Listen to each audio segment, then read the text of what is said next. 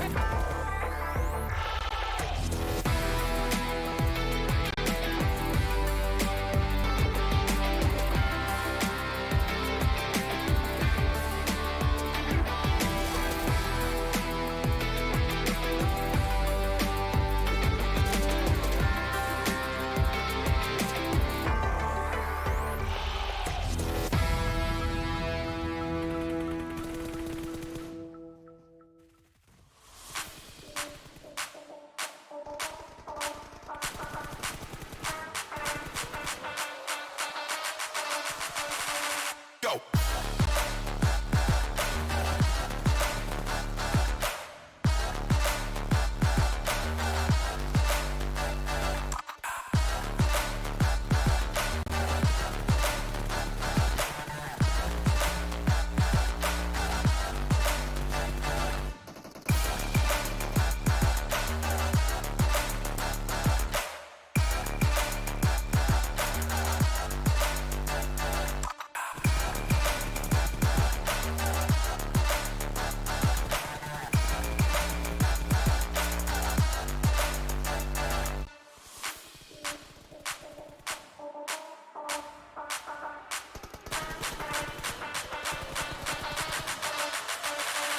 Go.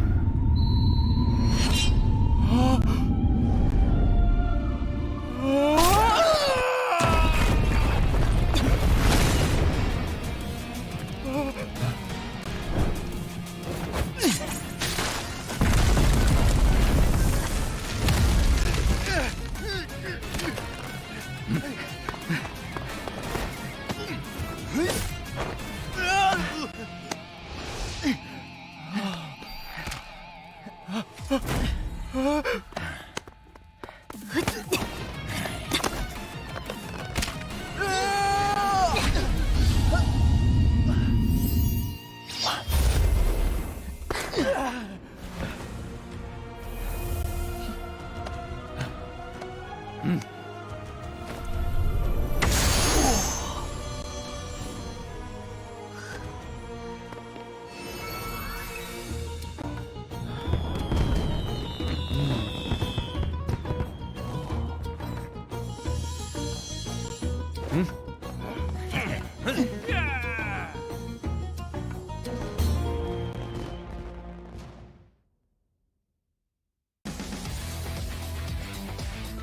Everyone, मेरो नाम असीम कटवाल हो। म डेड्रेक्स स्पोर्ट्सबाट खेल्छु।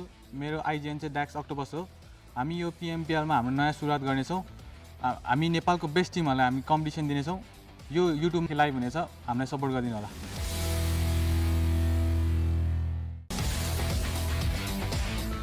हेलो एभ्रिवान, मेरो नाम चाहिँ किस्मत गौतम र म स्पोर्टको प्लेयर हुँ र मेरो इन गेम नेम चाहिँ खुनी हो र अहिलेको सिजनको पिएमपिएलमा पनि हामी क्वालिफाई भएका छौँ। युट्युबमा लाइभमा जोइन गरेर हजुरहरू पनि हाम्रो यो जर्नीको पार्ट हुन सक्नुहुन्छ।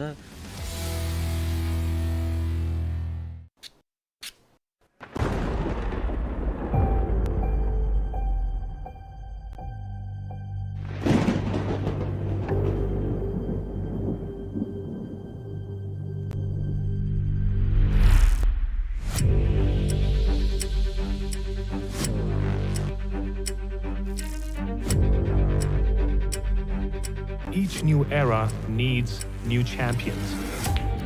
But to become one needs to rise to the challenges.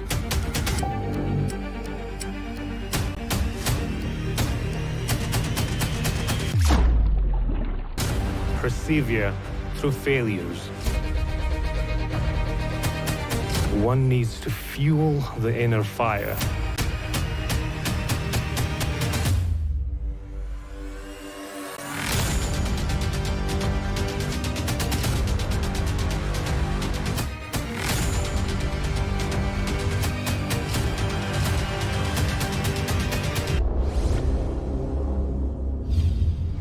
PMPL South Asia Spring 2022.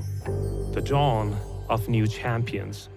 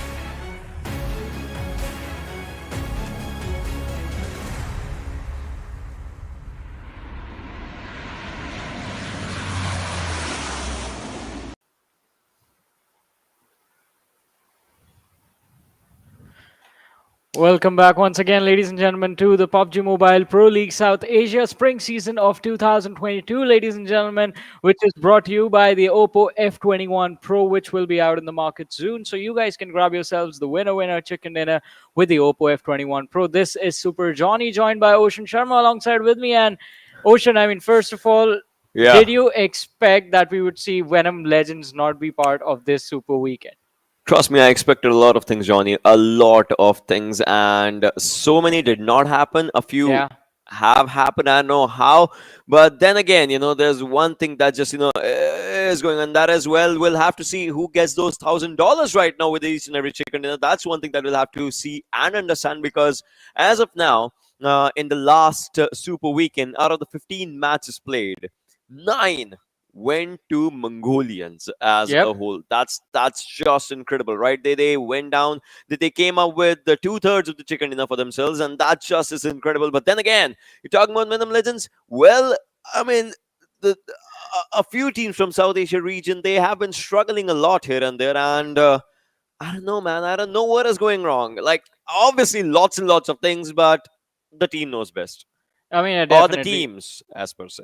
I mean, the teams do know best because at the end of the day, there was another surprise that is, ladies and gentlemen, TRZ will be playing in this Super Week as they did manage to qualify because of a tiebreaker rule that was there. That priority is always given to the eliminations, that is, and I mean TRZ, because of that, because of the fact that they did in fact get a lot of eliminations in that last particular game, that was the map of Erangel. They did manage to secure Sanhok, they did manage to secure a spot in this Super Weekend. But again, apart from then, there are 15 other teams that will in fact carry on their journey and try and see if they can break into the top 16, stay in the top 16 as it is now, and Johnny, qualify for the finals.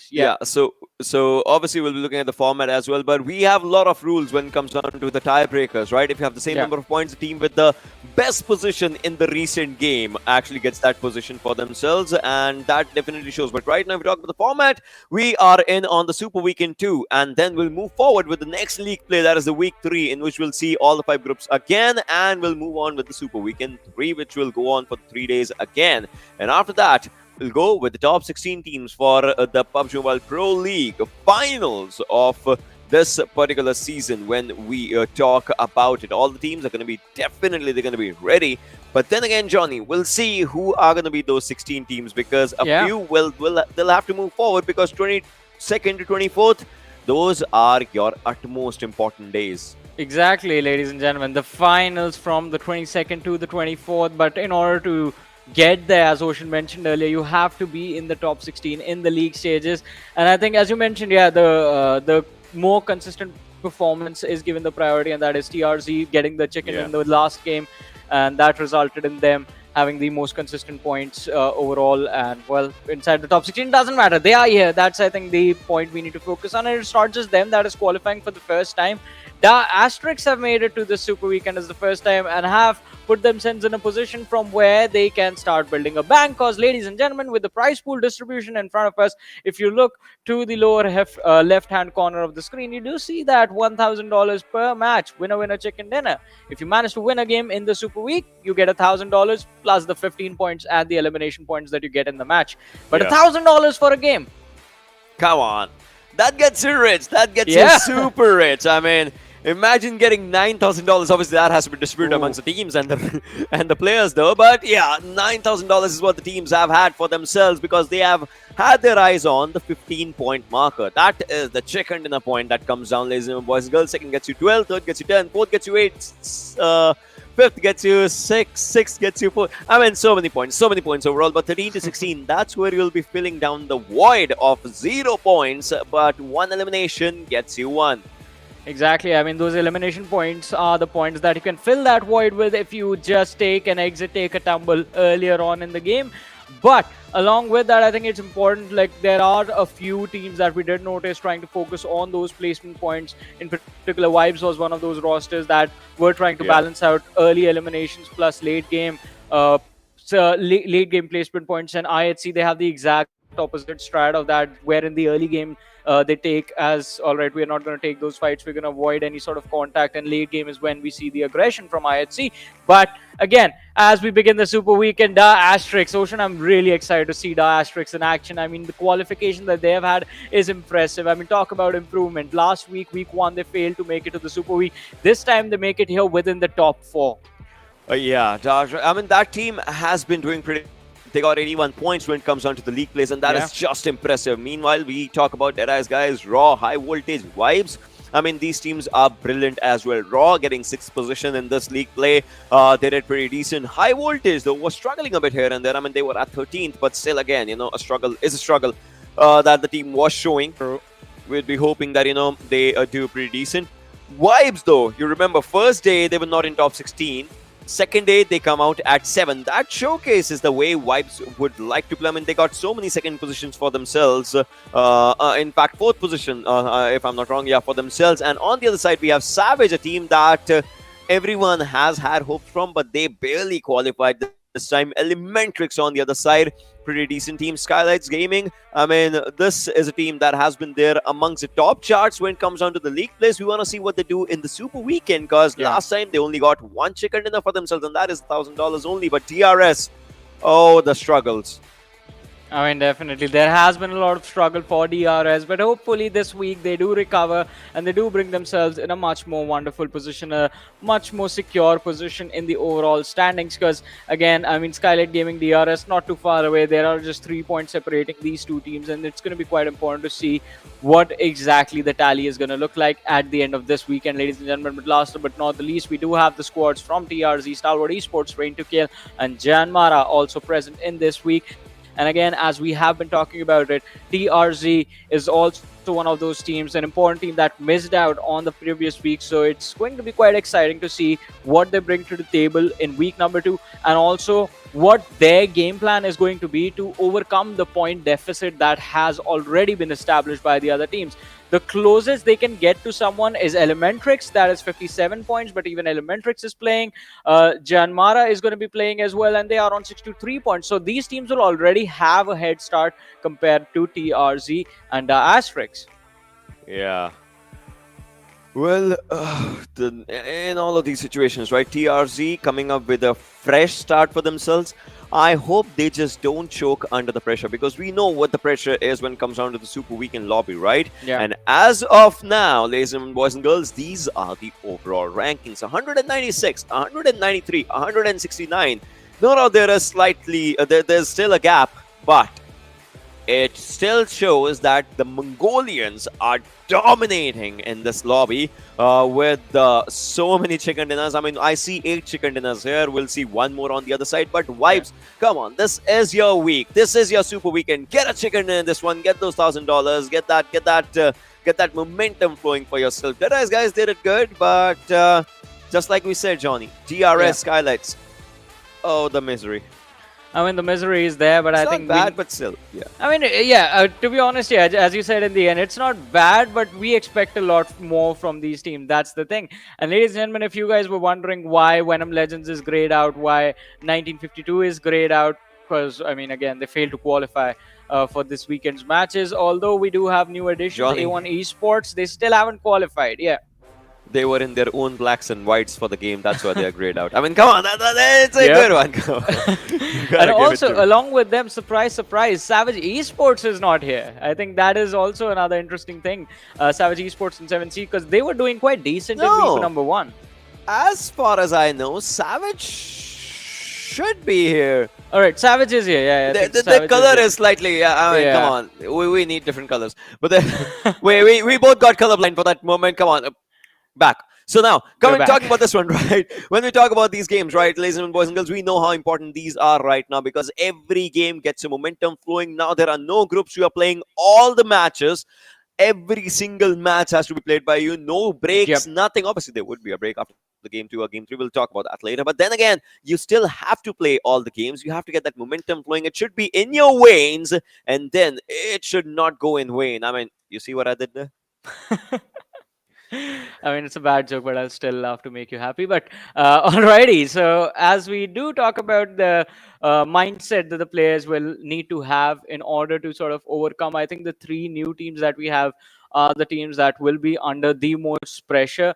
But let's talk about the leaderboard leaders as well for once, because out of those leaderboard leaders, the one that I think, Ocean, you would love to talk about the most is Stalwart Esports, because, again, you keep bringing up the same point after week 1. Would you like to talk about it again? Oh, well, talking about this team, right? Look at the way they have played their league players, right? Obviously, they for the first week, it's not weekend once again, for the first week, they wanted to build up that momentum for themselves in order to qualify. They qualified, they are there with very good numbers. Now, if you look at the average points that they have, 14.8 versus 9.9, it's not bad, but then again, they understand the pace of the game, when they have to be slow, when they have to just, when they don't have to even try, when they have to just play with its own pace, all those things. So Seal, they are doing good. We are understanding it. But then again, the most important thing would be for them to make the most out of these 3 days, because here, again, it matters. Exactly. The points of the Super Weekend do matter, and I think the only thing that they have to avoid, Esports, is not making the same mistakes that they made every single PMPL, just not blundering up the second week entirely. And I think as long as they can do that this time, the team looks very strong. I mean, we did talk about how Demo's addition to the team has been phenomenal. Baron and Wally have been doing a pretty good job. We have seen Leo be the aggressor for the team time and time again as well. And even though there is a slight drop in the aggression that the team has shown in week two's league play days, I think when the weekend comes around, Seal Esports somehow do have the answer of the question, how do you be consistent? And they have it down to the last dot. So I'm not worried about Seal Esports, but what I'm worried about is the teams that are above them and the teams right below them, that is Stalwart Esports and IHC. What are those teams going to accomplish with the competition that is there between the top four, the top five? Because Vibes Esports also, let's not forget, are not too far behind from IHC. That is correct. But then again, it's not just, this one team when we talk about it. Let's just talk about some other names as well when we have a look at the lobby. And that's where TRZ comes in. Look at the 4 matches that they have. And look at the amount of points that they accumulated in the difference from a 2.5 point average to a 9.5 point average. That definitely shows the change in their game plan, in their game style. Sometimes, things happen in a different way. Sometimes the circle is forming up on you and you get eliminations in that manner. But if you're fighting for the game, if you're fighting for the zone, if you're getting chicken dinners just like TRZ got in the last game of the day with the 8 eliminations, that definitely shows that they were trying. Look at this. Here they were trying to go for the fight, but then Seal actually just sealed them out. But then again, once they got the momentum flowing, once they got the chances for themselves, they took it as an opportunity, and well, they made the most out of it, and that is important. I mean, it's like the similar situation that was there with A1 Esports, wherein they were trying to avoid a lot of the collisions, a lot of the fights, and just trying to sort of disengage earlier on, which I think in a lobby like this, especially with the mindset that the players have right now, where they want to force those fights if they get an opportunity. I think it wasn't working out in that very last matchup that we saw TRZ, and we saw them be, we saw them being present with a nice level of aggression inside the matches. And I think that is the thing that worked out quite nicely for them, along with the chicken dinner, of course. But it's going to be important that the performance that we saw them deliver in that last game, they sort of replicate it now, but not just in that one Sanhok that is there every single day, but TRZ have to be consistent with it. I think if they can manage like top 3, top 4 finishes, just like Vibes was doing, it is at the end of the day put TRZ in a position from where they can say, all right, top 16 is not too far away. We have one more week. We can do this quite easily. But then again, for TRZ, just like you said, they would be starting off on a newer slate now. They would like to just start off with no points, obviously, for themselves. They would like to accumulate more points as they just move forward. But then again, the most important question comes down is, how many games will it take for them to cross, as of now, 57 mark? Already ElementriX is playing, we know it. So 57 is still not, they would just increase their points as well. So how many games will it take them to cross down the marker? Maybe they end the Super Weekend at 12th position, maybe 13th position. Even if they ended at 15th position, it's still acceptable, because for them, they'll come back again and they'll have to take up good fights. And talking about the fights, right? Erangel, Miramar, Erangel, Sanhok, Erangel. We know the drill, Johnny. Yeah, we know the drill. I mean, it's a complete circle. Erangel, Miramar, Erangel, Sanhok, and then we always end on Erangel. So, ladies and gentlemen, you might have guessed what the first map is going to be. Will be Erangel. So we have the map chance percentage right here in front of us, where Stalwart Esports have been dominating so far, but their point average is definitely being put in a reality check by Deadeyes Guys, Skylightz Gaming, and Vibes, and of course Seal Esports on the other side. But Ocean, as we were having the conversation about TRZ, I think a good cutoff should be the marker where we see 7C Esports, which is like 65 points, I believe, is the score that 7C Esports achieved within the first week. And since they are not playing this week, I think if TRZ high voltage and Atrax manage to at least achieve that many points within the first 2 days, they are good to go. Then the next step becomes, all right, how do we overcome the point average that was set by 1952, which is 79 points, not too far away. Again, problem arises with the fact when you take Venom Legends' average as something that you can achieve. Venom Legends did pretty well for themselves in week number 1. They secured 120 points. Yeah, that was impressive. And I think that might be a challenge. But since they did it in 15 games, these teams can definitely do the same thing in 15 games.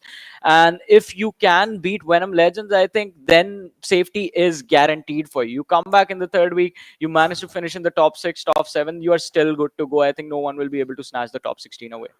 I mean, as of now, yes, that is the goal. I'm pretty sure for these teams, to look out for, taking down 2 teams at the bottom, the ones that are not playing, because again, slow and steady wins the race. If you're slow but you're steady, you might just get ahead of them, because right now those rabbits are sleeping 100%, and so that's just that's where they are losing. And talking about these teams, right? TRZ, they have to go for a good start. Atrax, they have to go for a good start. Obviously, we'll see in the game, which would be in front of us in a while. I mean, that was just silence coming up. But in a while, obviously, the game is going to be in front of us, the flight path and everything. And well, ladies and gentlemen, boys and girls, this is the first game of the day for the Super Weekend 2. And everyone's going to be ready for it. Exactly, ladies and gentlemen, all the teams, all the individuals are set for action. And I mean, we're just waiting for the match to begin. The players are doing the same thing. And let's not forget, once again, a reminder, in the Super Weekend, there are no groups, only 16 teams are here, and every single match, you're going to see all these lads perform. 15 games will decide what the standings are going to be after the end of the Super Weekend, which will be carried forward to the next one. But ladies and gentlemen, round and round we go along the match start graphic, and off to the plane next. This is where we are starting off this game, ladies and boys and girls. Just like we said in the flight path, it looks like starting up from the sidelines of Primorsk, and we'll be moving down to Yasnaya, Poliana, Mansion, Lipovka, Prison, Shelter, School, Rozok, Milta, Pochinki, Query, Gatka, Ferry Piers, Osnovka military base are going to be good areas if you want to drop down. Milta Par as well, but well, Venom Legends is not here, just like we talked about it, and we'll see how these teams are going to be just moving forward, as the first circle is going to be the most important. In a while, we'll have that too. Yeah.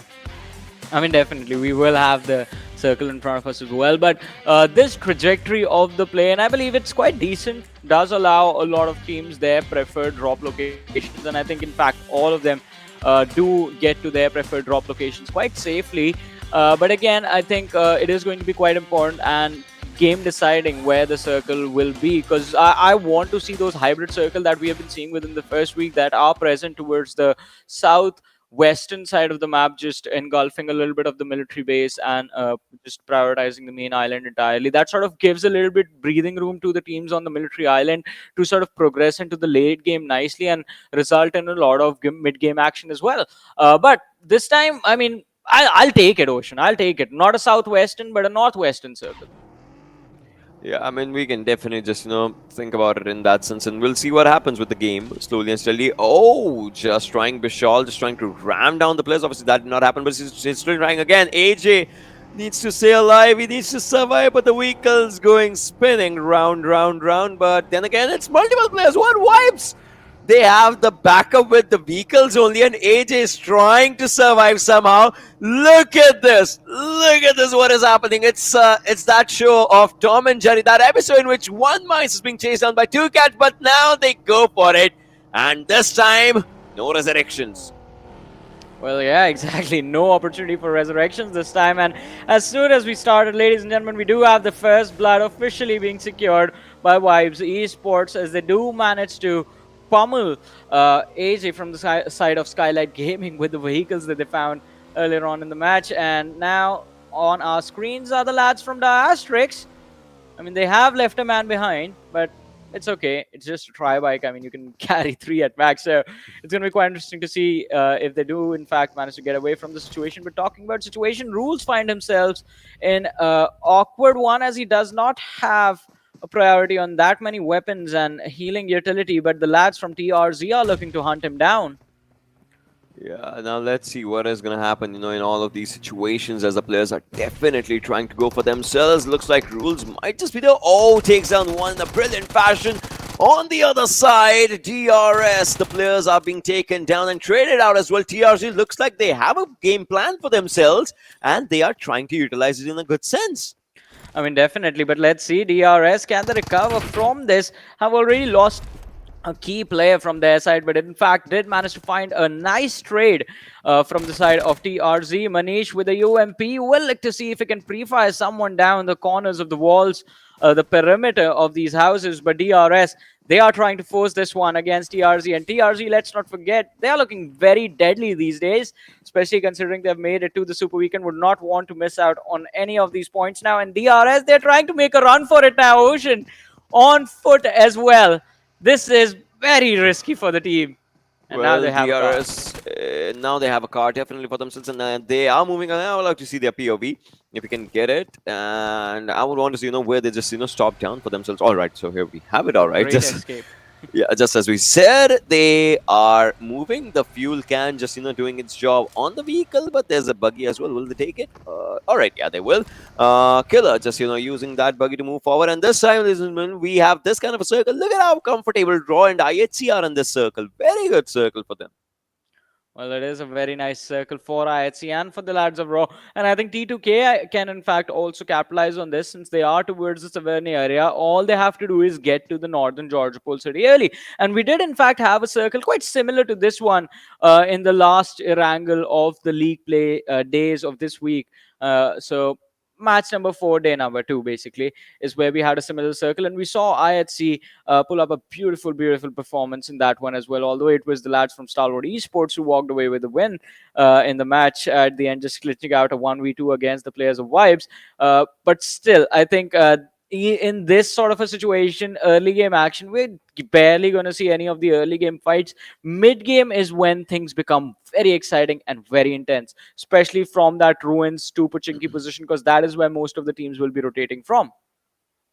Savage will go for a northern rotation, though. On the other side, it definitely just feels like it. I guess one of the players would just move forward, and then 3 will follow. Look at JyanMaara as well from the back lines. They might as well just try to move quite close to Savage, but then we'll have to see if T2K actually takes any action or not in that situation. I mean, that's important as well. ElementriX, they have an open area to get inside the circle. I mean, they are partially inside the circle as well, so no issues with that team. Looks like Jiggle shooting someone.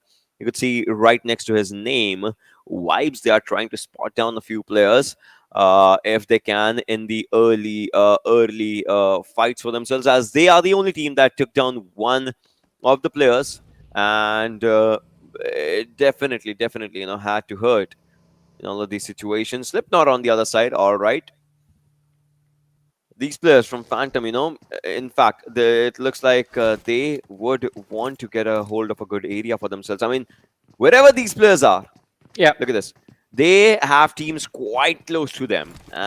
They might have to take up a few fights around the areas of Georgia Pole. We'll see. Yeah, I mean, definitely, if you are heading towards the Georgia Pole position, be it the compounds towards the east, right outside the containers area, or just trying to take control of the small little houses on the northern side, you will have to be prepared for the fights.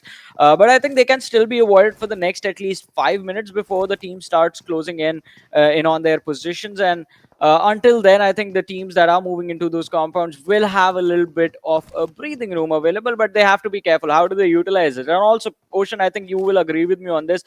In situations like these, you have to make sure that before you leave for the compounds, before you leave for the northern apartments, if I think any team wants to take a risk like that, they have to be 100% sure that they have all the utility, all the ammo available to take extended fights, because you never know, you could be stuck out in the open with nowhere left to go, and you're just using a ridge for all the cover that's available and trying to take a fight for the next 2-3 minutes.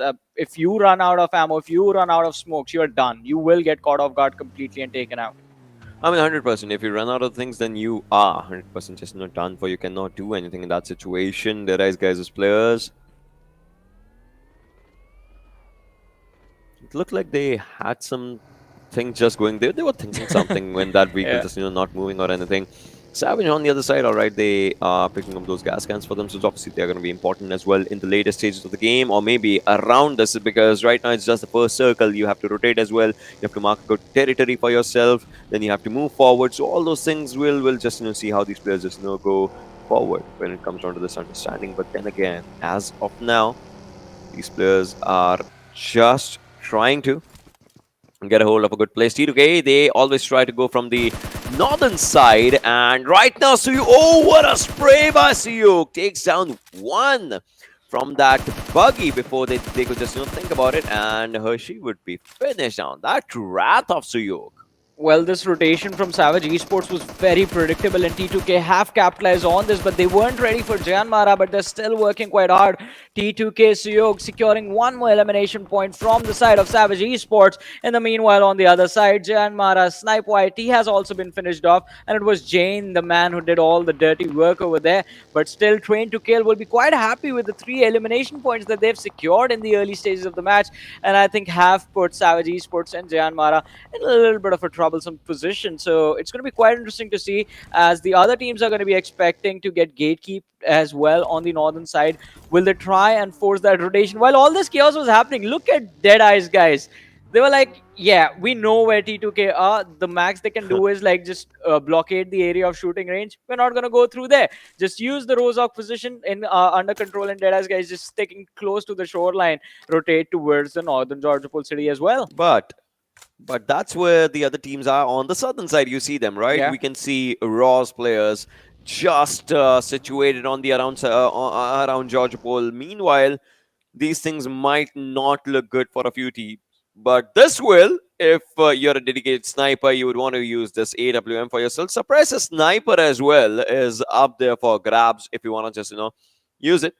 On the other side, we are down to 10-minute marker, almost touching down 10-minute marker, and then we'll see how the next circle just forms up as well. Right now, we cannot see any team in the close vicinity of that airdrop. Meanwhile, Seal on the other side. All right, what that car doing on that hill? Did anyone get a glimpse of that? What was that car doing? The car was just rolling down the hill somehow. But well, right now, Seals Blur, they are trying to move forward as well, as they have to get a contestation of that hill as well. Meanwhile, IHC Zeol, all right, that was his vehicle, is just trying to move around. Well, let's see. I mean, trying to move around can also sometimes result in you getting taken out quite easily. But look at this. IHC focused in on the lads of Skylightz Gaming, as they have been spotted out. And the Everest control, I've always said this, will give you a priority in a circle like this. IHC, they know what they have to do. Just go up top. Just take the summit in their control. Nima, you do not need to go up there. If you overexpose yourself, that is it. I mean, instant knockout being handed by the lads of IHC. But a little bit over the edge. Too close to the edge, and he falls off. Now you got to do the hard work again, the work of just moving forward again and again. But then again, we'll see.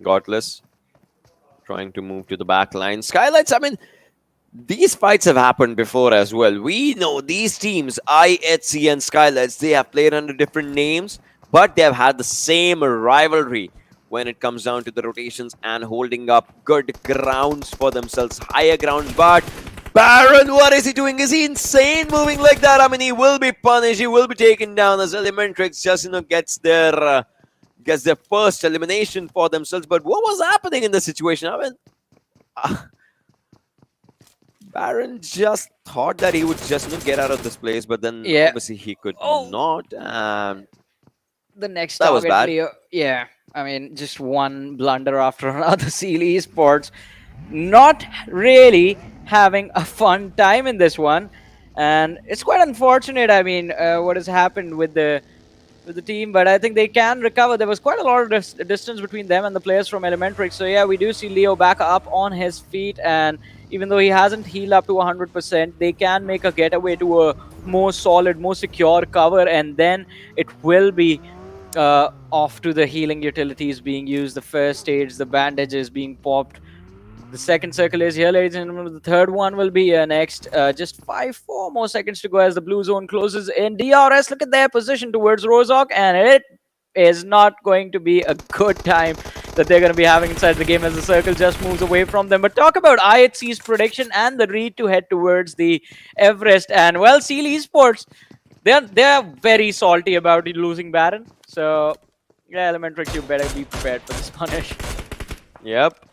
Baron went down, the Liquid went down on the other side from ElementriX. Meanwhile, ElementriX's players, they are trying to find a good place. That's what definitely they're trying to just go for, finding up a good place for themselves if they can. That is gonna be decent. But right now, Demo looks like he's trying to spot someone. I mean, that is a good position by this team. I mean, they are at the edge, and that is decent. Meanwhile, action has been taken down. That's kind of a bit of a blow to a team of Stalwart. Meanwhile, Wally is trying to spot down someone from ElementriX. I mean, that is important as well, as they have to get inside the circle.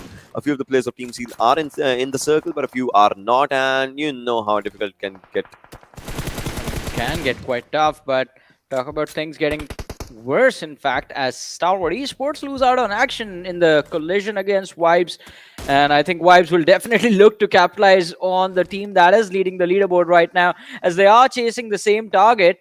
Pika missing a shot with the bolt action will get punished, in fact, for that, as the three-man roster of Stalwart Esports now have to take care of DRS, who managed to find position in the rear. This is not looking good for the team. Very, very, very rare in all these situations, as JyanMaara's players are being taken down. And things are just not looking good. Top all right from the other side. It looks like he's just, trying to get a hold of a good place for themselves. For himself, in fact. And in all of this situation, look at that. Scry has been spotted on by Jiggle, but no. All right, not taking any shots. A pretty good decision. Yeah, that is in fact a pretty nice decision right there. But let's see, Scry from the side of Stalwart Esports is going to be down on his knees. Now it's just Top and Pika who remain. Pika down to around 50% HP. And well, Scry is going to be finished off as he tries to crawl towards his teammate. Top is going to be spotted out as well. Now DRS just absolutely destroying the players of Stalwart Esports in this fight, just capitalizing on the fact that the lads were distracted by the players of Vibes and DRS. They're looking to close things out. Pika, the final player that remains for Stalwart Esports. Rebel closing in with the buggy. Kill being secured by Delta as Pika tries to make a getaway for himself, falling back from the action and pushing further in the circle. So quite a nice start for DRS in this game, as they managed to take control of a very nice position close to the edge and do in fact have a little bit of a safe haven for the next 50 seconds. This MG3, the light machine gun is here. Right on the road. I mean, imagine that jackpot on the road. But then again, it's going to be really difficult. Just like it's difficult for Pika to move out. But, well, he does in time. But that Lambo is definitely done for. And look at this. Vibes need to understand that from the backside, someone's swimming. And that someone might as well take them down. As Malik, he is in a bit of a pickle situation now. He's spotting down Pika. He knows Pika's there. But then again, he needs to understand that someone's coming from the backside. And that is Atrax. And on the other side, Savage Sanhok takes down the T2K's legend. Still, though, all the 16 teams are surviving. Slipknot with an M16. Wow. I mean, let's see, 16 minutes in, and all 16 teams, as you mentioned, are still present in the game. We do have 52 players still here. Pika is all alone for now. And in fact, he's going to be all alone in this game, as his teammates have been picked off a little while earlier. Does find himself again face to face with the players that did in fact pick off the best player from his side. Vibes in control of these houses. On the other side, we did see IHC also getting the party started, as they started a fight against the players of Deadeyes Guys, picking off the lads from T2K, I think, finding themselves on the wrong side of the collision. And look at that, ElementriX has been pinned down close to the cliff side of Everest as well. Well, kind of on the northern position of the hill, so it's going to be quite interesting to see who will be able to maintain the longest control of the safe haven on top of Everest. I mean, IHC, they are being contended, but we know what that team can accomplish in a 4v4. But look at that, there's the first squad Vibotion. T2K have been taken out of the picture. T2K has been 9-11 out of the lobby, as now we are down to 15 teams, 48 players surviving. Storm is gonna rain down a hellfire probably with the nades, but then again we'll have to see high voltage. The players are trying to find up a good area for themselves. Seals Leo returning the favor with the nades. Mad Cat on the other side just moving to the backlines. Nima has been taking up a few fights here and there. ElementriX is in a bit of a trouble situation as well. But Skylightz, they are down to 3 players, but they still want to go and be part of the fights for themselves. 47 players alive as Stalwart, in a surprising turn of events, Stalwart's out. Well. I mean, some of the biggest names taking a tumble in the very first match, ladies and gentlemen. What an exciting game right here. Look at the players from TRZ as they go at it against the squad of Stalwart Esports. Kind of a 3v4 that Stalwart Esports find themselves in. But if they crawl close enough, maybe just one nicely lobbed hand grenade might just do the trick and drop down the players of TRZ. IHC on the other side have managed to take care of ElementriX and finally finish them off. JyanMaara also getting eliminated in from this match. And look at that, the nade being lobbed does drop. In fact, Mad Cat just to barely a sliver of HP. But TRZ, they do in fact have to focus on their position on the edge of the circle as well. If they fail to take care of Stalwart Esports, then their rotations further inside the next zone, the 5th circle, will be up for grabs, and they're going to be in a world of trouble in a few short moments.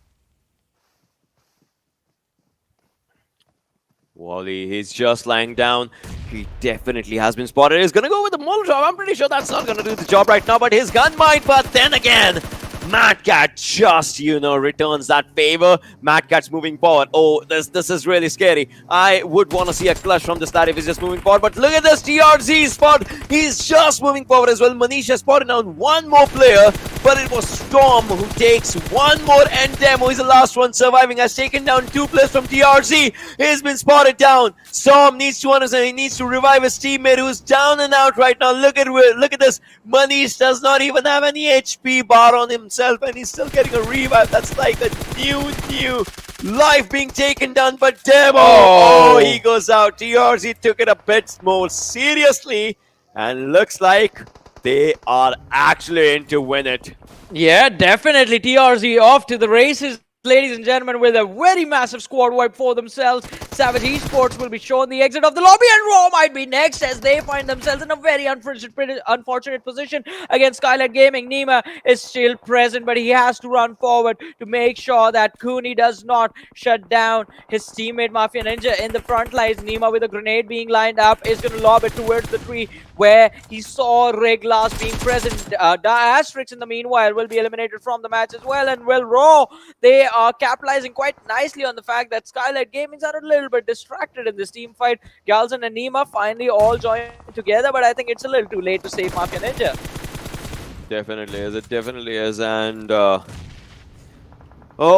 well, Shifu takes down one as well of DRS. Shari's trying to move forward. Assault, he's doing really good for himself, but then again, things are not looking good. Fragboy is moving forward somehow. DRS needs to fall back probably. Fragboy, a few shots were landing down on him.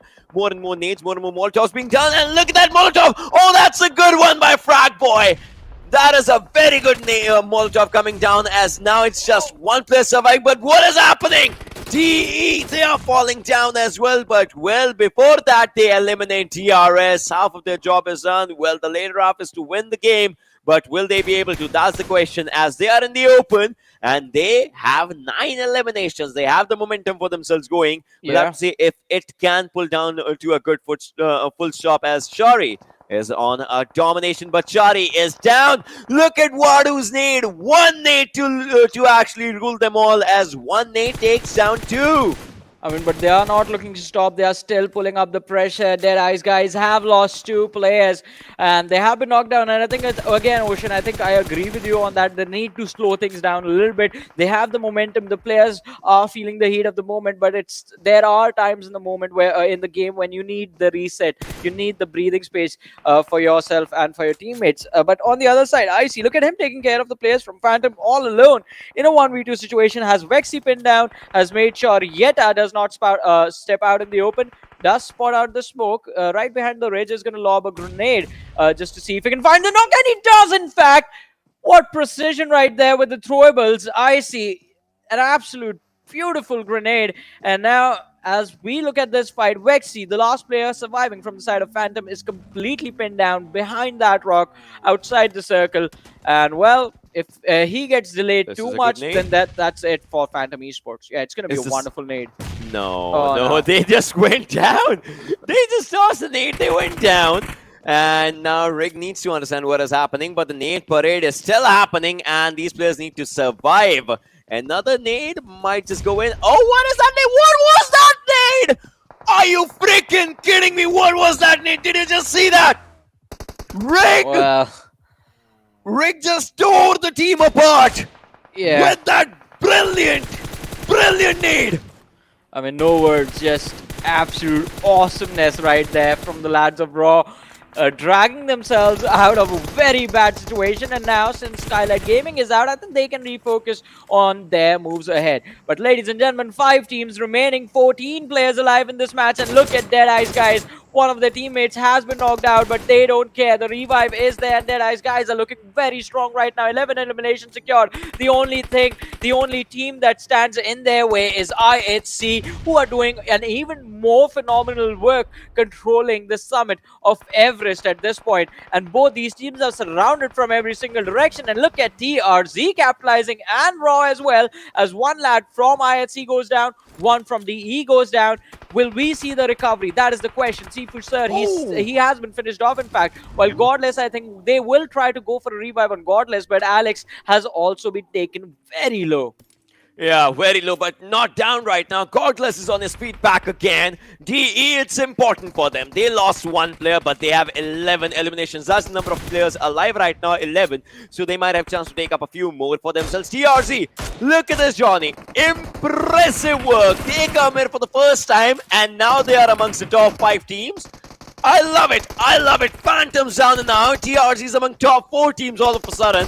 Right off the bat, IHC is trying to take a fight against Deadeyes Guys in this situation. True Love takes down 1 from IHC. Godless is down. Alex is down as well. IHC might just be in a troubling situation, but it's IC who's surviving. We know he has a brilliant game sense, but will he be able to put it to work? That's the question. As True Love is the last one surviving, and it's one-on-one situation. IC does not have a helmet for himself. That's a bad thing for him as well. He's going with a fan. He's going with a mini. He's going with any weapon that he can find right now. Anything that he can find right now. True Love, he's just looting his teammates straight, and now he'll have to move forward as well. Deadeyes Guys, 1 player surviving. Raw, it might just be their game. Will it come down to them? That's the question. Who'll get the first $1,000? That is important as hell right now. As TRZ, 1 player surviving, and he's quite close to the zone as well.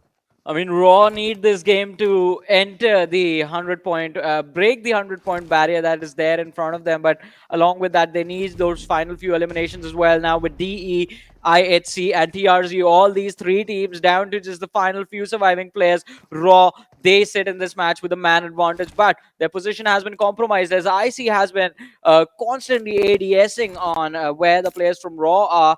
And I think if IC along with Fardi can in fact have a dual-pronged approach towards finishing off the lads of Raw, then it's just going to be a complete 1v1v1 in the very end. But let's see what is about to happen. All these lads are trying to protect themselves, except from IC, who is like running out in the open straight up.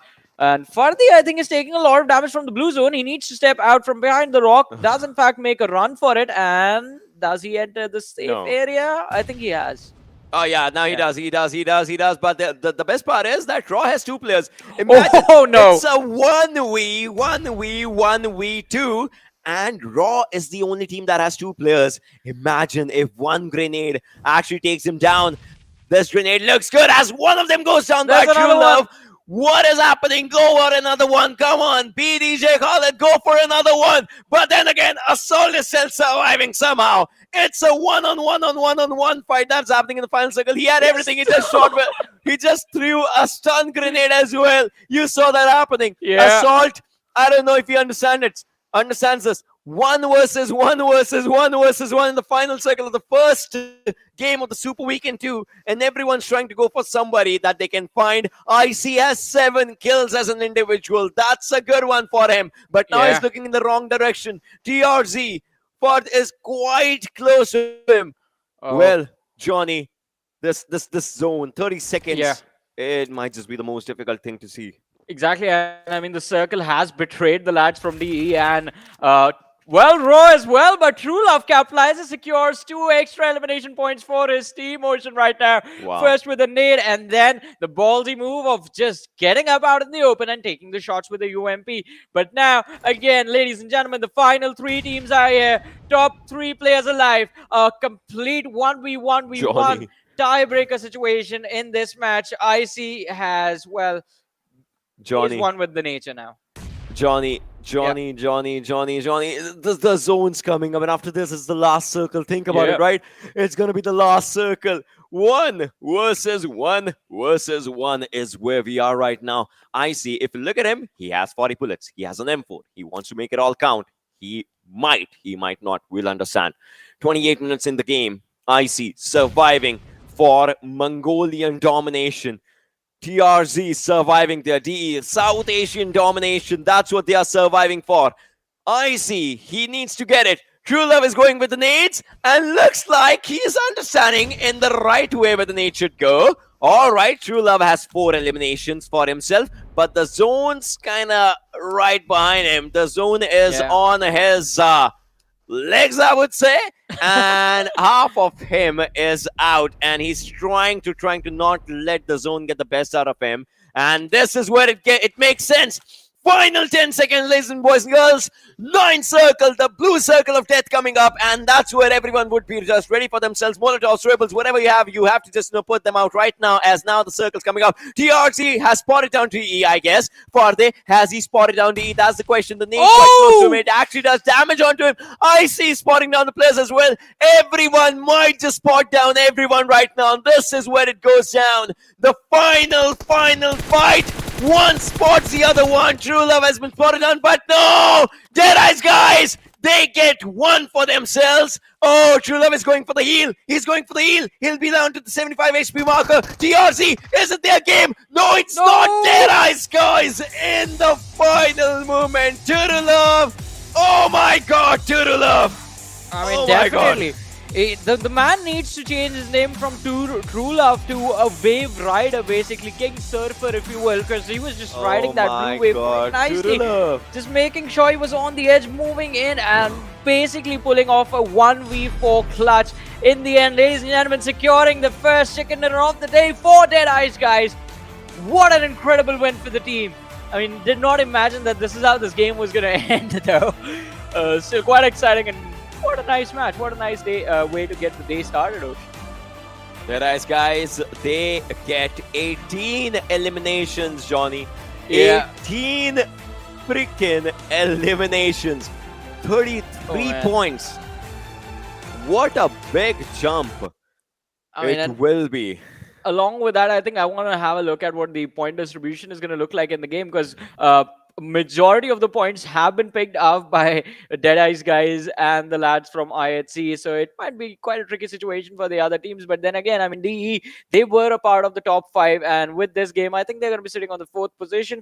IHC capitalized in the right nick of time. So imagine this, the game where Seal Esports and Stalwart Esports end up getting taken out early. They were the first first few of the teams to get taken out. IHC Esports, they survive and make it to the top 3, and in fact secure a lot of eliminations as well. So it is going to be definitely, I think, 20 plus points for them as well, but we'll find out after this very short break.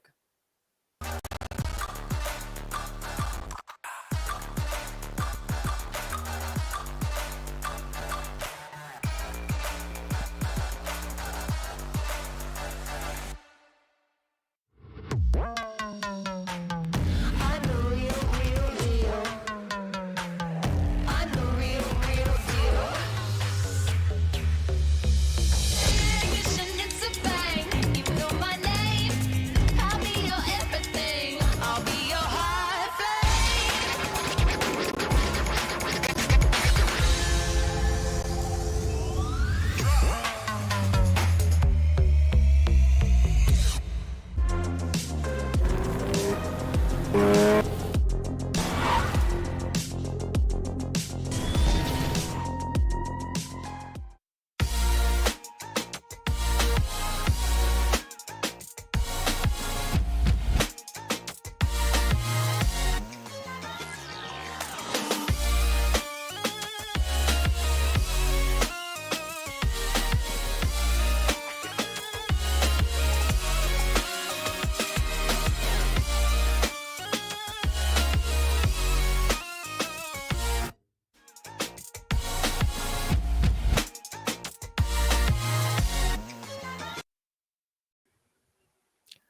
Once again, welcome back, ladies and gentlemen, to the PMPL South Asia Spring Season of 2022, which is brought to you by the Oppo F21 Pro, ladies and gentlemen, which will be out in the market soon. This is Super Johnny, joined by Ocean. And Ocean, It looks like again. you just ate a chicken in the hand. Yeah. Like, Oh, it was nice. Oh. But as I was saying, I mean, what an amazing chicken as well in this match for Yeah. Deadeyes Guys. I think they're going to be burping as well, just like me.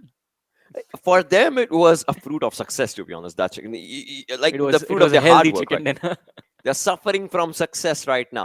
It's like the fruit of their hard work that just they enjoyed, because you saw how Yeah. this game was in the final moments, right? 1 versus 1 versus 1 versus 2, and then comes Right. True Love, takes down everyone, takes down IC, takes down TRZ players, takes down Ross players as well. So let's have a look at the MVP. Is it going to be IC or if it's going to be True Love? Because these two players are definitely going to be in contestation when it comes down to the game. And yes, all right, it is IC with 7 eliminations, 28 plus minutes of survival time, 5 knocks, and 900 plus damage. Yeah, I mean, definitely one of the most consistent players from the side of IHC Esports. IC has been quite instrumental in his team's run. I mean, always the man in the backlines that we have seen step up in the previous season. We saw him take a more frontline role, and now sort of sharing the responsibility with Alex and Godless at the same time. I think did a phenomenal job in this match. We saw him survive solo with 7 eliminations, and I think back then his team was sitting at 11 or 12 eliminations in total.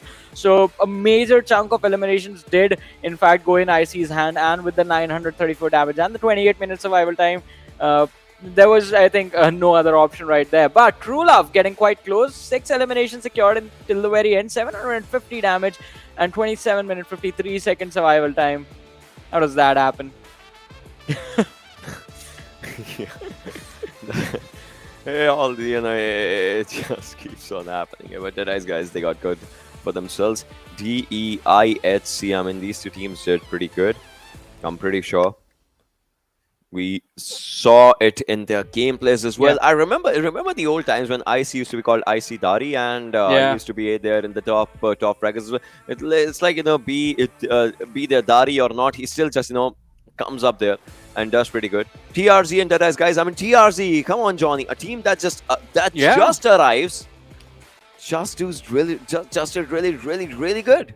I mean, I'm very happy with TRZ's start, and I said this earlier on in the day as well. I mean, the 3 new teams that we have in this particular week, this is how they have to play. Now, TRZ, all they have to do is just be consistent till the very end of the day, and I'm pretty sure they will end up inside of the top 16 if they can manage to finish top 3 in every single map.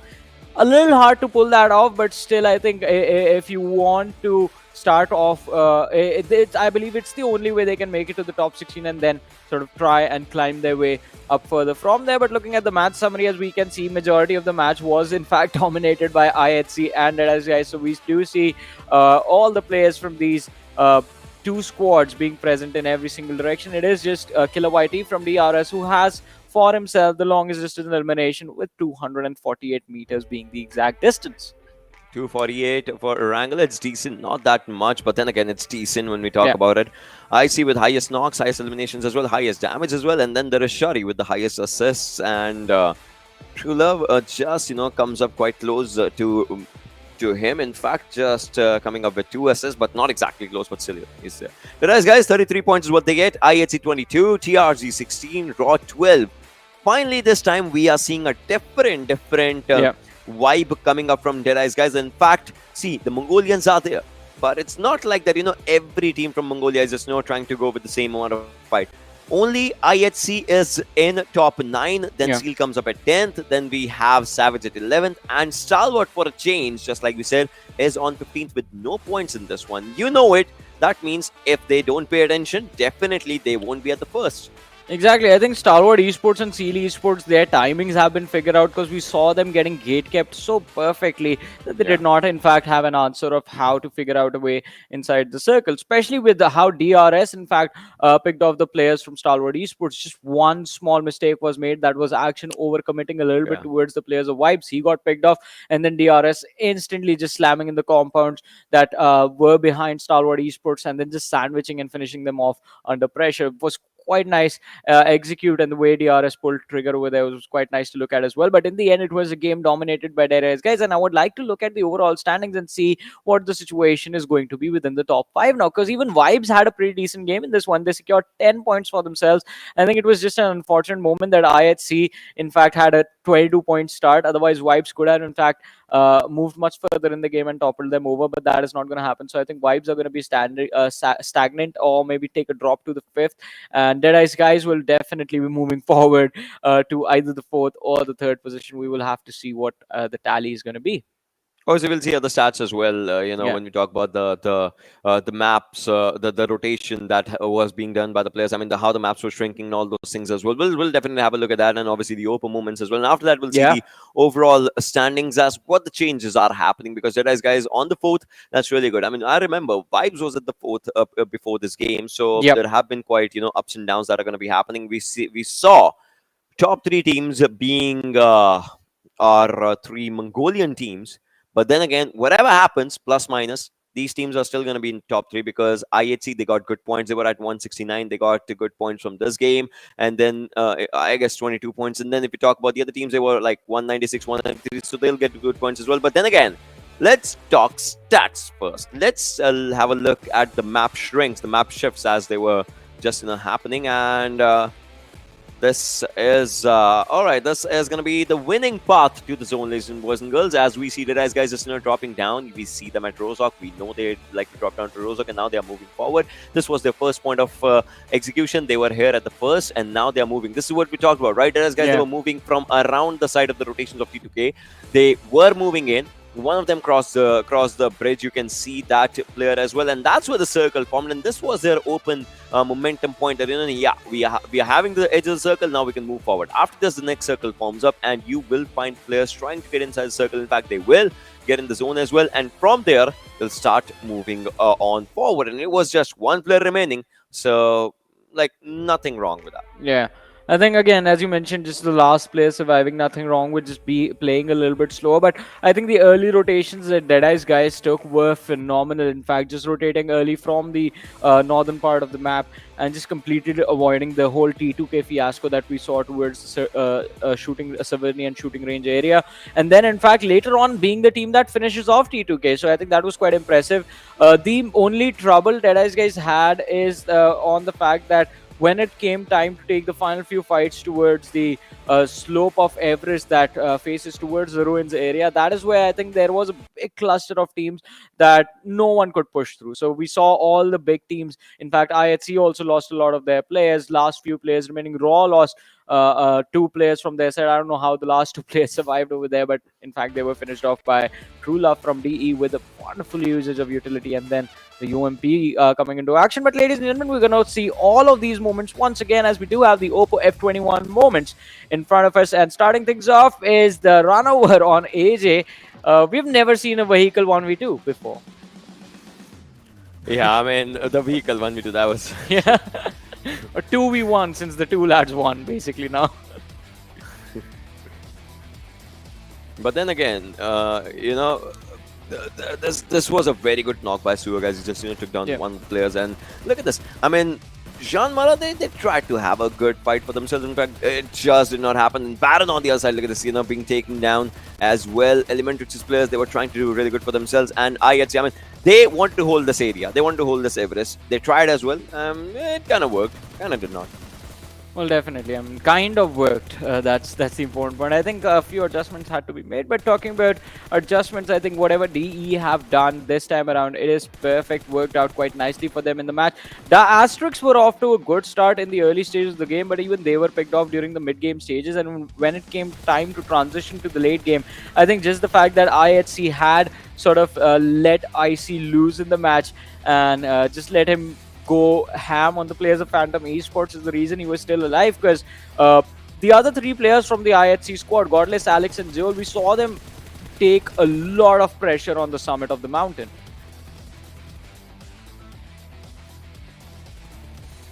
This was a really good fight. You saw IC just trying to hold the control for himself. And look at this. This was a brilliant one, to be honest. How Trulov just started taking all the fights, and then he took down 2 players as well. So it was a legit kind of a 1v4 that he did. You can just talk about it. So yeah. And talking about this, Deadeyes Guys, 2,400 and almost 2,500 damage coming down on 18 eliminations. That's really good. IHC on the other side, 12 to 148.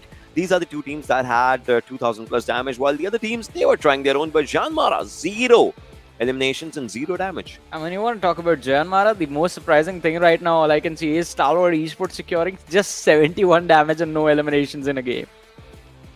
When have we seen Stalwarts be in a position like this? When was the last time we saw them in a state like this in a match? I don't think I've ever seen them perform like they did in this Erangel. Never see them take an early exit with no damage. But on the other side, though, ladies and gentlemen, we do have the overall rankings in front of us finally. And there is just one change in the top 10, and that is Deadeyes Guys are now 4th and Vibes is 5th. That's all in the top 10. Everything remains the same. And on the other side as well, everything remains the same as you just, have a look. Atrax, they have opened up their account as well. Only one high voltage with 5 TRC with 16. But then again, they have to move forward. Take on ElementriX, JyanMaara, 7 CS per se. So, yeah. I mean, definitely. I expected JyanMaara to actually move a little bit faster and topple 7C on the 15th, but I think by the next match they should be able to do that. Even ElementriX need to move as fast as possible, otherwise they're going to be in a world of hurt later on in the day. Savage Esports, I believe we're still going to see them slowly and steadily try whatever they can inside of the matches, but hey, the next map, it is going to be Miramar.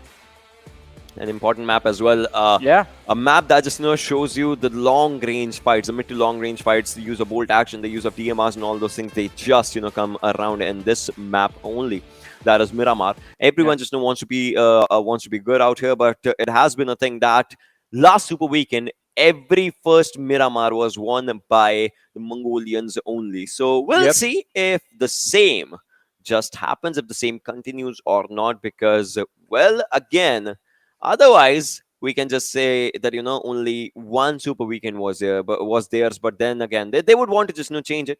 Obviously, they would want to have a good game, and it's a good thing that from the areas of San Martin where Stalwart starts, they always get a good point of rotation for themselves. They find themselves in the circle in a really good way. So we'll see what happens. I mean, definitely, we are going to see what is going to happen, ladies and gentlemen, in the next game, as it is about to begin in a few short moments. It's going to be quite important. Again, the 16 teams that are all going to be playing in all the matches for the next 14 more matches that are there, and I want to see what is going to be the action from IHC and also from Stalwart Esports and CD Esports, because we do not like, I mean, these teams, we have seen them in the past, they don't really like having bad games like they had in the previous one. And again, Deadeyes Guys, they have built a strong start. Can they keep it going? That is also another important question. TRZ were doing so well. Can they replicate the same performance in this match? So a lot of questions that are going to be answered, ladies and gentlemen. And again, as I mentioned, a few short moments, because Miramar is about to begin. It's going to be very exciting. And we're going to ask the man with the crystal ball where the circle is going to be now. Wait, what is happening? What is happening on the third cam? Come on, what is happening on the third cam? Wait, what exactly is happening? What actually? Oh, that's... Is that icy? Yeah, it is icy. Yeah. All right. That's cute. Just a good luck charm, I guess. Yeah, just a good luck charm. But then again, ladies and boys and girls, we are getting ready for this game, as this is going to be the second game of the day. And, well, again, oh, it's going to be an interesting one. I mean, kind of an awe moment, but yeah. We're way too single for that, I guess, now. We are way too single for that.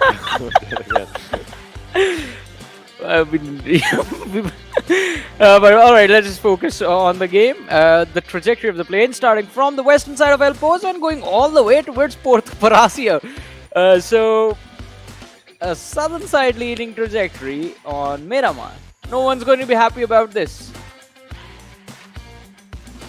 I mean, Al-Azhar is kind of out of bounds. If we talk about it, Crater Fields, that's in the final. I mean, if someone wants to just drop down to that area, El Pozo is a pretty good area. Picaro Lawson is definitely again 100% good area if you just want to drop down. Stalwart, they like to go to the San Martin area. They would definitely drop down to that, and they would just they would just want to stay to that area. TRC on the other side going down to the backsides of JyanMaara, and definitely will see a pretty good rotation from them. I hope so. I mean, we have seen their Erangel, it was pretty good, but we will have to see their other maps as well. So let's see how good their Miramar is. Oh, but look at this. I mean, High Voltage and Savage Esports seem to have a little bit of a situation in the early stages of the game as both the teams are dropping together. In fact, towards Los Leones, there is a slight collision between JyanMaara and Seed Esports, but we have seen the teams handle the situation quite perfectly. And oh, the circle is exactly where the playing path never went. It is toward the northeastern part of the map, centered around Hacienda del Patron and Junkyard. Oh, T2K is dropping down to the center of the zone right now. Obviously, they like to have their own split, so they would go for that split drop for themselves. Yeah. And they would just stay there. All right, look at this. All the elimination leaders, again, Mongolians are here as well. Wally, Top, Zeol, Baron, Action. We see Zeol here. That's a good change, to be honest. Otherwise, we used to see IC or we used to see Godless, right? Zeol coming up here is a good change. And Spike is trying to move. All right, that's a good one. I mean, he is trying to move forward, and it's going to be interesting to see how far he will be able to get. But the Atrax, they need to be extremely careful about this. If they give extra information or give an early pick to the players of Raw, we know Raw can be quite brutal on the lads, specifically on Miramar, so it's going to be quite important. Atrax loot up early and try and see if they can get away from this position of El Pozo and rotate inside the circle quite nicely. Although early stages, I think, of this game have been pretty much secured by DRS, T2K, Stalwart Esports, and Phantom Esports in a perfect spot in Impala. No one's going to bother them for the next at least 12 to 15 minutes. Let's see, though. Let's see, how all these things are going to happen, as all these players, they have just landed and now they are trying to find good areas. In fact, good loot as well. 700, 800 meters is the distance between Atrax and the circle. And in fact, they're not alone. Raw is there as well. So they need to understand about the positionings and about the movements as for what they can do, what can be done. In fact, all these situations. Yante, all right, just getting up a few boosters. Rig is trying to get that loot for himself. In fact, these two teams, I get it. These two teams are quite close to it, but I don't know if they'll fight or not. But look at this. Extreme. All right. He is quite close. He needs to understand that there are players here quite close to him. Savage is really close, and he just has those SMGs. Might not do the job, but look at that trade coming up. Now, the only job is, can they save Extreme? I mean, Extreme is bleeding quite fast now. He might not be saved, and that's where we might just see that first blood just coming in. Extreme is done for. Well, let's see.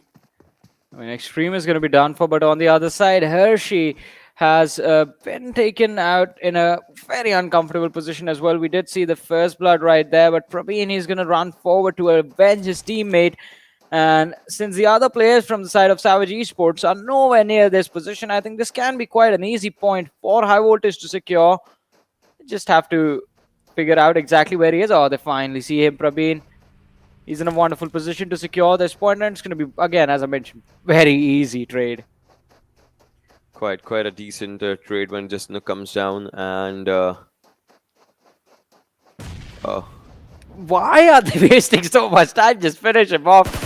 He's bleeding out. Now it's done. Now it's done. All right. High Voltage, they're looking good. Whenever I see Miramar, I see early fights. You remember the fight that happened in the last, I guess it was PMPL Championship or maybe PMGC start when shotgun clutch actually happened. I remember that was just a brilliant barrel and shotgun. Those things were being used. All right. It was 6-8 if I'm not wrong. And the players from 6-8 did a really good clutch in these kind of areas only. But then right now it's about Sanchir as he's just trying to move quite close. Vadu on the other side is there as well. And Sanchir, I guess now it might just be a bad thing. All right, no, Varu moves to the backside again. All the players, in fact, both the players are trying to just, get quite close to each other as it is not looking good. Sanchir is just on the other side. Prabeen now just going with the shots here and there as well. Varu has spotted down one of the players, switches on the weapon, but that switch animation will take him down. But then again, the trades are coming in, and now Savage, they lose one more, but Varu needs to be revived at all the costs. And Eisenberg from the other side. No, it was Anif. All right, Anif took down one from High Voltage, but Assassin with that UMP. Wow. And now Assassin is the last one surviving. It's a one-on-one, Johnny. It's a one-on-one. If he has a throwable, it would be really good. I'm pretty sure he's asking the position from his teammates, where the players were, where did he see them last, and all those things. And now he's trying to move forward. A nade in his hands. The revival just happened. He needs to take down 2 players. High voltage, this is important for them. Goes with the nade, but the nade goes bonkers on the other direction. Eisenberg, he heals himself up. And now it's really difficult for Assassin, as he's the last man surviving. And it's around this hill, and he's moving in the wrong direction. It's bad, it's terrible, but no, he takes down one. Will he be take down the other one as well? He does do the damage, but then he moves on the other side. Oh. Well, let's see. I mean, quite an unfortunate exit for High Voltage, but have to give props to Assassin for that spray down, though. That was impressive, yeah. But still, I mean, Savage Esports just being absolute savages, as their name suggests, getting the first squad wipe in the match. Ladies and gentlemen, High Voltage are forced to take an exit, and Savage Esports still survive with a few number of players remaining. 15 teams, 58 players still alive in this match. Stalwart Esports towards Hacienda, quite happy, quite isolated. No one there to bother them. So, I mean, they just, have those areas for themselves. In fact, Stalwart, they like to start from San Martin, Hacienda, and they move forward slowly and steadily. They like to. Action. It looks like he's just, looking for the loot. Well, let's see. The zone, I mean, DRS, T2K, they have good areas. But look at the right-hand side. Seal, Deadeyes Guys, Phantom. And this is where the fight might just happen. I mean, True Love, he just,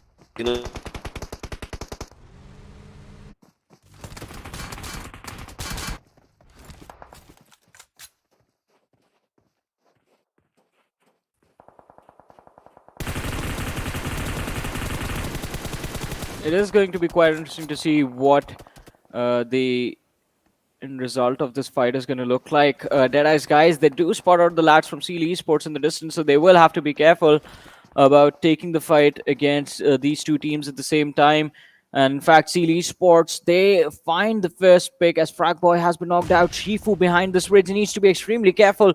There is a lot of utility that's going to be lobbed in his direction in a few short moments. And if he does not be a little bit cautious, it's going to be another takedown from the side of Seal Esports. And well, they do in fact find the pick. 2 more players have been shown the exit. DE once again down to the last man. The Clutch Meister from the previous game is still present. All right, so 2 players have been taken down. Chari is still here with the M249 and the Mini, and well, he has taken down one. Can he take down another one? Leo is dropped very low with the Mini 14 tap shots, and well, Baron is going to be knocked out by True Love. So Deadeyes Guys just bringing in the trades quite nicely.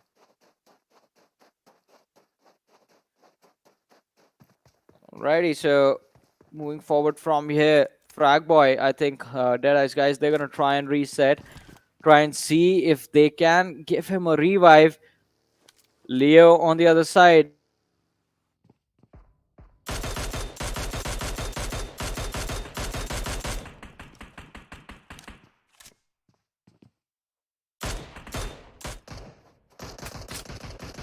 Are also out in the open. Deadeyes Guys needs to understand, right? Obviously, if you're losing players as well, it might just not do pretty good for them. And this is where, you'll be losing crucial points as well for yourself. And losing those crucial points is something that just, will go a long way. I mean, they got a chicken there for themselves. Now they're among the top 5. And obviously, they are in the 4th position. And from here, they would not want to go down at all the costs. Well, let's see. I mean, the cost was quite heavy for this first fight for Seal Esports. And they are going to be the happy bunch about this. They have managed to bring in Fragboy back into the action. 3 players still present. 4 elimination points secured in the early stages. Just 30-meter rotation towards the circle. But look at the players from ElementriX and TRC. He's quite close to Manish.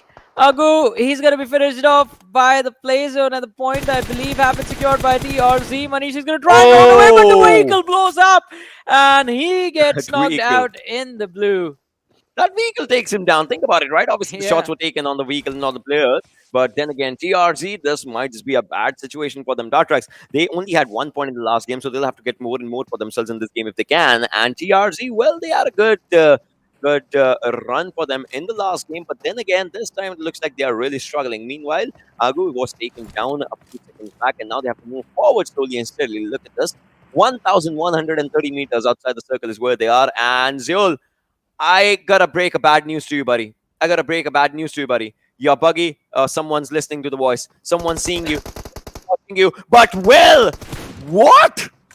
The bad news turned good. Yeah, I mean, Zeol, he's not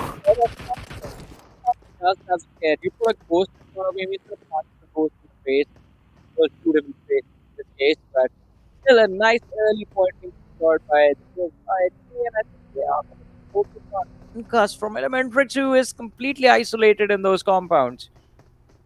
Not a good position to be in.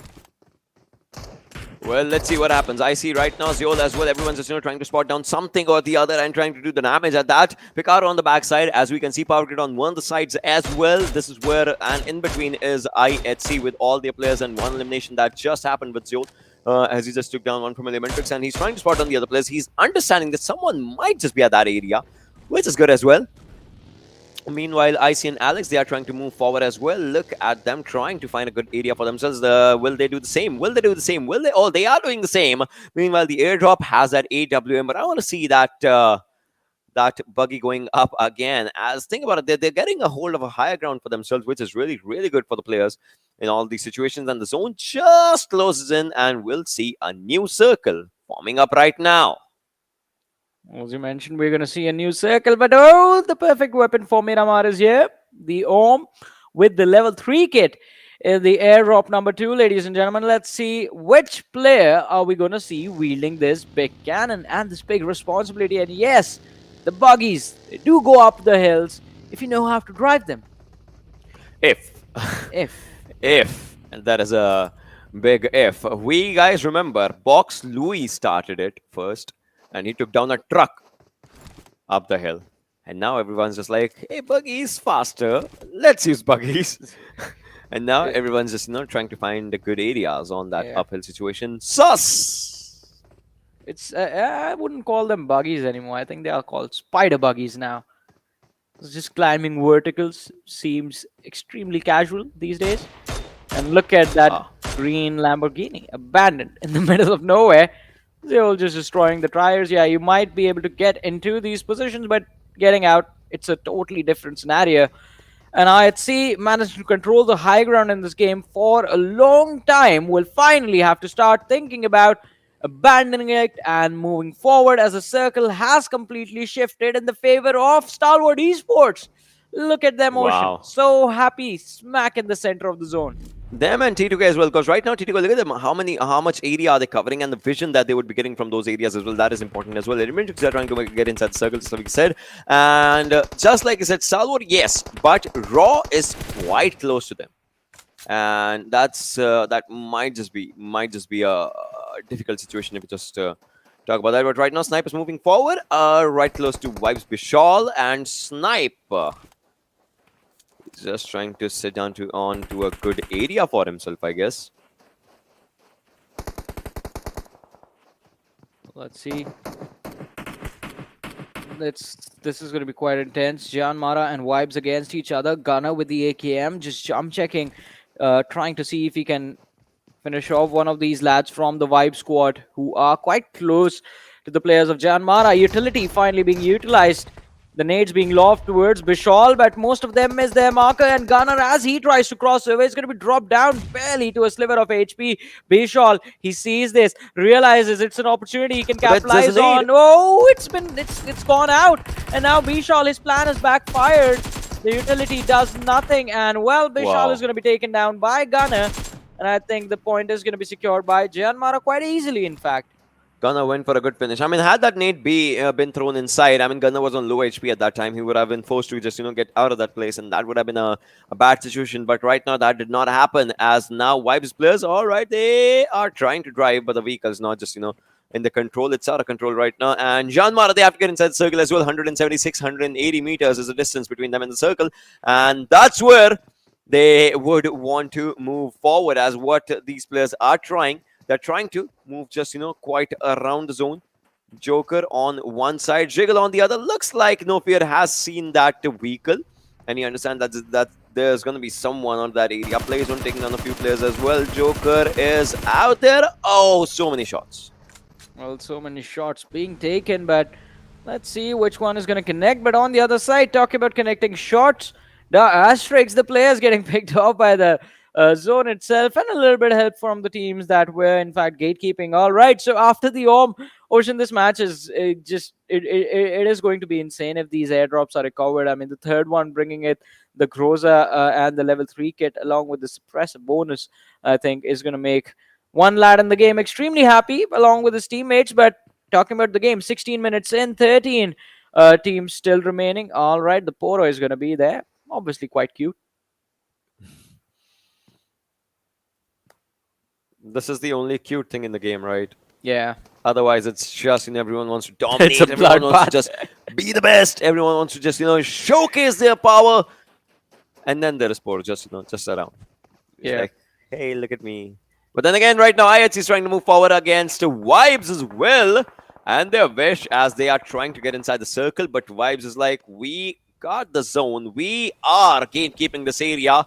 So let's see how you try to move forward. But IHC is trying to go for a wider rotation right now. The circle's coming up. I don't know if this is going to be a good idea or not. On the other side, Phantoms Vexy takes down one from Raw. And Assault is down. Slipped on, needs to be revived. Well, let's see. I mean, if the revive is going to happen, Assault quite far getting away shotted from his from other teammate. Yeah, directions. he's finished off. Doesn't even matter the shots. I mean, the players from Raw couldn't close in. If they tried to make an approach for it, it would have been very bad. But oh, we spoke too soon. Raw Esports, what an entry that was. Quite, I mean, are we shooting a movie? quite a good one if you just, talk about this. But oh, well, this nade on Malik. Oh my god, Alex is doing really good. They wanted the circle. They're trying to snatch it away from Vibes.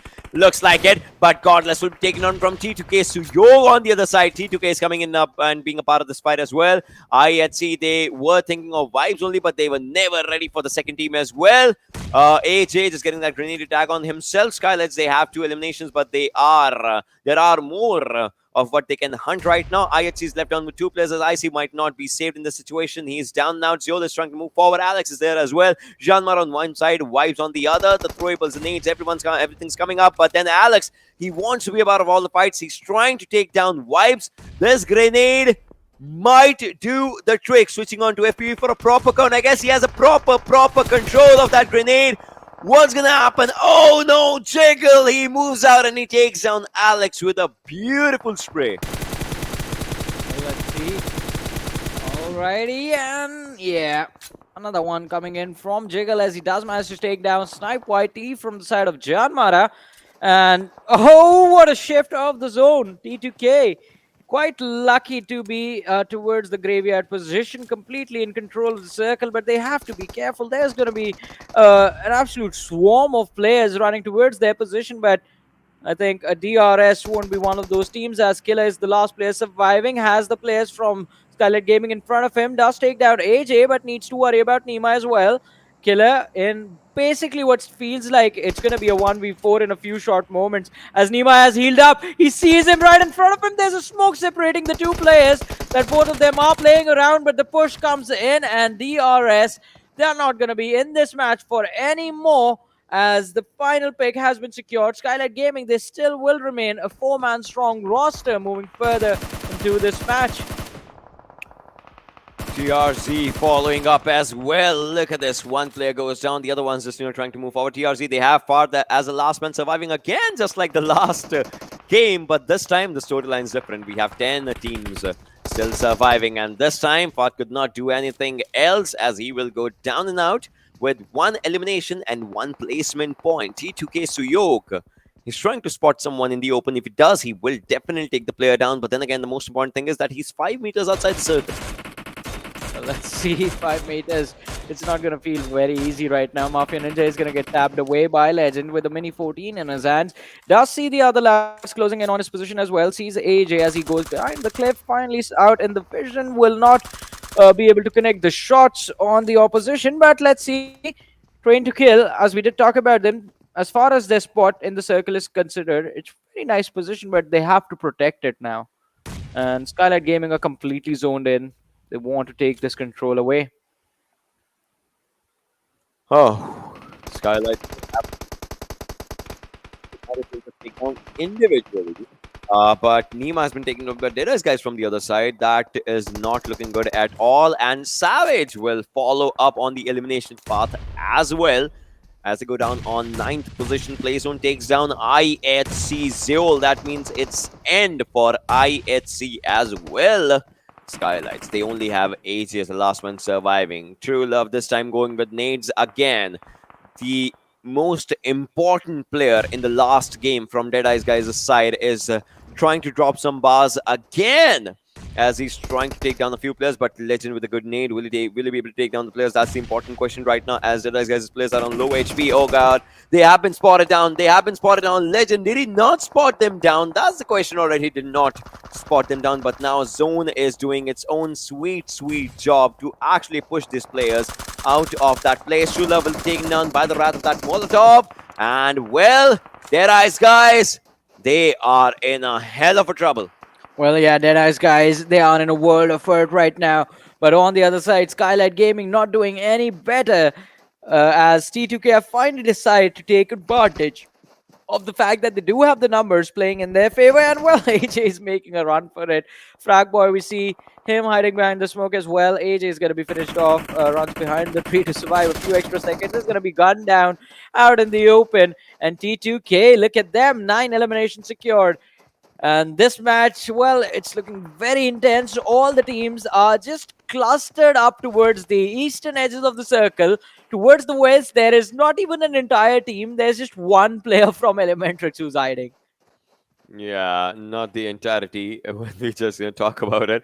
But Stalwart, they might just have it for themselves. I mean, it's the only Mongolian team surviving now when we talk about it. The odds are low, but if the odds are there, even if there's a slightest of the odds, Stalwart likes to take it. And we've talked about it, right? Every day in Superweekend, the first Miramar has gone down to Mongolians. Will they be able to change that? That's the question. Pick has been taken down right now. No Fear is moving forward as well. As Circle is coming right behind him right now. As 6 Zone is just out there. Sandesh will be taken down from the other side. And look at this. The trade-ins are coming in. Slowly and steadily. Legend, Jane, everyone's trying to find a good place for themselves. Deadeyes Guys, Frag Boy is on low HP. Deadeyes Guys, Jane is moving forward. He needs to disconnect one of the shots, and he will be able to do that. So it's on to the UMP right now. Deadeyes Guys goes down. Action is trying to complete those elimination pointers for himself and the team, as he needs that first elimination for himself, and he will get it. Well, let's see. I mean, he does find those picks, but Liquid on the other side will be the reason that JyanMaara take an exit from this match. As, ladies and gentlemen, we are finally down to the top 4 teams. 11 players still surviving. Stalwart Esports, of course, being one of those teams.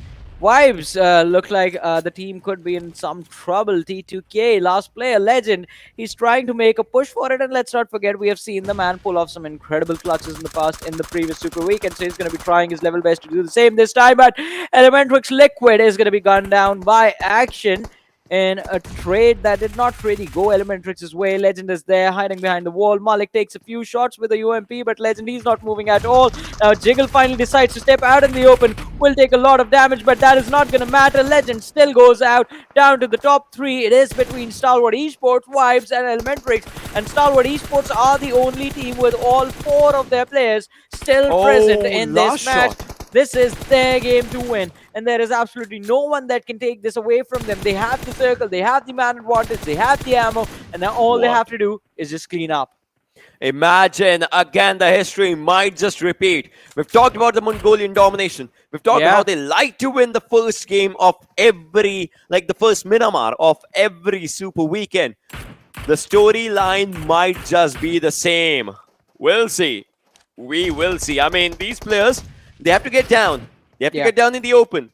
20 meters is the distance between them and the circle. Let's see if they're able to do that or not. Look at them cooking up a good grenade. In fact, right now, Pekka's just going for it. We'll see if that just, gets down. Oh, the damage was done. The damage was 100% done. Pekka is looking down to the players of Vibes. He's looking down to the players of ElementriX. He's just understanding what is happening. He's just trying to take down the players. ElementriX's players are moving forward as well, but Vibes, Malik goes down by Action, who can follow up for more and more players, but action has been taken down right now. He needs to be revived in the circles coming up. This is going to be really difficult. Will they pick him up or will they go for the revive? All right, they're going for the revive right now. One good nade from top. Imagine one good grenade can take down the player. The entirety of Vibes can actually take down the team. ElementriX, they are in a bit of a pickle situation as well, as they have been taken down. Stalwart, what is happening? Oh my god, that grenade! Well, a wonderful nade being lobbed, and Vibes, they are feeling the wrath of Stalwart Esports. Pika with another one takes down Malek. Joker, the last player surviving for his team, and Pika has managed to find an incredible flank, while the other lads from the side of Stalwart Esports, they're going to be forced to move forward. Vibes, they are shown the exit from the match, and ladies and gentlemen, then there were just two. And in fact, just the final two players from the side of ElementriX as well. It's a 2v4 situation. Pika making a dive, will go super aggressive, make it a 1v4, now 1v3. And well, as he tries to take the final fight, Sus will not be able to accomplish much. Stalwart Esports, ladies and gentlemen, walking away with another $1,000, another chicken dinner, and 25 points from this match on Miramar. What a game coming up. Look at this. We have talked about this, right? Whenever Stalwart feels that the enemies are getting closer in terms of numbers, they move forward. And ladies and boys and girls, $10,000 total coming in right now for the Mongolians overall. Yeah. They have had 10 chicken dinners in 17 games. Just think about it. Well, I mean, 10 out of 17, you talk about just 4 in the hands of Stalwart Esports. 58%, yeah. Yeah, $4,000 already secured, and I mean, we're just going to look at the prize pool distribution tomorrow and see where does this team find itself right now already. But still, the domination continues. At the end of the day, the story remains the same, that Stalwart Esports is number 1 on the leaderboard. And they increase that marker as well. They're increasing that marker again. Wow, Stalwart, take a bow. The way you guys have been just playing, amazing. Played like real kings, to be honest. ElementriX did really good. Vibes did really good, but then there was Stalwart. I don't think Stalwart Esports is a team that takes bows. I think they just make everyone kneel before them, just like being... You know when the Kryptonians show up in the Superman movie and they go like kneel before Zord. Yeah, that is basically action right there. He's a Zord and the rest of the teammates just standing there like, yeah, we do have superpowers and now you're just forced to bow down. But we're going to see how far they can keep this going and have a look at the rest of the stats, ladies and gentlemen. Before that, we're going to take a very short break. So you guys stay tuned, keep watching. We'll be back after this.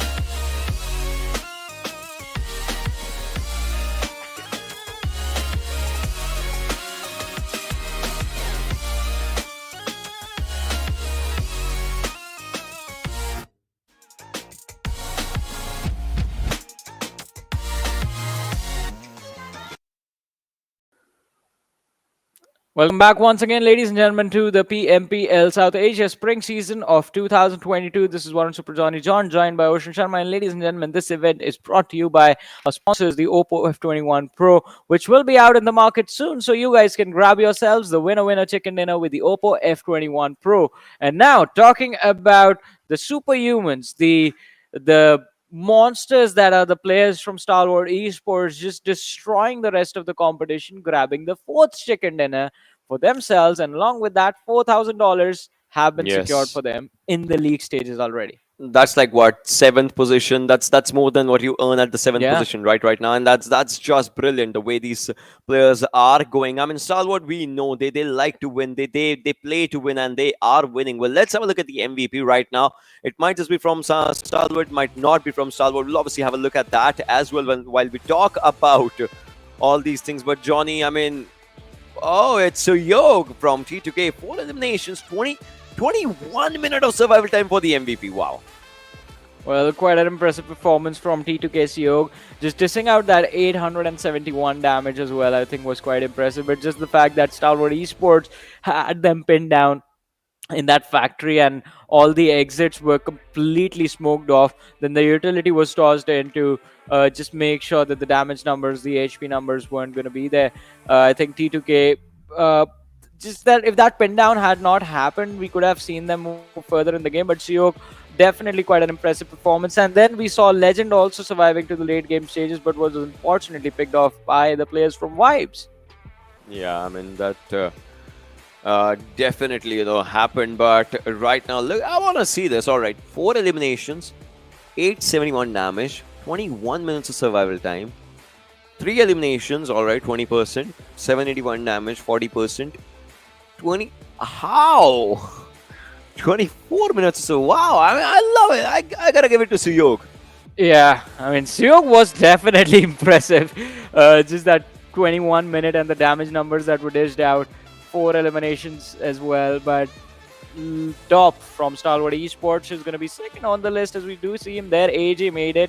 Sandesh is going to be there supporting his team. But so this time, I think in particular, we had a nice variety of players being representing different teams in the list of the top players. But ladies and gentlemen, the stat comparison of the top 2 teams, ElementriX versus Stalwart Esports, where ElementriX, well, they were trying their level best to take those fights, but weren't really able to do much in the action because the damage dished out by them, by the entirety of the team, is 655 and damage received is 980. So they were majority of the times on the receiving ends of those bullets that were being fired. With just 1 elimination secured out of the 2 knocks, 13 points in total. So it wasn't game for ElementriX where they're going to be like, yeah, this should be the momentum builder, but I think just the placement points in itself did in fact quite help them out by quite a lot. Yeah, coming down on this one, it definitely just looks quite a lot. 25-13. Survival time was pretty good. Obviously, they had all the players surviving Stalwart till the end, and ElementriX, they tried, but then they did lose down on a few players, so that just matters a lot. AJ with highest elimination. Suyog is there. Just as we talked about, and Suyog actually, he gets a lot of things with the longest elimination included. Yeah. I mean, Suyog was in fact quite impressive in this match in his individual performance. T2K looked quite strong as well as a team, but not being able to move further in the game. I would like to see where does this game put them in the overall rankings. But on the other side, highest eliminations, we do have AJ as well. Scry is going to be there with the 4 eliminations to his name. Nima was there with 3 eliminations. So Skylightz Gaming also had quite a decent match in this one. Highest assist going to top, but still, I mean, with the Miramar being dominated, Ocean, do you think with this one, Stalwart Esports can in fact reset and build momentum for the next Erangel? I hope so. I mean, see, I just hope so. Miramar, it had its own ups and downs, right? But Yeah. Erangel, I'm pretty sure, they would want to just understand what's going good, what's going bad, and I believe they might just go for a crazy Erangel. But if not that, then Sanhok might just be a bit of a troublesome map. Yeah. I mean, Sanhok can be quite troublesome if the next one does not go their way, because on Sanhok, I think it's very difficult to predict stuff, and I think that is where teams struggle with. But let's see, 25 points for Stalwart Esports, 18 in the hands of T2K, even though we saw them getting eliminated in the top 4 position inside of the match. Vibes is going to be there on the 3rd in the game and on the rankings as well with 14 points to their name. But I think the upsets that we are going to talk about in this one has to be DRS. Taking an early exit. Seal Esports just barely getting 1 point. IHC is there with just 3 points from this match. And of course, TRZ. They had a good start in the previous game and Atrax as well, but TRZ is much more important because they, in fact, had a top 3 finish in the previous one. So TRZ just not even getting any good points from this game. I think if they can just be back on Erangel, I think even that works because 6 Erangels in 3 days. 9 Erangel, sorry, in 3 days. I think the average does put them in a very nice spot if just the Erangels they can work on. So now we are moving down to 200 plus marker, right? Obviously, Stalwart Yes. with this chicken, they are going to be at what 221 points, and that is a pretty good number, coming down. So that's where the competition just now relies to it. But let's have a look at the Oppo moments just as we are talking about it, and let's just see those incredible moments as well in the fights and around those. We'll definitely see what was going good and bad with the teams. Well, let's see. I mean, starting things off, it's going to be this situation where Savage Esports, I'm going to be honest. So Savage Esports, after Hershey found that first pick, he should have realized, like, all right, high voltage are not going to be this isolated right now, early stages of the match. Should have just backed off, been in a position where his teammates had line of fire. But again, I think Savage Esports did, in fact, recover quite nicely, finishing off Prabeen and Assassin, the final two remaining players from the team, and just making sure that at least Eisenberg and Anif walk away to the late game stages. So it was kind of a blunder, but they recovered. Talking about other blunders, mid-rotation, we saw a lot of teams in this match getting completely caught off guard. Yeah, just completely getting down off guard when we talk about all these players and their understandings and the values that they just like to go for. But then again, IHC, holding up that higher ground, going with a buggy and still taking on the player, that takes guts. Like, that legend takes a lot of guts. And when it was a good... Yeah, he just performed it with like super ease. Yeah, he made it look easy. He made it look like it was all perfectly planned out, and there was there was no way the opponents had any way of dealing with him. He knew that. But still, I mean, overall a very good performance right there. And then, I mean, talking about other teams, T2K, in fact, were looking quite solid. I think if the zone hadn't hard shifted away from them, we could have seen T2K win this match as well. Yeah, I mean, we definitely could have just thought about it, because T2K, they had such a good area from where they had those, you could see, right, they had those windows from where they were peeking and they were taking on players, and T2K had 2-2-2-2 elimination points for themselves. Look at the patterns: 1-8-8-8, 2-2-2-2, 6-5-5, 1-2-4-4. I love numbers. Well, I hate it.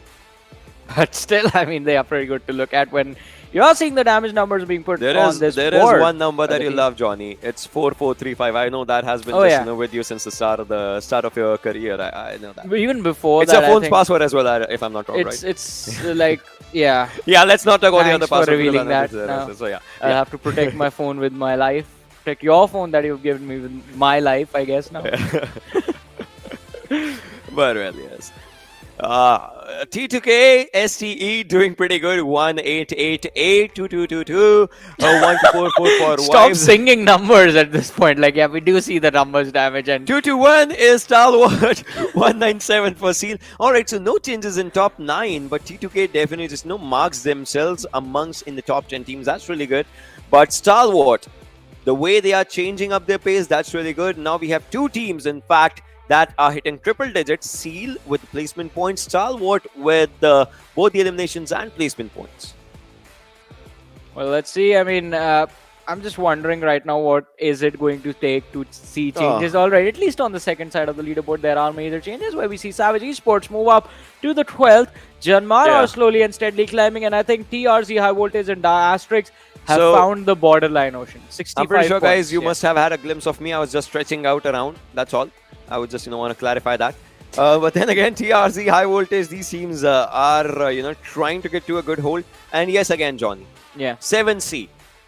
That's the first obstacle where these teams have to. I want to see. 7C earned 65 points in 15 matches. We're just done with 2. So I want to see. Ocean just completely vanished from my end. Why? What? I don't even hear him anymore. Come on, Johnny. But then again, right now, TRZ, I would want to see, what happens. But on the other side, we are moving forward with Erangel, Sanhok, and Erangel. So, well, quite good matches, I'm pretty sure. Quite good maps, Erangel, coming up.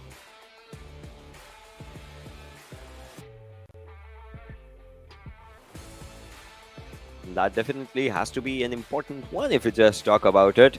Well, ladies and boys and girls, things keep on happening here and there. And, well, again, our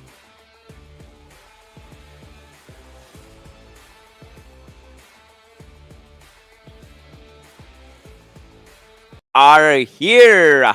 Yeah. Ladies and gentlemen, boys and girls, we I are felt so here. alone for a few seconds. I couldn't hear you. I was so scared, but now you're finally here. So I'm happy. But I'm also I've happy been about the feeling alone fact. since last 25 years, but then again, who's counting? Why? Well, I mean, yeah, let's talk about the upcoming game. Yeah. I mean, that's going to be an Erangel match, and that's going to be an important one. I mean, Yeah, you you wanted keep to say something? singing. Yeah, I was just gonna say you keep singing numbers everywhere you go.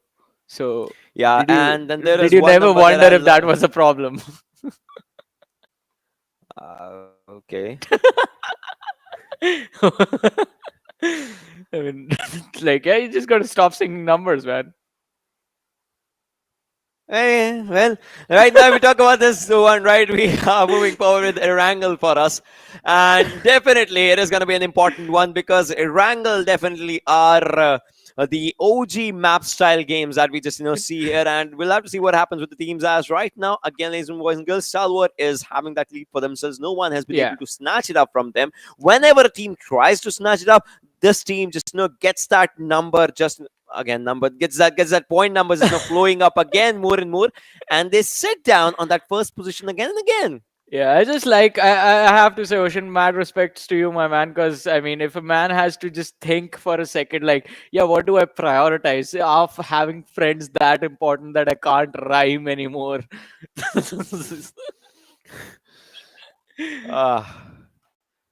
I mean, Thank have you to think guys. about it. Thank you for making a fun of me being single, and I see made the most fun out of it. But then again, if you just talk about Stop being the jealous situation, of other people now. I'm in the same boat as you. You do realize this, right? That's why we're friends.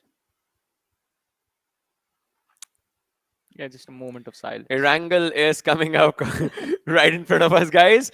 Erangel is a very good map. We love Erangel. Yeah. Erangel doesn't love us back. That's the only thing. Just like other people. But then again, if you talk about this right now, this game, so Yeah. this starts off on a few things. First thing, I want to see if Stalwart or if the Mongolian team can just carry forward this win that they have. I want to see where TRZ forms up, because TRZ, the first game, they had a good second position for themselves. Second game, they got eliminated on 10th. Numbers again. They got eliminated on 10th position. And now third game is coming up, and they'll have to just, get the good game for themselves, because again, 7C is the important bar for them to just, topple up as soon as they can. That's important. Yeah. Now we're going to see 64 players. Numbers again. It's 8 square. It's 4 cube. It's 2 raised. Let it be. It's 2 raised to power 4. I mean, let's see. I mean, all the players are focused right now on the match.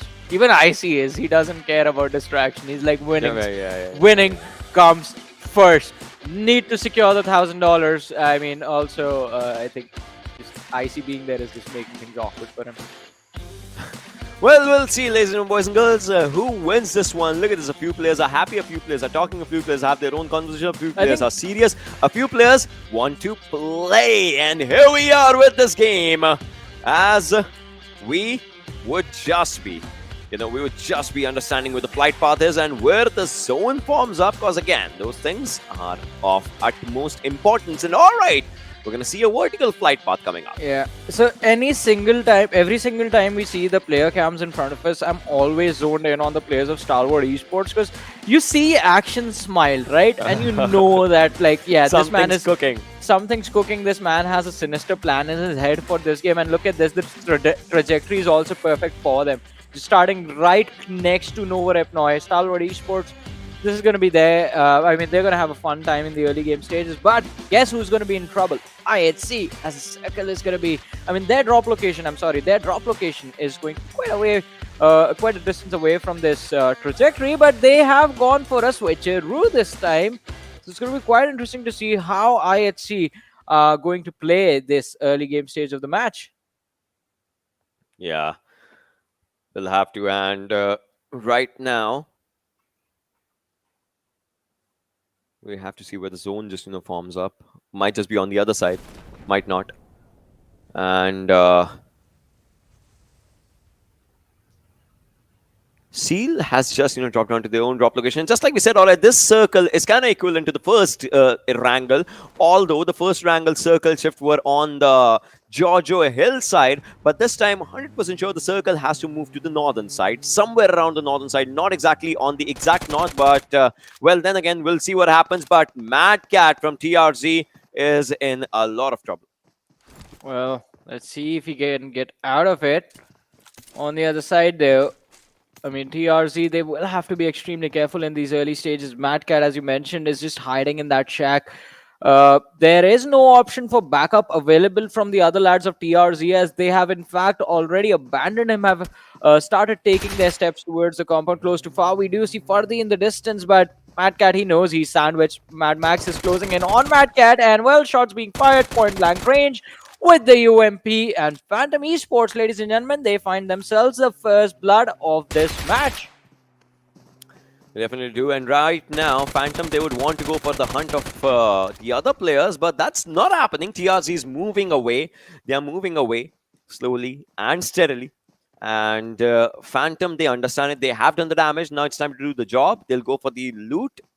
More and more loot that they would just want, and now they'll just move forward. We'll see how these fights just happen, as they are quite close to the circle. There's no rush to be inside the circle right now. They can just pave their way slowly and steadily. So yeah, well, let's see. I mean, they can still move forward. I mean, Phantom Esports quite happy with the first elimination that they have secured, but let's see, the circle being on the northwestern side of the map yet again. T2K, they might have missed out on the opportunity in the previous match. This time will look to secure it, and Raw Esports along with Savage will look to avoid the same mistakes that they made in the previous Erangel game number 1 of the day, ladies and gentlemen. I want to see what is going through their heads, because I mean, they landed towards the eastern part of the map and now are forced back to the west, and Skylightz Gaming is rotating with them. Mafia Ninja, has he seen the vehicle moving, and is he just trying to follow them in the distance? This is not going to work out. They already have a head start.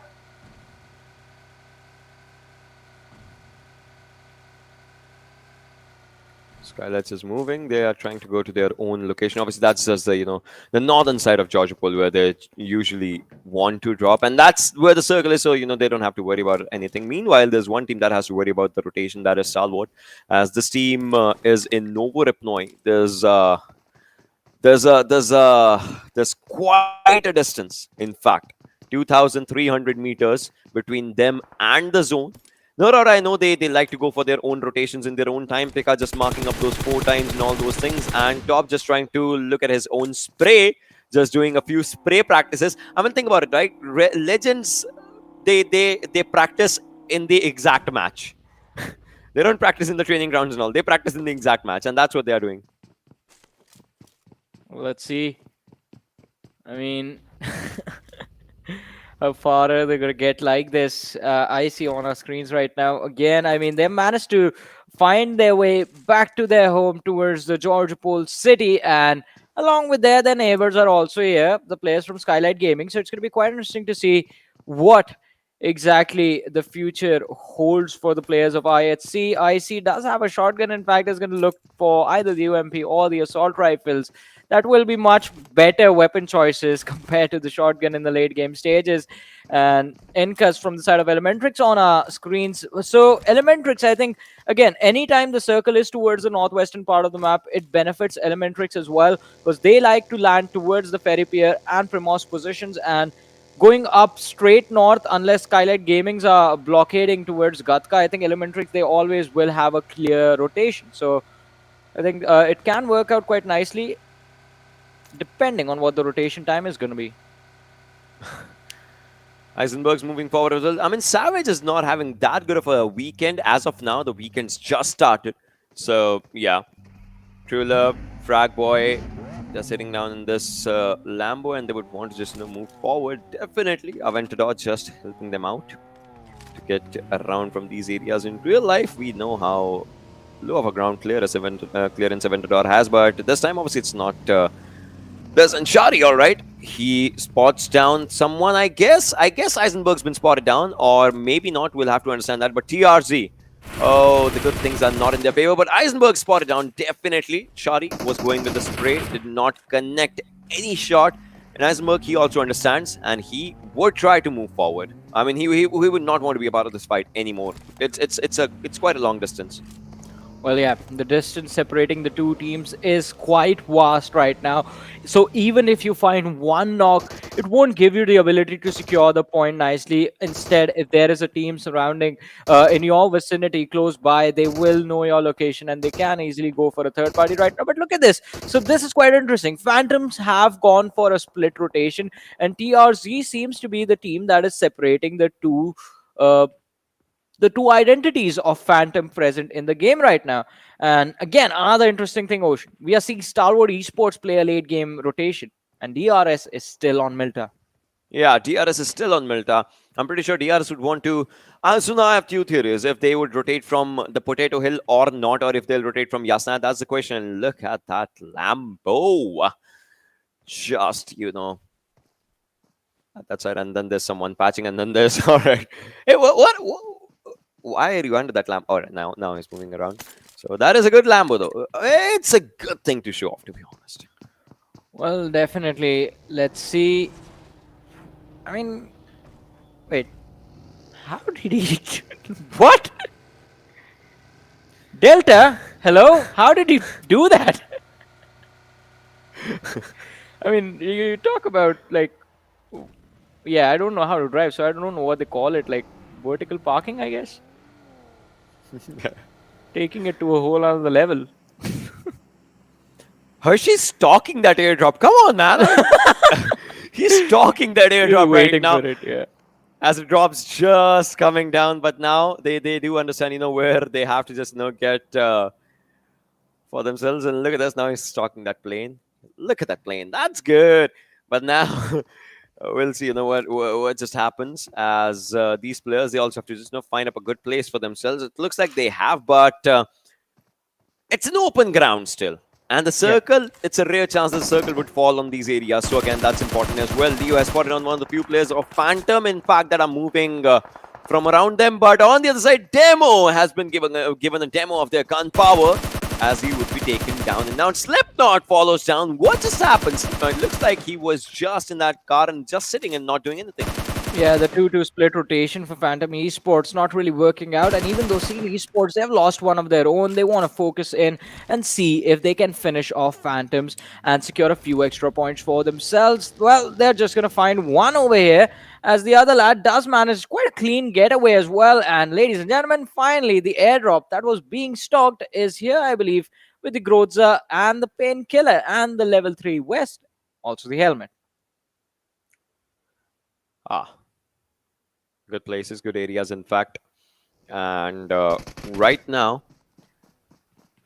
Phantoms players, they need to understand. They do need to understand that wherever they are, right, it's quite a bad place for them, because first things first, their vehicles, the sound is coming. Second thing, they have only one house for their cover. So if someone just, rushes on them, might just be really bad. Vexy, he understands it. He's trying to move forward, and following him are his own teammates, same exact path of that road, of that snake road as the players are moving. Vexy, now he will go off-road slightly, maybe just trying to move from around this area, around the slight minor ridge. He's just thinking that someone might just be on the other side. Meanwhile, JyanMaara in high voltage.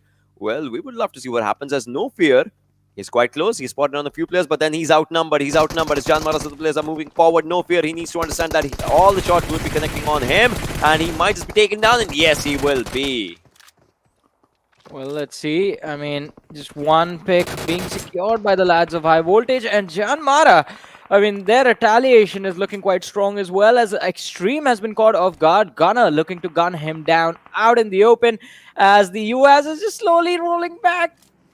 Yeah, this is going to be very awkward for Gunner, because now he loses the vision of Extreme. Even just with a few pixels here and there, I think the angles can get very weird for the players to hold. But on the other side, ElementriX getting punished by the players of IHC.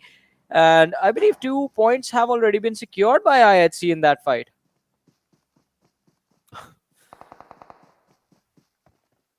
Rig, in fact, is moving to the back line. Suzanne is down. Gunner, Snipe, like all these players are trying to understand how they can just revive Suzanne. I mean, he is down. He needs to be saved at all the costs. Gunner on the backlines again. Rick, he's trying to damage down everything that he sees, be it a vehicle or a player. He's trying to dish damage, and the fight's happening in the open areas of shooting range. Imagine if someone's on the back hill, they will spot these open players and they will take these players down. So these players need to understand the value of the location where they are right now. It's not that good. Well, let's see. I mean, it's not going to be good. Snipe YT is there, trying to see if he can catch one of the few players from the side of Raw Official off guard, but it's just the slight dip in the landscape that's protecting him from Rig so far. And even Rig, I have to say, is quite overextended in this spot, because you do see the players from the Atrax in the distance, and they can, in fact, third party this entire fight between these two teams. But oh, Hershey has been caught off guard by the players of DE. And was he still on the same rooftop? I believe so. Yeah, I guess so. Hershey, he has been taken down now. Might just be taken out as well. We'll see what happens. All these situations, as all these players are trying to do everything for themselves. Shulav already takes down that elimination for himself. 2 eliminations coming up for Deadeyes Guys. A team that won the first game. First Erangel, in fact, the first run for this Super Weekend. They need to get more and more. They need to just fill up their bank right now. They have $2,000 for them. They need to get more. But Snipe, all right. His teammate just went on punching him. Let's see. I mean, look at this one. Look at this one. I mean, the good thing that Phantom Esports did over here would just finish off demo and secure that point, because as they just kept going further and further, I'm pretty sure Seal Esports would have just finished both of them off, and then there would have not been any recovery for Phantom Esports in that particular situation. But Deadeyes Guys quite close to the blue zone with 400 meters to go. I think they do see the UAS in the distance, close to the house, and think, all right, there is a possibility of someone being there, and they want to make sure that that is not the case, that the rotation moving forward is quite clear. It is going to be quite tricky for them as well. They are playing the late game this time. Yeah, they are trying to have that late game momentum flowing in for themselves. In fact, all the teams, again, in the first Erangel as well, ladies and boys and girls, we saw all 16 teams surviving till the 16-minute marker. Now, it's what, 14-minute marker, but we are seeing all teams. Oh, Shante, he thought he would do the damage, but he got the damage indeed, though, on himself. Killer is going to go for a heal. Northern Circle, just like we said, the circle's forming up around. Deadeyes Guys on the other side, look at them. They are getting shot at, as well as Eisenberg just gets that elimination for his team. And True Love is on low HP, but he'll heal up. Well, he will heal up, in fact, but let's see. True Love. Oh, he's going to be taken out, in fact. No time to heal up. Action is a man of, well, action, and does find an important knock out in the open. Savage Esports trying to think they can capitalize on the situation, secure an extra point for themselves. But this is, in fact, going to be quite tricky because there are the players of Deadeyes Guys on the flank, and there will be the other lads also from Stalwart Esports closing in from the other direction. So they will have to deal with 2 teams at the same time, which is not advisable. So let's see what the decision from Savage Esports is going to be, as Stalwart Esports do come under fire from Seal Esports, the 2 Mongolian titans colliding against each other. And the retaliation as well. Yeah, it is happening. It definitely is.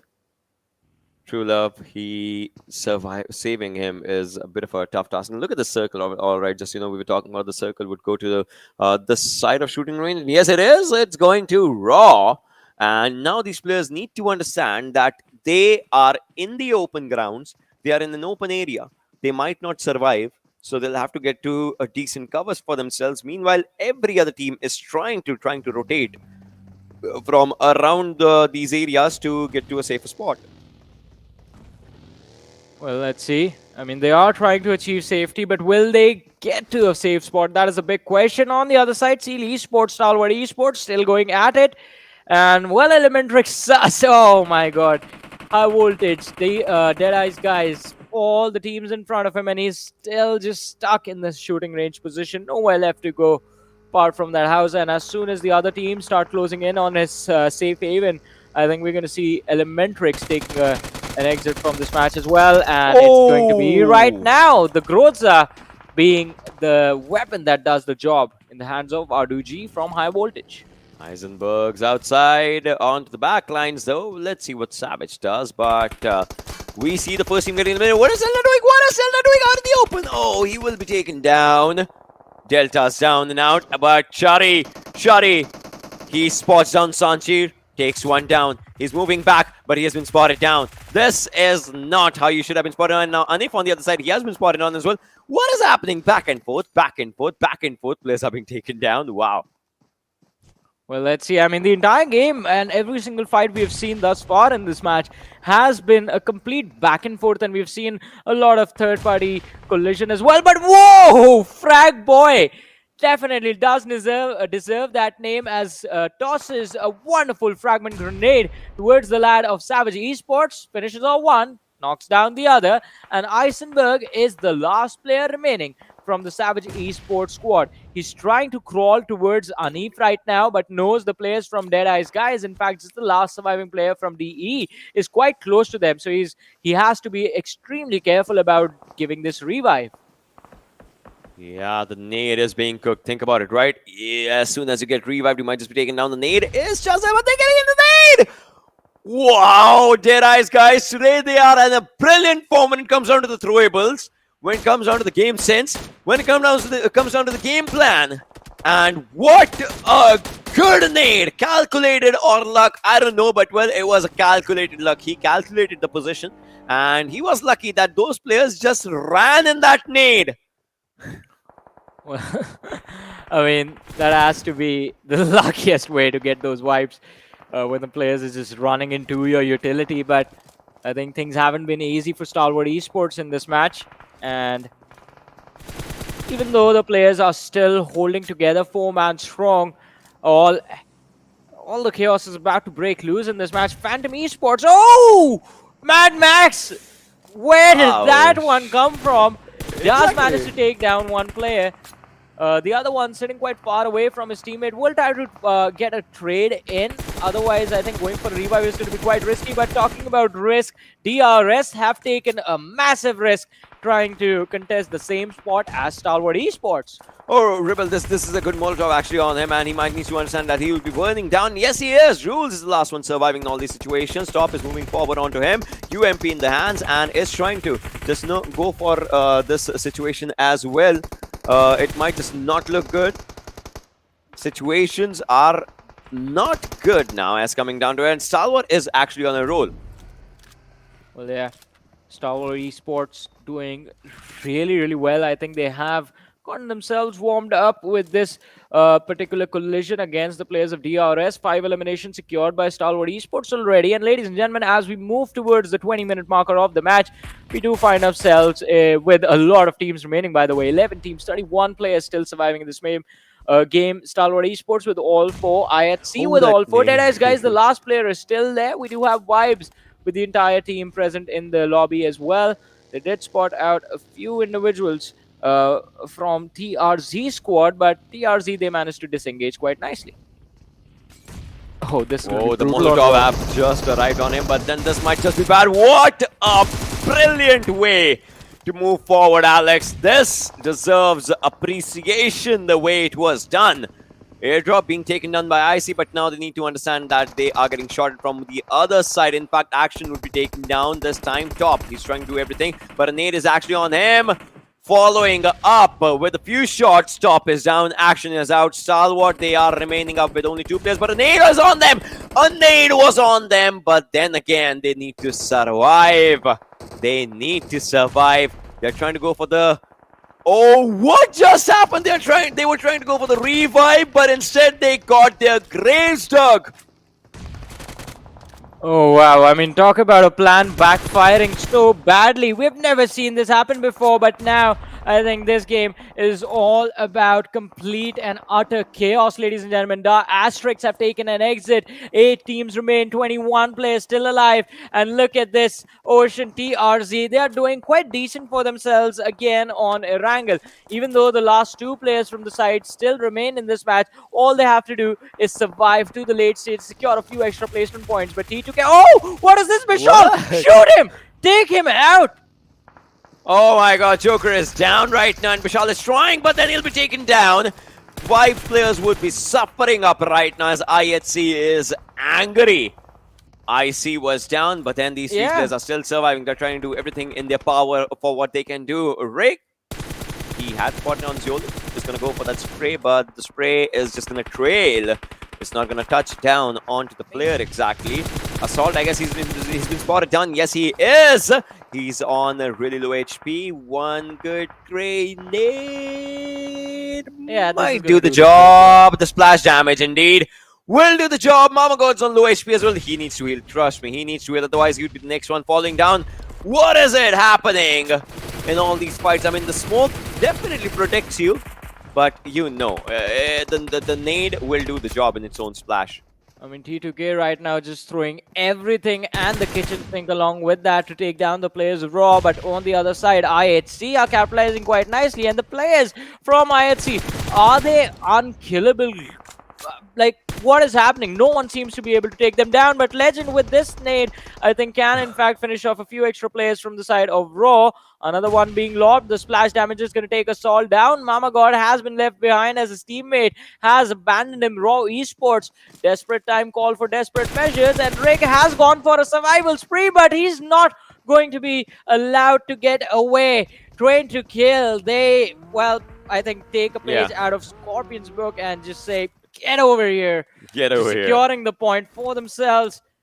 6 teams, 13 players still surviving. High voltage, I mean, still holding strong in this match, but I think it is going to be between T2K and IHC.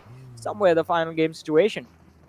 Let's see what these players are capable of doing right now, as Gunnar has been spotted now, I guess, on the other side. And this time, they are still going up with nades. Look at Waru. He's going to go for the finish, probably, if he gets it with a nade. If he does not, then again, it's a different story. Snipe, he's slowly and slowly crawling down to Gunnar because he needs a revive. He needs a desperate revive right now. JyanMaara, they have held this area since the last 15 minutes or so.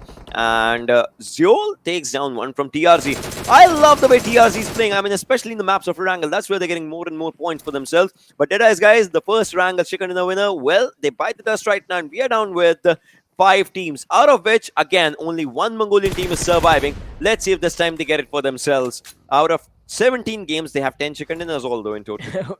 Well, let's see if IHC are going to be getting this one as well. Oh, Jane is going to be spotted out by Waduji. He tries to go for a spray, but Jane did manage to take down Gunnar from the side of JyanMaara, eliminating some of the competition in the late game stages. Ladies and gentlemen, as we are down to the final 5 teams, 11 players present, and it is none of the teams who have all 4 players remaining. Fardi from the side of TRZ is the last surviving player. JyanMaara, Gunnar was knocked out. Snipe YT is the last player who's left in a condition to fight. IHC seem to be the team with the man advantage to rival that of the lads of high voltage. And yeah, the utility that is being used in this match is just absolutely phenomenal. But look at Prabeen. He can at least take down 2 with 1 wonderful nade from his end as well.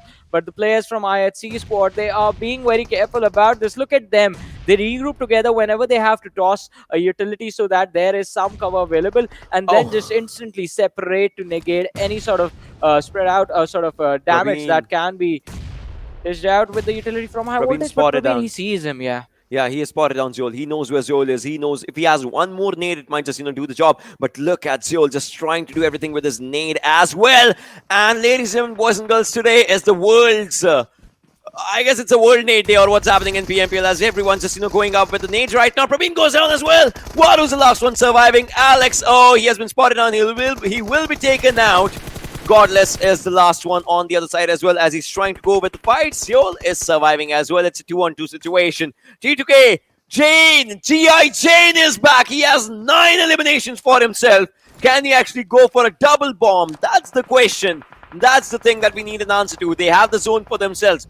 If IHC actually snatches it up, it would be a big blunder, but will they be able to? That's the question as Seoul is trying to get inside that area. Legend is down. Jane, it's all up to him. Zeol is moving closer to Jane right now. Jane is spotted down. Godless on the backlines. His helmet, his vest is actually completely damaged, but helmet is in the prime condition, pristine condition right now. Jane is going to go with a few smokes for himself. He has to move forward as well. We'll see what happens as Jane is still the last one surviving, and Zeol is trying to pressurize him as he waits for his own teammate to come pretty close to him. Godless, yes, he's arriving. Zeol is there as well. Jane trying to take up a 1-1-1 situation. 9 eliminations again, ladies and boys and girls. He spots down one, takes him down. Yes, he does.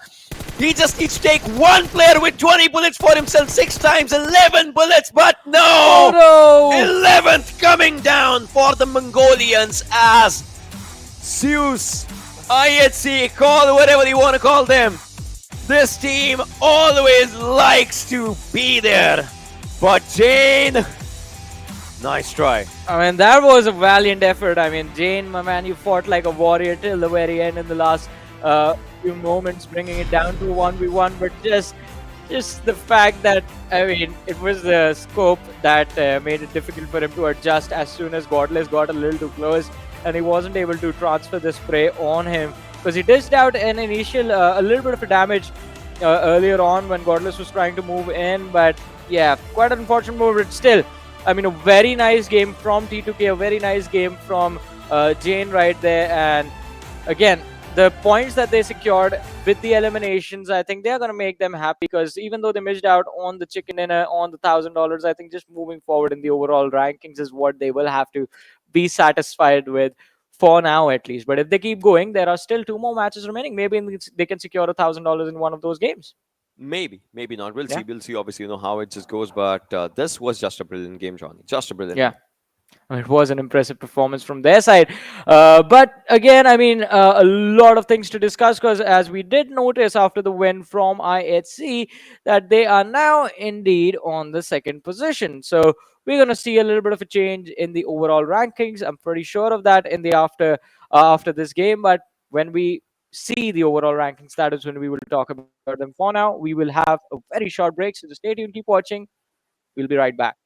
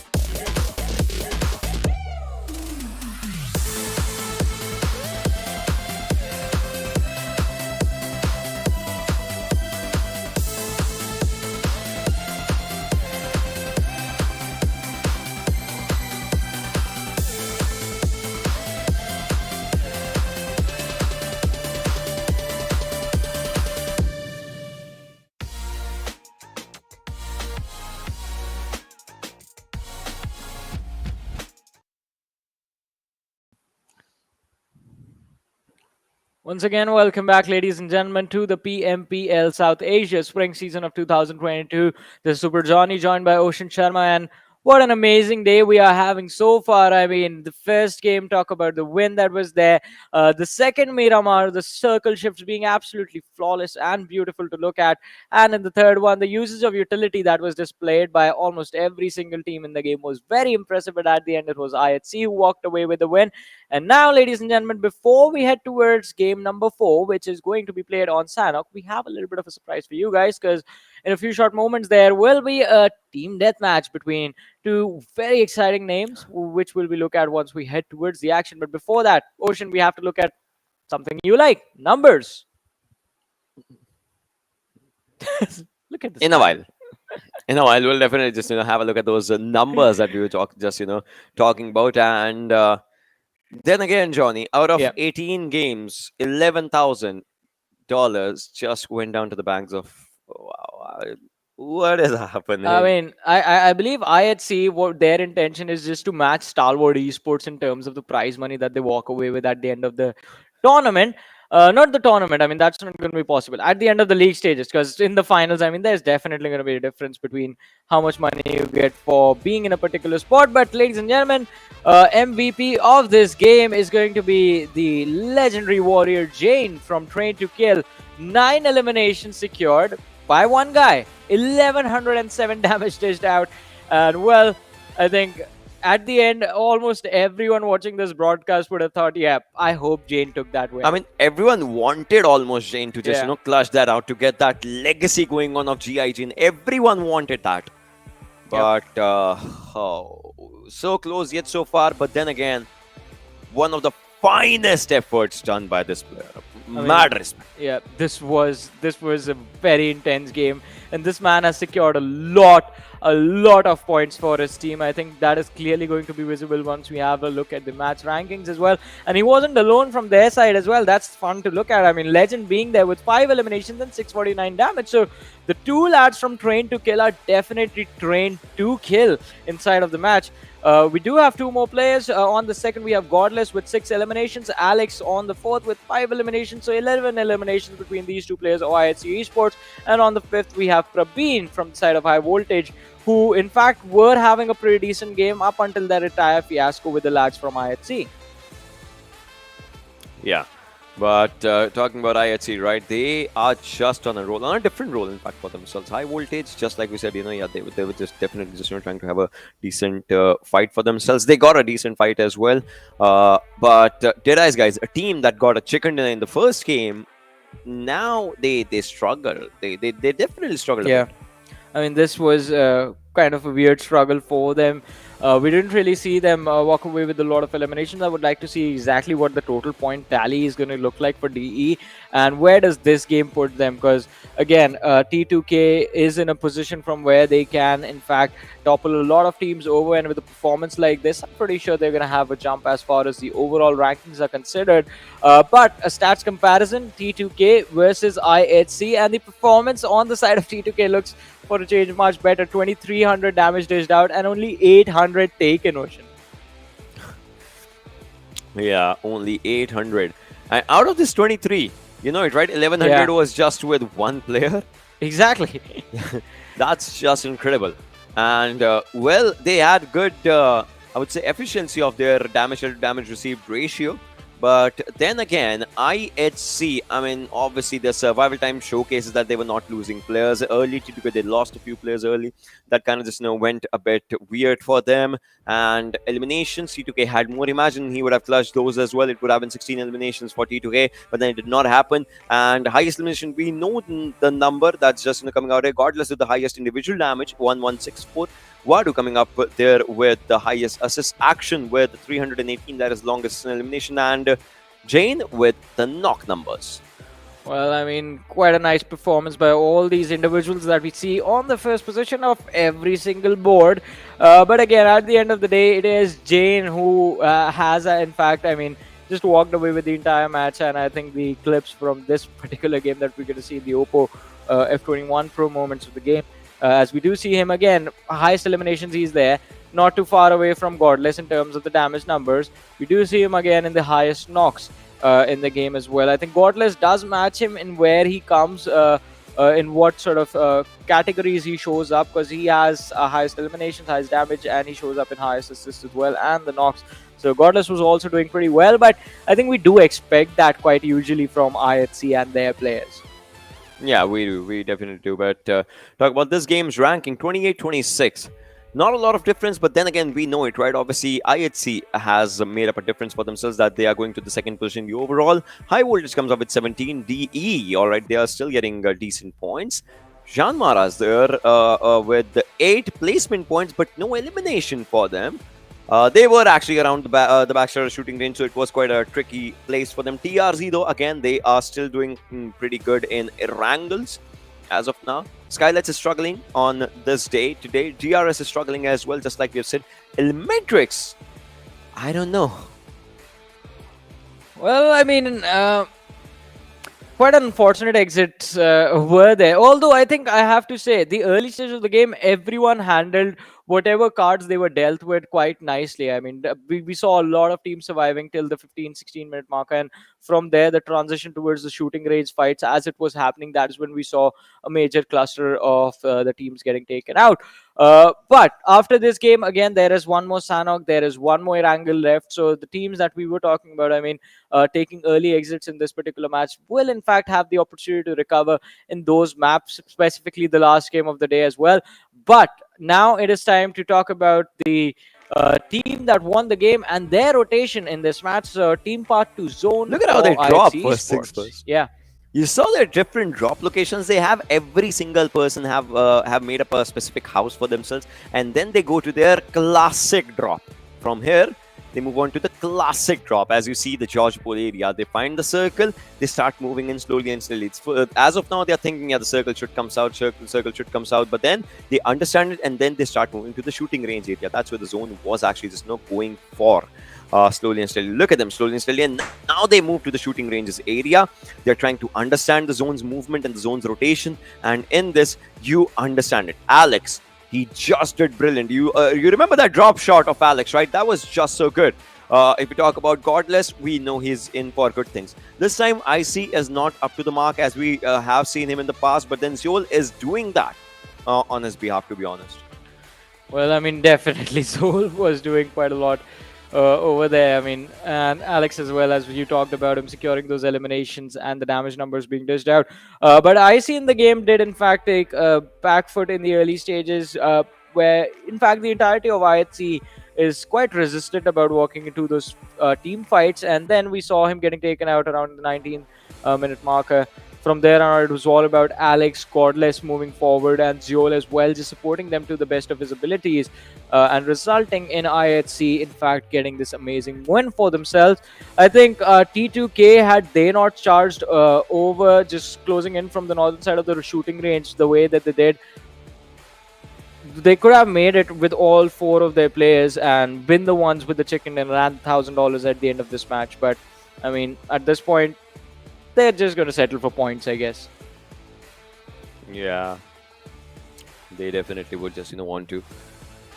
But this was the entirety of their rotation, of their movement, and all those things that just come up with it. And well, yeah. But then again, ladies and boys and girls, in a while, obviously, we'll be seeing those amazing movements of which we talked about in the Oppo F21 Pro moments. We'll see those fights that happened as in its own self. Today's day started off on a really good note. I mean, the first game, you remember that 1v2 with the car, that happened. Then we moved on with the Mongolian domination. That's still going strong somehow. I won't even say somehow. It is going strong, whatever you say. It is going strong, right? So that's one of the things that is happening. And I just love the way, the team likes to just move. In fact, all these teams. Now it might just be time for Savage to just showcase again. Or maybe Seal to just, re-grab their second. You never know, right? These teams like to go for it. I mean, can be a possibility because Savage Esports have been quite absent throughout the 3 matches that we have had so far, and we haven't really seen them put the same impact that they did the previous week. Although Seal Esports have gotten quite close, so I think the best case scenario would be Seal Esports walking away with the chicken dinner. So that's going to make Yeah. things quite even Stevens between the three Mongolian Titans that are there on the top of the leaderboard right now. But what is going to happen, only time will tell. For now, I think the only thing that we're waiting for is the overall rankings. Like, what changes are we going to see? Because T2K were in a very interesting position from where they could have easily toppled the two teams above them with just one nice game, and I think this was the match that they were looking for, and it can in fact give them very nice boots towards the top 5. It's just going to be home stretch for them. But before we have a look at the overall rankings, let's have a look at the Oppo F21 Pro moments of this game, ladies and gentlemen. And even though we saw TRZ lose out a few players in the early stages, I was still being quite hopeful. I wanted to see TRZ do well in this match. Yeah, and TRZ, they just, they just find it for themselves. Let's just talk about it. Find a good place for themselves, and they do really good. Right off the beginning of the first game, they were at the second position, right? And this is where JyanMaara kind of just, slipped down. I'm surprised though, JyanMaara got 8 total points, and out of which all the points are only placement points. So JyanMaara, it's like, they maybe needed this game for a momentum stretch for themselves, I don't know. But well, they got it. And Godless, he started off. This was the first rotation that they made for themselves, moving down to the 80s of Georgiopol, and from there they took all the fights. And from here, they were moving northern side only, and this is where they took fight against a few teams as well. You saw Skylightz, you saw DE. Pretty good fights being taken by Mongolians. Yeah, I mean, definitely. But on the other side, Stalwart Esports not having a fun time in this match, as we did say them sort of take on a lot of pressure towards their end. But look at this, Phantom Esports is finding Mafia Ninja completely out in the open. Do take him out quite easily. Seal Esports, they are trying to force a lot of fights today. That is one thing that I think needs to slow down a little bit.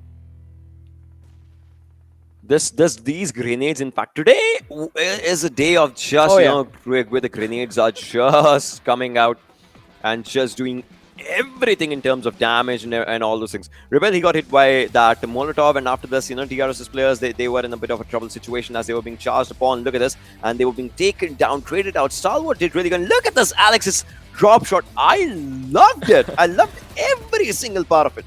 I mean, definitely. After that, we did see Raw Esports blunder up even more as they just became completely stuck. And then there was Jane, ladies and gentlemen, just driving over people, shooting them in the face, one squad wipe after the another, fighting till the very end, and, well, securing a lot of points in the process for his teams. There was a lot of chaos with IHC and how they were taking those fights, and I think Jane also took advantage of that, as Raw Esports was the only team that could have stood in his way and resulted in T2K not having a fun time. TRZ, look at them making it to the top 6 of this match as well.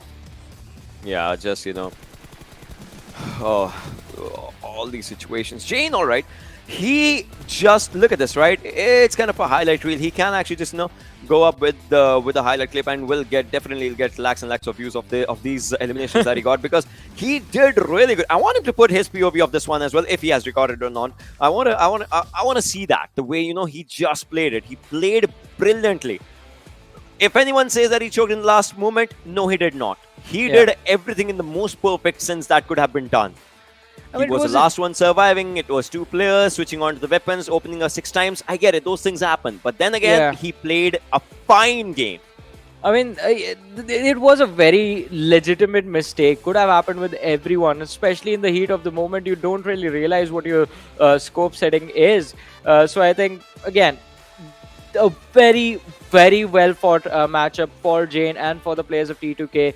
They did a phenomenal job, but IHC Esports just having that extra man. I mean, IEC committing a little bit early, already setting up Godless for success, I think was the thing, in fact, that swung the odds in the favor of IHC. But on the other side, I think after the damage histogram, we will for sure have the overall rankings in front of us. So I just want to move forward from this, and it's going away. And finally, we have this. So IHC, they move forward to the 2nd position. And Train to Kill, look at this. This is what I was talking about, the 3-position jump that is there for the team. Now they are in the top 7. IHC, look at the balance that IHC have for themselves. 1-1-1, 1-1-1, 2-2. Two. All right, next game, Johnny. Will that be the first time that IHC surpasses Stalwart or not? Because Stalwart, if they understand that a team is coming close to them, they like to go for the win. Yeah. I want to see a team finally surpassing Stalwart. If a team can do it, it has to be IHC. But if they do it, that means another chicken dinner might just come to Mongolians. You've already called it, right? You've already said it. The moment Stalwart Esports, they see the overall leaderboard and realize, all right, the point difference is like getting very small. They will do well for themselves in the next game, and again grab sort of a safety cushion for themselves. But look at this. So ElementriX again moving slowly and steadily towards the players of 1952 who are again this time not present. JyanMaara have already toppled them over, and I think ElementriX with just the next game can in fact find themselves on the 15th position. So then the 14th and the 16th spots will be up for contentions for the teams of TRC, High Voltage and Atrax, and TRC are already doing quite decent considering in 3 matches they have already secured 65 points. So I think if it were up to 25 points, I think if they had to hit the target of 65, they can do it by midday tomorrow. So in the first 2 matches, I guess. For that, they need to not just focus on Erangel only. Yeah. You know it, right? They need to focus on the other maps as well. Miramar was not good for them. We'll see how Sanhok pans up, right? We'll have to see how Sanhok pans up. But ladies and boys and girls, before the Sanhok match happens, we obviously have those what is it, right? Your aim practice. We will call it the aim practice. Let's just call them ego battles at this point. I mean, because that's what TDM settle, I guess. Do we practice on TDMs, or is it just to settle score? So to all the people who are watching me from Nepal, Ansh challenged me on his stream. Ansh challenged me for a TDM. Yeah. He lost 21-9. That was the scoreline. Oh man! I took him down by P18C. I'm just saying it. I have the screenshots. I took him down by P18C. I mean, so. I guess so. For tomorrow, we're gonna have a talk with production and try and see if we can make it happen on this broadcast as well. I think that's the only thing that the you people would not want to see listen our call outs. Trust me, you would not want to listen our call outs. No, we're just gonna see what you play, and me and Mandeep are gonna be just criticizing you the entire time. We won't even talk. You won't be criticizing me, I would say. That no, both of you. You'd be criticizing him only because I mean. So doesn't matter. I mean, I think we're gonna have a conversation about this and see if we can make it. Also, happen, guys, he plays cricket very bad. Because we were playing yesterday. So him, me, all our all our respected talents from Nepal, we were playing it. Starting a cricket league. It was a 6-over match. It was a 6-over match. We gave them the batting first. Five runs is what the entire team made. 5 runs. And I think you are going to see one of Ansh's teammate tell his perspective, his side of the story as what will you say in an actual cricket match? He can't say he lagged. He can't say his ping difference was there. You can't say that. Come on. I mean, come on. Brain lag. I guess that can be one excuse. Yeah, I can't think fast enough. I know, but then again, I should have used it for my exams. Why did I think of it so late? He's quite a good guy. Obviously, we'll have to say that after we just talk bad about him. He's a very good, very, very good. But then again, we'll see. But right now, we will be moving forward with a TDM that has to happen in front of us in a while.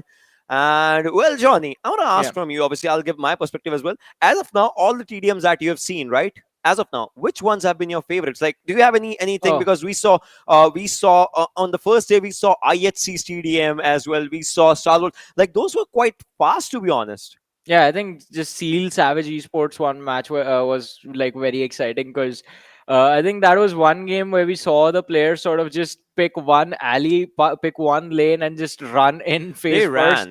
Yeah, so that was super exciting to watch because no cares were given about.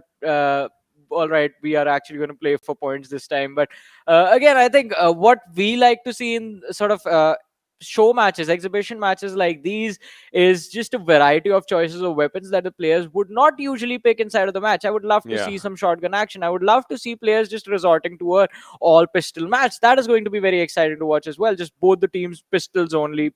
Now try and see who can win.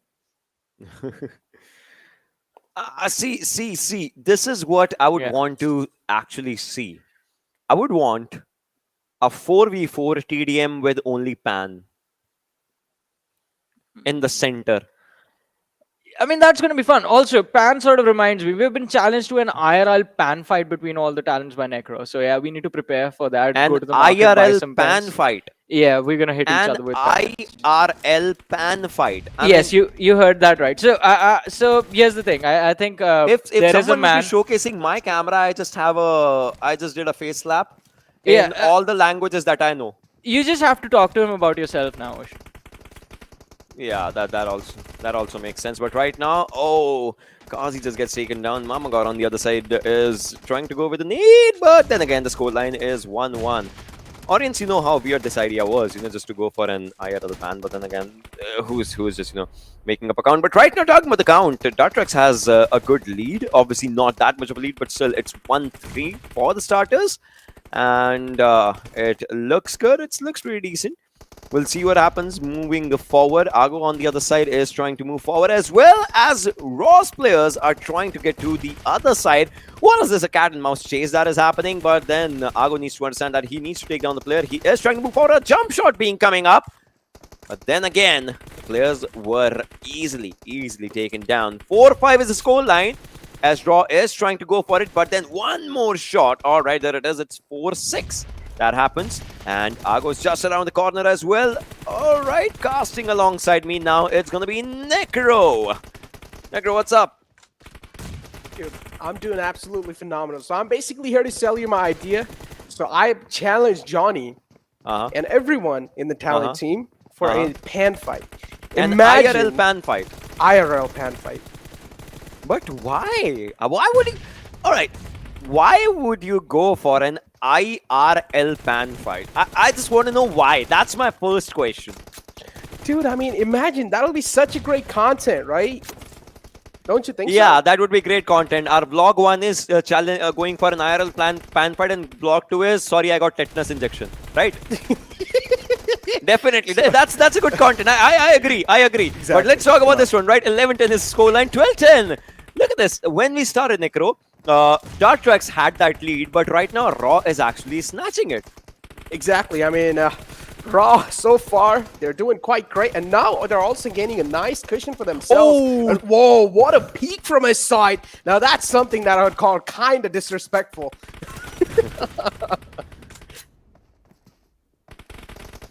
But Kazi went good. He took down one, and now he's trying to move to the other side as well, as he's trying to just take down a few players. But then again, they have that lead, and the lead is actually increasing slowly and steadily, which is good. I believe Raw might win this, but then again, we'll see what Atrax does, because now they are actually losing on quite some crucial points.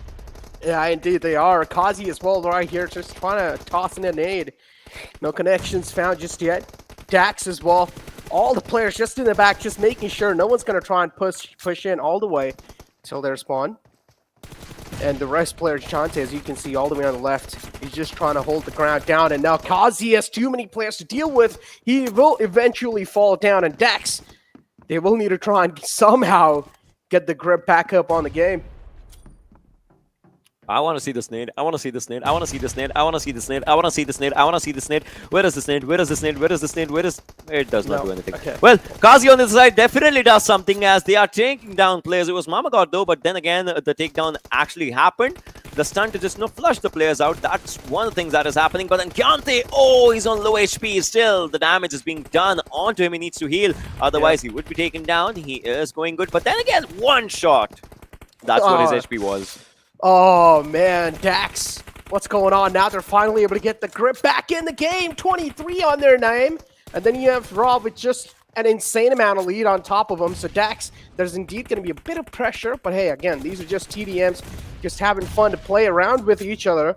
And somewhere down the line, this also proves that maybe Raw, their mechanical skill is actually really on point. And somewhere down the line, Dax, they're clearly on a struggling phase. Yeah. Look at this, right? How they are taking TPPs, how they're getting the information, how they... This is really good by Kazi. He's doing really, really good. Exactly. Kind of reminds me of myself. I'm just kidding.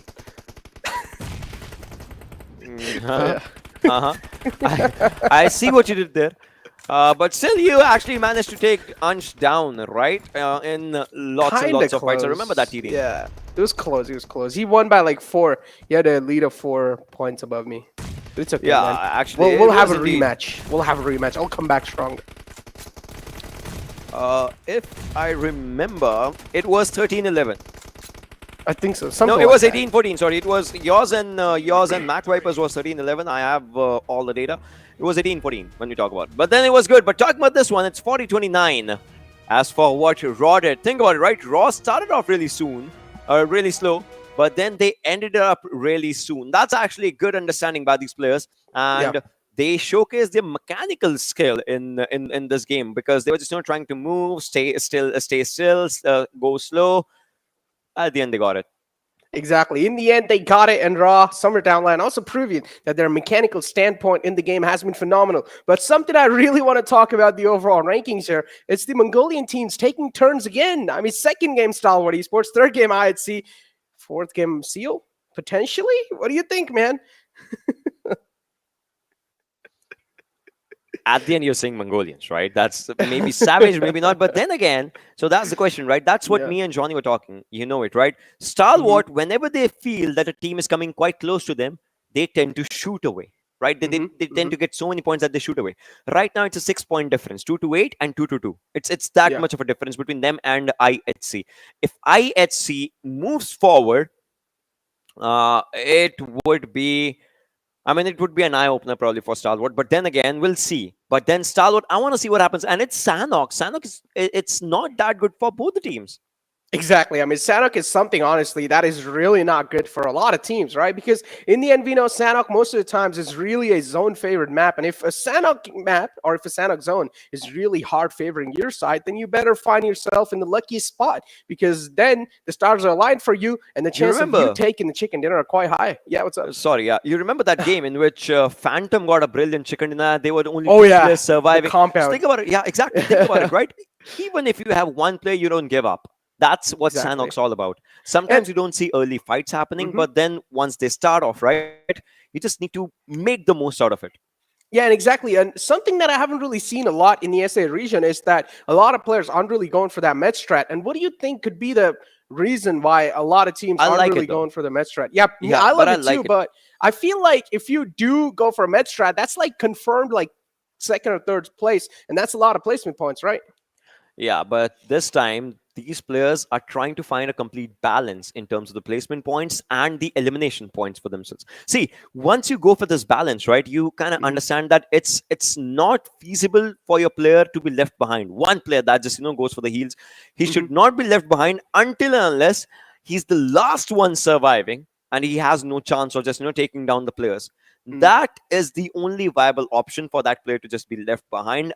Otherwise, everyone, most of the teams right now are trying to play from the center lines. A few are trying to play the edge, and they are doing it good as well. But a few are still trying to play to the center lines. They might not exactly get the central location, but then again, they want a comfortable position inside the zone because if you have a house, you have a few windows, right? From there, you can maybe spot someone just going around, maybe someone who's lying down, and you get those good points. A prime example again would be Phantom's chicken dinner, right? They were two players only. They had a good place for themselves. They peeked through the window. They saw so many players in the open. They took them out. They took them down. That matters. Those points matter, and we'll see if it happens again. But if multiple players would want to go for the heal battle, I don't know. But then again, this is the last PMPL, if I'm not wrong, that has the same zone damage for Sanhok. Next time, it's changing. So, no heal battles.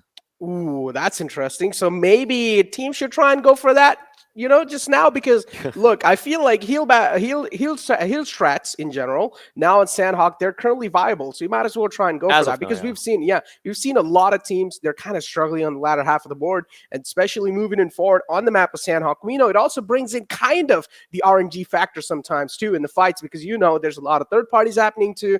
There's quite an instant sends as well. So you might as well just try and go for a little bit of med strat and get those placement points for yourself. But it seems like the game's lined up and ready. The game's locked up and ready. You guys as well, just put your belts on because now it's time for us to head inside Sanhok Ocean.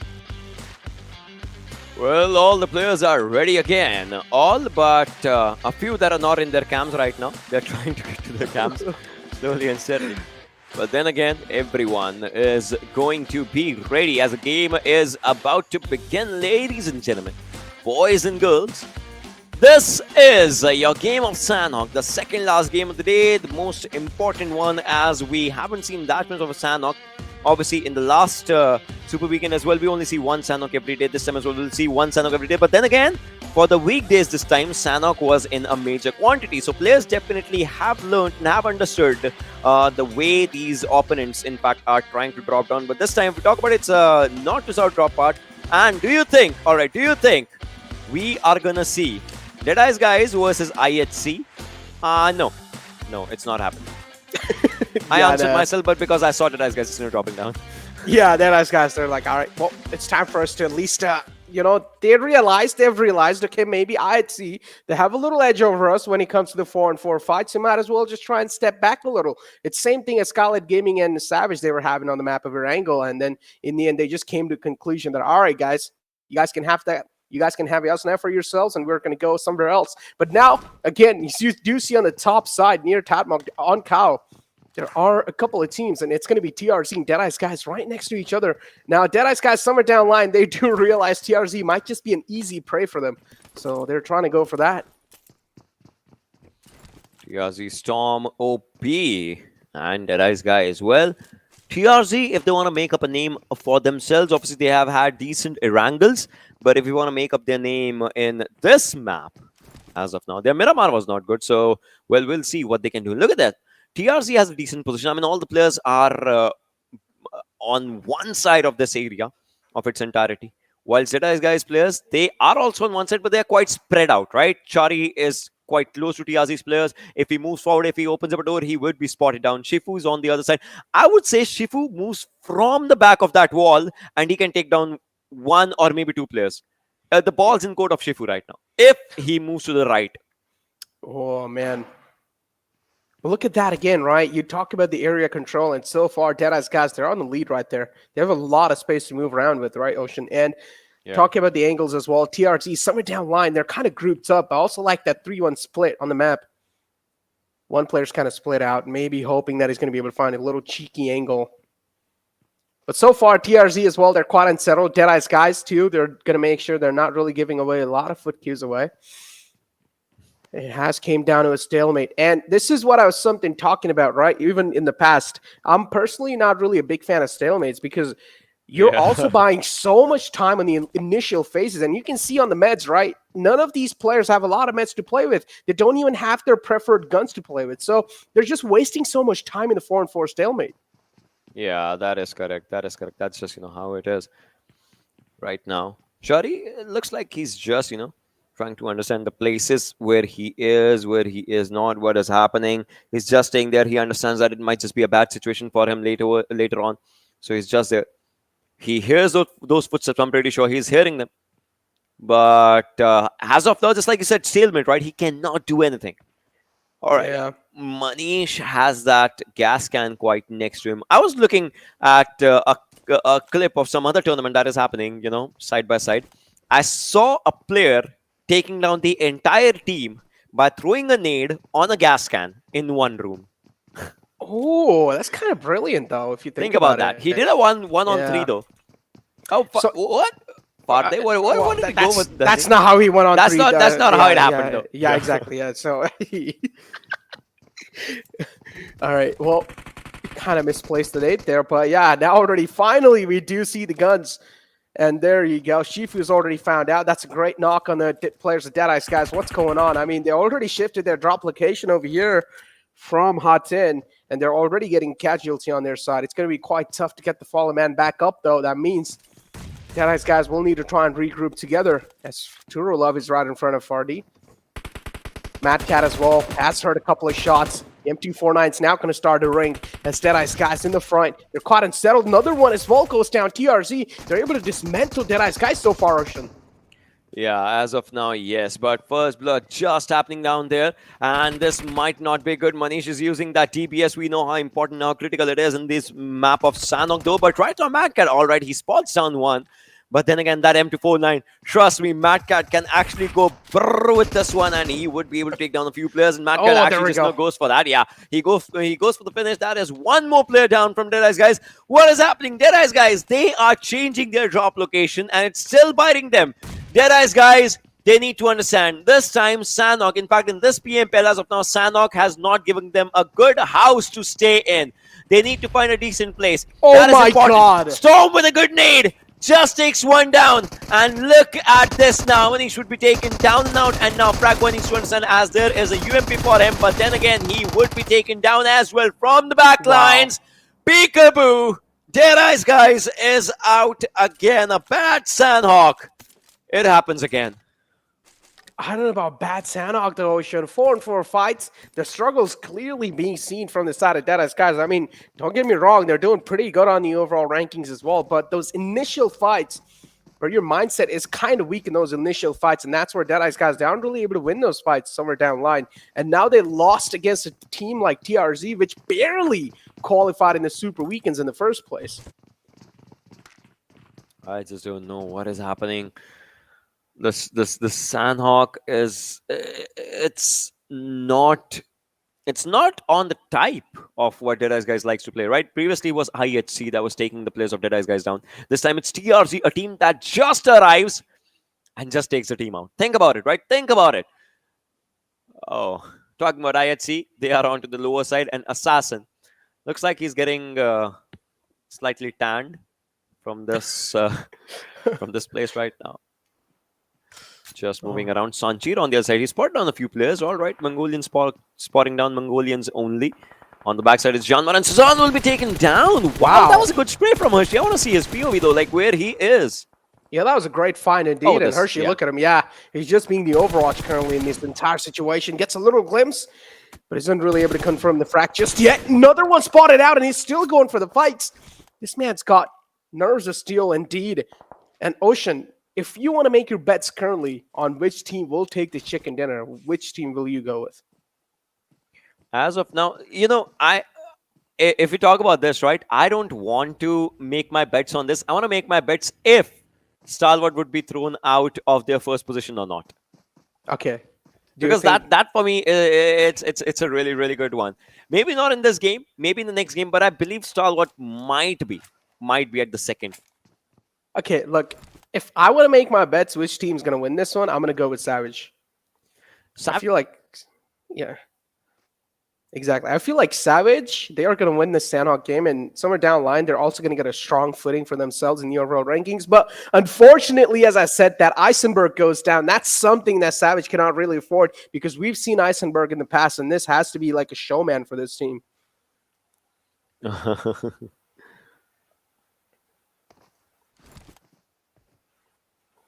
Top takes down one, and Jane, the last game's MVP, he played like a warrior, to be honest, with 9 eliminations on his back. That deserves appreciation and respect, to be honest. So York is moving forward, and it looks like they're just trying to give out the information, but action is down. Third party. Stalwart's in a pickle situation. What's going on? There's like 4 teams right next to each other, and there's a lot of third parties happening now. I mean, Savage, they were getting third party in the first place by Stalwart Esports, and now Stalwart Esports are getting third party by Phantom Esports. Oh my God. This is Sanhok, ladies and gentlemen. Welcome to Sanhok, where it's a third-party fiesta, and Stalwart Esports, so far, they're able to get the reset back up on the players, but now they realize they're surrounded by quite a lot of teams. It'll be quite tough to get out of this one, but they've got a nice hilltop for themselves where they can try and get some nice glimmers of the players. Oh, well, top is still trying to spot someone. I thought they saw a snipe ID of JyanMaara, but then nope, JyanMaara. Yeah. And they're just going for a last shot. He was just one shot away, and now with that reload, top lost him. He lost him. Yeah. But still, you know, around 10 minutes into the game is where we are. And all these players, all these teams, in fact, are trying to find a good place for themselves if they can. Stalwart, they have a decent place as of now. In fact, all the other teams as well that are quite close to them, they have a decent place inside the circle. But then again, we'll see how the zone shifts, because again, that is important. You play this game around the circle only. Oh, man. Indeed you do. Phantom Esports, though. Still quite close, and now it's kind of like a stalemate. But oh, those are some was good. nice, clean, and composed taps from the side of Fear, or No Fear, and he was actually able to take him down in the front. So Savage now, oh, they're down a man, and I'm pretty sure that's gonna be hurting him quite a lot.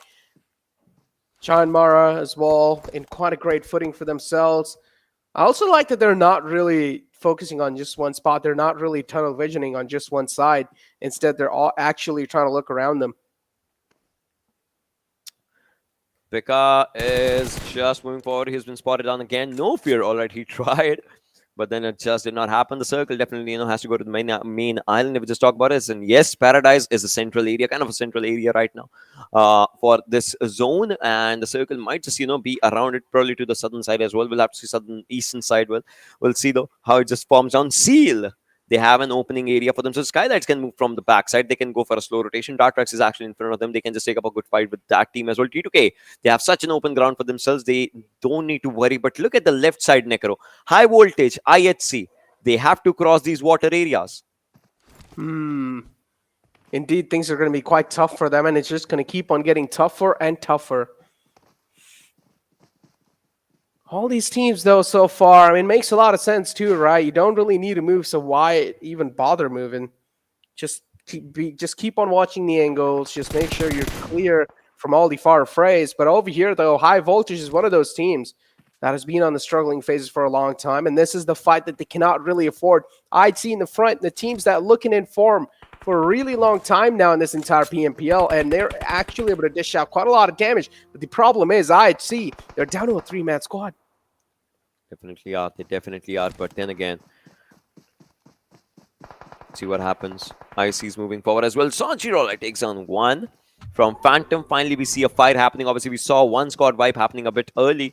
But then again, Deadeyes Guys, they have not had a good run for themselves in Sanhok altogether. And now they would be sitting out of the lobby for a long time. Will come up in the next game. But this time, IHC's Alex. All right, he goes in the water. And now he would swim. It's a good day for a swim, though. Necro, do you know how to swim? No. Do you know how to drown?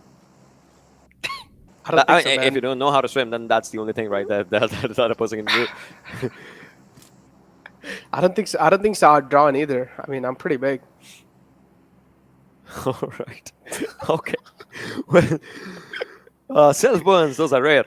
But then again, right now, Godless is just it looks like Godless needs to provide a decent cover because IC needs to cross this water line, right? If he wants to. High voltage's assassin, I guess Godless understands. He knows where the player is. I want to see a laser spray from this player. He can actually see the movement. He has spotted on the player. He's going for the laser spray, but then again, the laser just missed its mark. Oh, Godless, man. Again, somewhere down line.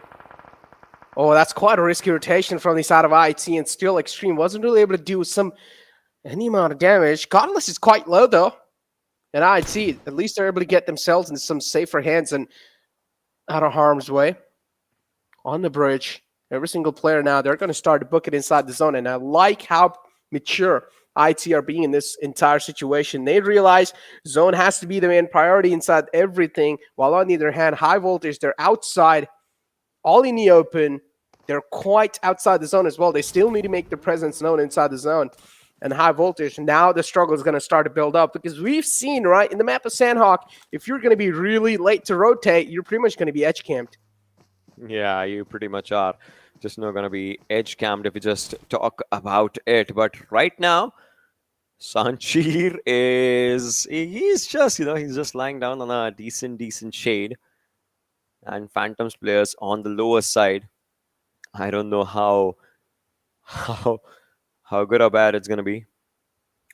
But it is there. I will have to see if he spots someone or not. Dax in the front. Seal, they're trying to toss in a nade, but a little too overcooked. And unfortunately, did damage on his own teammate. And yeah, Leo now is taking down a half HP, but it's okay. He's going to pop some boosters up just to top his HP off. Dax in the front, though, still, they are in a little bit of disadvantage in this fight, having the lower ground to play with. Spike X, we've seen this man as well. He is kind of like the main man from the squad. What's going on? Why are the nades being so overcooked from the side of Seal?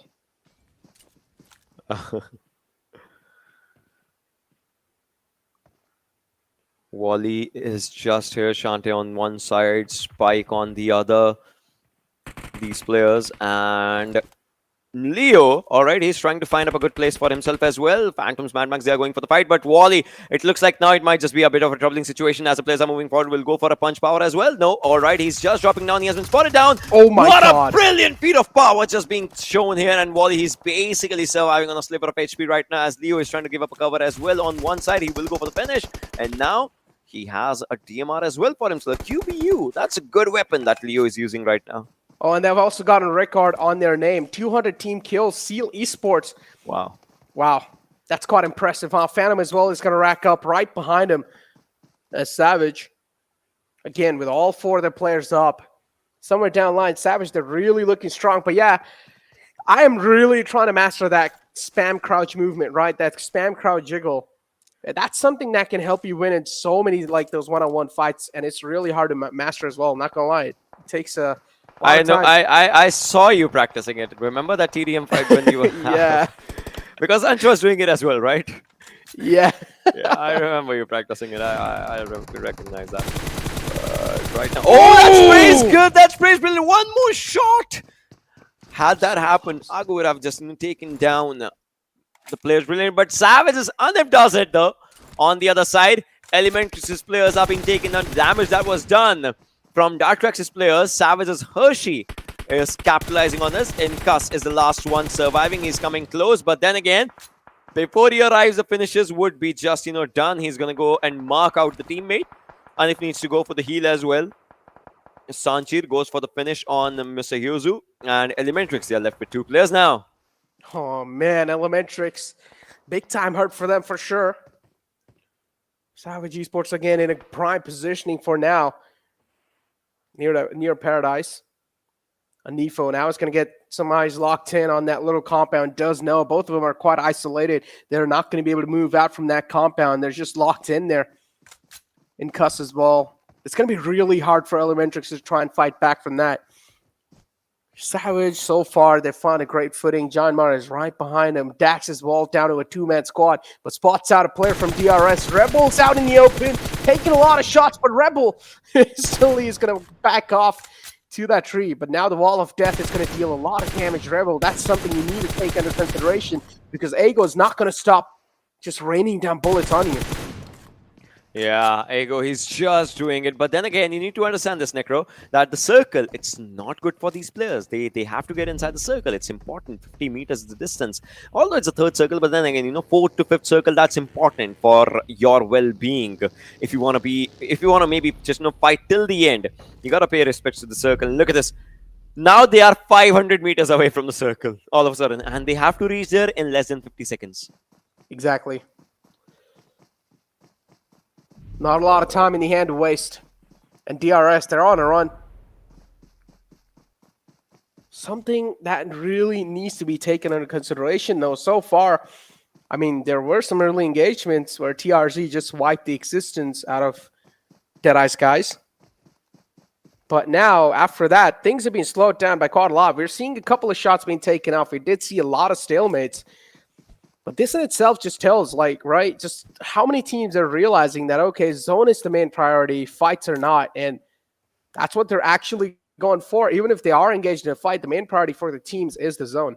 Yeah, it definitely is the main priority. It has to be that they get a good place for them around the circle. In fact, Bishal, all right, trying to go good. But then again, on the other side, Savage's players are being taken down, but JyanMaara already, they're trying to return the favor as well by taking down one of the players. Anip is going to go for that revive for himself. Eisenberg is giving a good cover from that area. Snipe would be taken down. Gunnar is trying to move forward as well. No fear on the other side. Situations are not looking good probably for them. Hershey has been revived. He will go for the heal on himself. And look at Sanchir moving with that buggy on that house. I don't know how one of the players of JyanMaara that is on the other side is going to survive, and it's Gunnar. I would want to see as Sanchir is just moving forward, and Gunnar's location now is totally compromised. He might just be totaled as well. Exactly. He needs to get out of this one. Yeah. And he is able to, though. Barely on the backside. No fears on the top as well. Maybe he will try and provide a nice cover fire, but that's a great nade. And somewhere down line, he's also getting shot at from the back. It's Stalwart Esports knocking on their doors. And Savage, oh, well, they're just going to steal that frag away. Hershey with 5 elimination points on himself. So far, this man has been on a dominating spree. Dax, they're quite low. Savage Esports, they will need to try and fight back. And Nifo will be condemned. But no, Hershey saves him at the last nick of time. And wow. No, Stalwart. No, they don't. As from the other side, that elimination gets stolen up. JyanMaara. It definitely gets stolen up by JyanMaara, and think about it, right? Think about those surprise elements. For a second, he's like, yeah, now revive me. Oh, I'm dead. Like, think about it, right? Yeah. That definitely happened. But now we're around 13 teams and 41 players surviving. Sanchir has 150 bullets in his M249. He would want to move forward with it, and he's just a single digit away from the zone, and he'll definitely just get a hold of that place for himself. Jane, all right, is trying to spot on a few players, but there it is. Another one is out of the lobby. Exactly. Final nail put in the coffin. The man's now nailed down, and now Vibes as well. Taking a couple of bullets onto themselves. Savage, they still need to make it inside the zone, though. They're right on the edge. Steel now, they're marching on forward, and they're also taking a lot of casualties while doing so. Demo, the big man's now taken out. Wally in the front. He's going to have a lot of pressure to try and work around with, but Demo, it's okay. It's not impossible to get the final man up, so Demo should be back up on his feet. Something that Seal will have a huge sigh of relief after. TDK, they're also taking a lot of casualties. Legend running towards Seog. He's also trying to get his teammate up. Both these teams, for now, they're kind of like on a timeout where they just want to reset through. Wally's is going to go for that revive as well. Vibes Malik on the other side is trying to spot on a few players from Skylightz that are just, on the other side, as we can just, see them, spot them, find them, understand them. But then again, will they be able to take up the fight? Oh, had it been 2 more seconds, imagine the nade would have just burst down in the hands of Joker. But now he throws it. It was good, and Mafia Ninja gets that. Look at this. We see Joker's nade hitting down to Mafia Ninja from Malik's POV. I love it. Third person POV. But yeah, Seal here. That's a different person POV.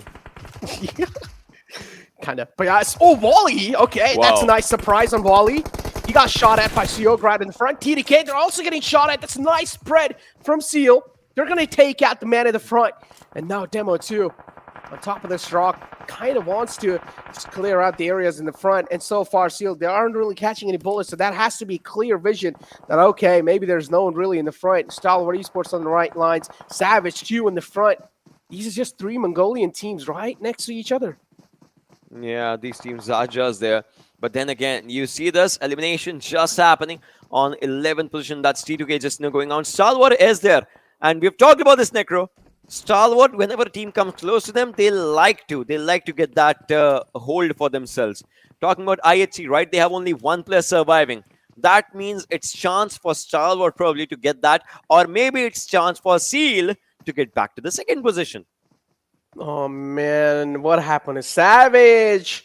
That was my bet right there on Savage, and now they're just getting edge camped. Something we talked about, Ocean. If you're not really going to be prioritizing zone, you're pretty much going to be edge camped out of it. And Stalwart Esports, they're doing a phenomenal job so far. 1 player's taken out. Yeah, Savage only 2 players. Yeah, you need to understand, right? Obviously, in a map that is so small, definitely zone has to be a priority, but then the action gets taken down right now. See, it looks like they're doing really, really good for themselves. Savage's Hershey goes down and down, and that's another elimination that just, happens. 4 teams are outside the circle, and the teams that are inside the circle are gonna be really, really happy after this one, because Stalwart, Seal, I mean, come on, these teams are inside the circle. Think about it. TRZ is there as well. TRZ needs to make it their game. TRZ has just faltered down on Miramar. Other than that, every single game they have played has earned respects. 50k damage dished out overall by Stalwart Esports. That's a new record. And wow, that's a lot of damage. Insane team indeed. Having players up in the front too. They have the best manpower so far in this entire lobby. Seal too, right in the front. Somewhere down line, the Spidey sense is now tingling. And Top knows where the players are. He is trying to look out for them. But Seal too, they don't really have the worst of the cover to work with. They have a rock to play around with. And IT as well. They're going to take an exit. Didn't really have enough meds, it seems like. Alex will be taken out by the play zone.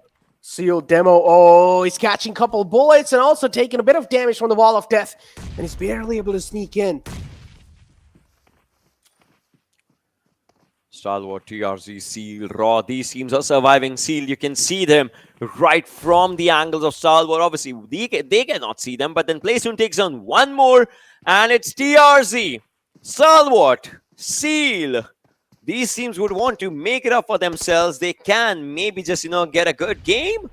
And the most important thing out of this one is, will Stalwart get another one for Mongolia? Will Seal get another one for Mongolia? Will TRZ get the first one for themselves and for their region of South Asia? Look at this Seal. The players are being taken down. TRZ Storm already gets his elimination. Finally saves it. But Wally is surviving by the whiskers of the zone as well as the zone's coming up on him. Wally, he might have to heal. He might not take fight. But then Stalwart's moving forward. 5, 4. The first 8 numbers are definitely going to decrease right now. But Mad Cat's grenade takes on action. TRZ. Is it their time to shine and rise and just, do everything good for themselves? That's the question. Action has been taken down. Mad Cat takes it down to a 3v3. Pika, he has a good grenade, but then Mad Cat will be taken down by Scry's grenade. That makes it a lot easier for them. And now Pika needs to understand Wally. Well, the last first aid, and then we might just see a good emote probably by him, but then we'll see what happens as now Stalwart, they are trying to do everything in their power, wherever they can. Wally goes down by Stalwart. Stop, and it is a 3-on-3 fight out of which one of the players is getting revived right now, and Stalwart, they know where the opponents are. TRZ knows where Stalwart is. They'll have to do everything. Both the teams, they need to get the best of the game for themselves, and this is where we come down. Stalwart, will they be on for a good chance, on a good roll right now? That's the question. Pika goes for a good nade, and Storm goes out in the open. He will be spotted on definitely, but Pika is on low HP. The zone will do the damage as well right now, but look at the Molotovs. Look at everything that they're going for. Necro, this is going to be really difficult. Oh, a good nade. Oh, that's a nice nade, and that's also going to find an opening now. Storm goes down. Matt gets quite low too. TRZ, the pressures now keep on building up, while the pressures just kept on applying from the side of Stalwart Esports. Another return knock found from the side of TRZ. That's a great reply. Scry 2 is trying to fight back. Nade crawls quite close to 40, and he also takes a lot of damage. Now it's a 1-on-1. Scry has the HP advantage, and he's quite healthy. And wow, the final man's going to be taken out by the play zone. Stalwart Esports, another game in their bag, and they just proved that they are indeed the champions. Oh my god, Stalwart gets another chicken dinner for themselves. Mongolian domination still going strong.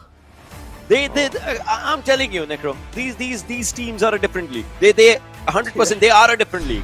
Man, I honestly want to see Stalwart Esports, how well they're going to do this year in the Global Championship. I want to see if they can break the record of the maximum chicken dinners by a team in a tournament. They need to get 9 if they can go for it. Obviously, they need 9 more. No, they have to get total 9. Obviously, we have seen teams with double-digit chicken dinners as well. But then again, those were some different times in a different tournament. But then this time they have to get 9 if they want to just move forward with the record of these South Asian teams and all. But then again, as of now, they have good numbers for themselves. What to say? What? Zyan, you got a brilliant team. I'm telling you, Zyan, you got a brilliant team. Juggle, you're a brilliant mentor, brilliant coach. Action Top, Pika, Try, amazing players. Just start partying already. No, I feel like, no, don't party, man, okay? Don't party. Just focus on the game. That's your main focus currently. Maybe party later when you guys win some nice big tournaments, for example, like Global Championship. That's something that you can throw a huge party after. But yeah, Stalwart Esports so far in the PMPL SA, they're just proven to be absolutely phenomenal. But it seems like we have to push to a short break, but don't go anywhere. We'll be right back.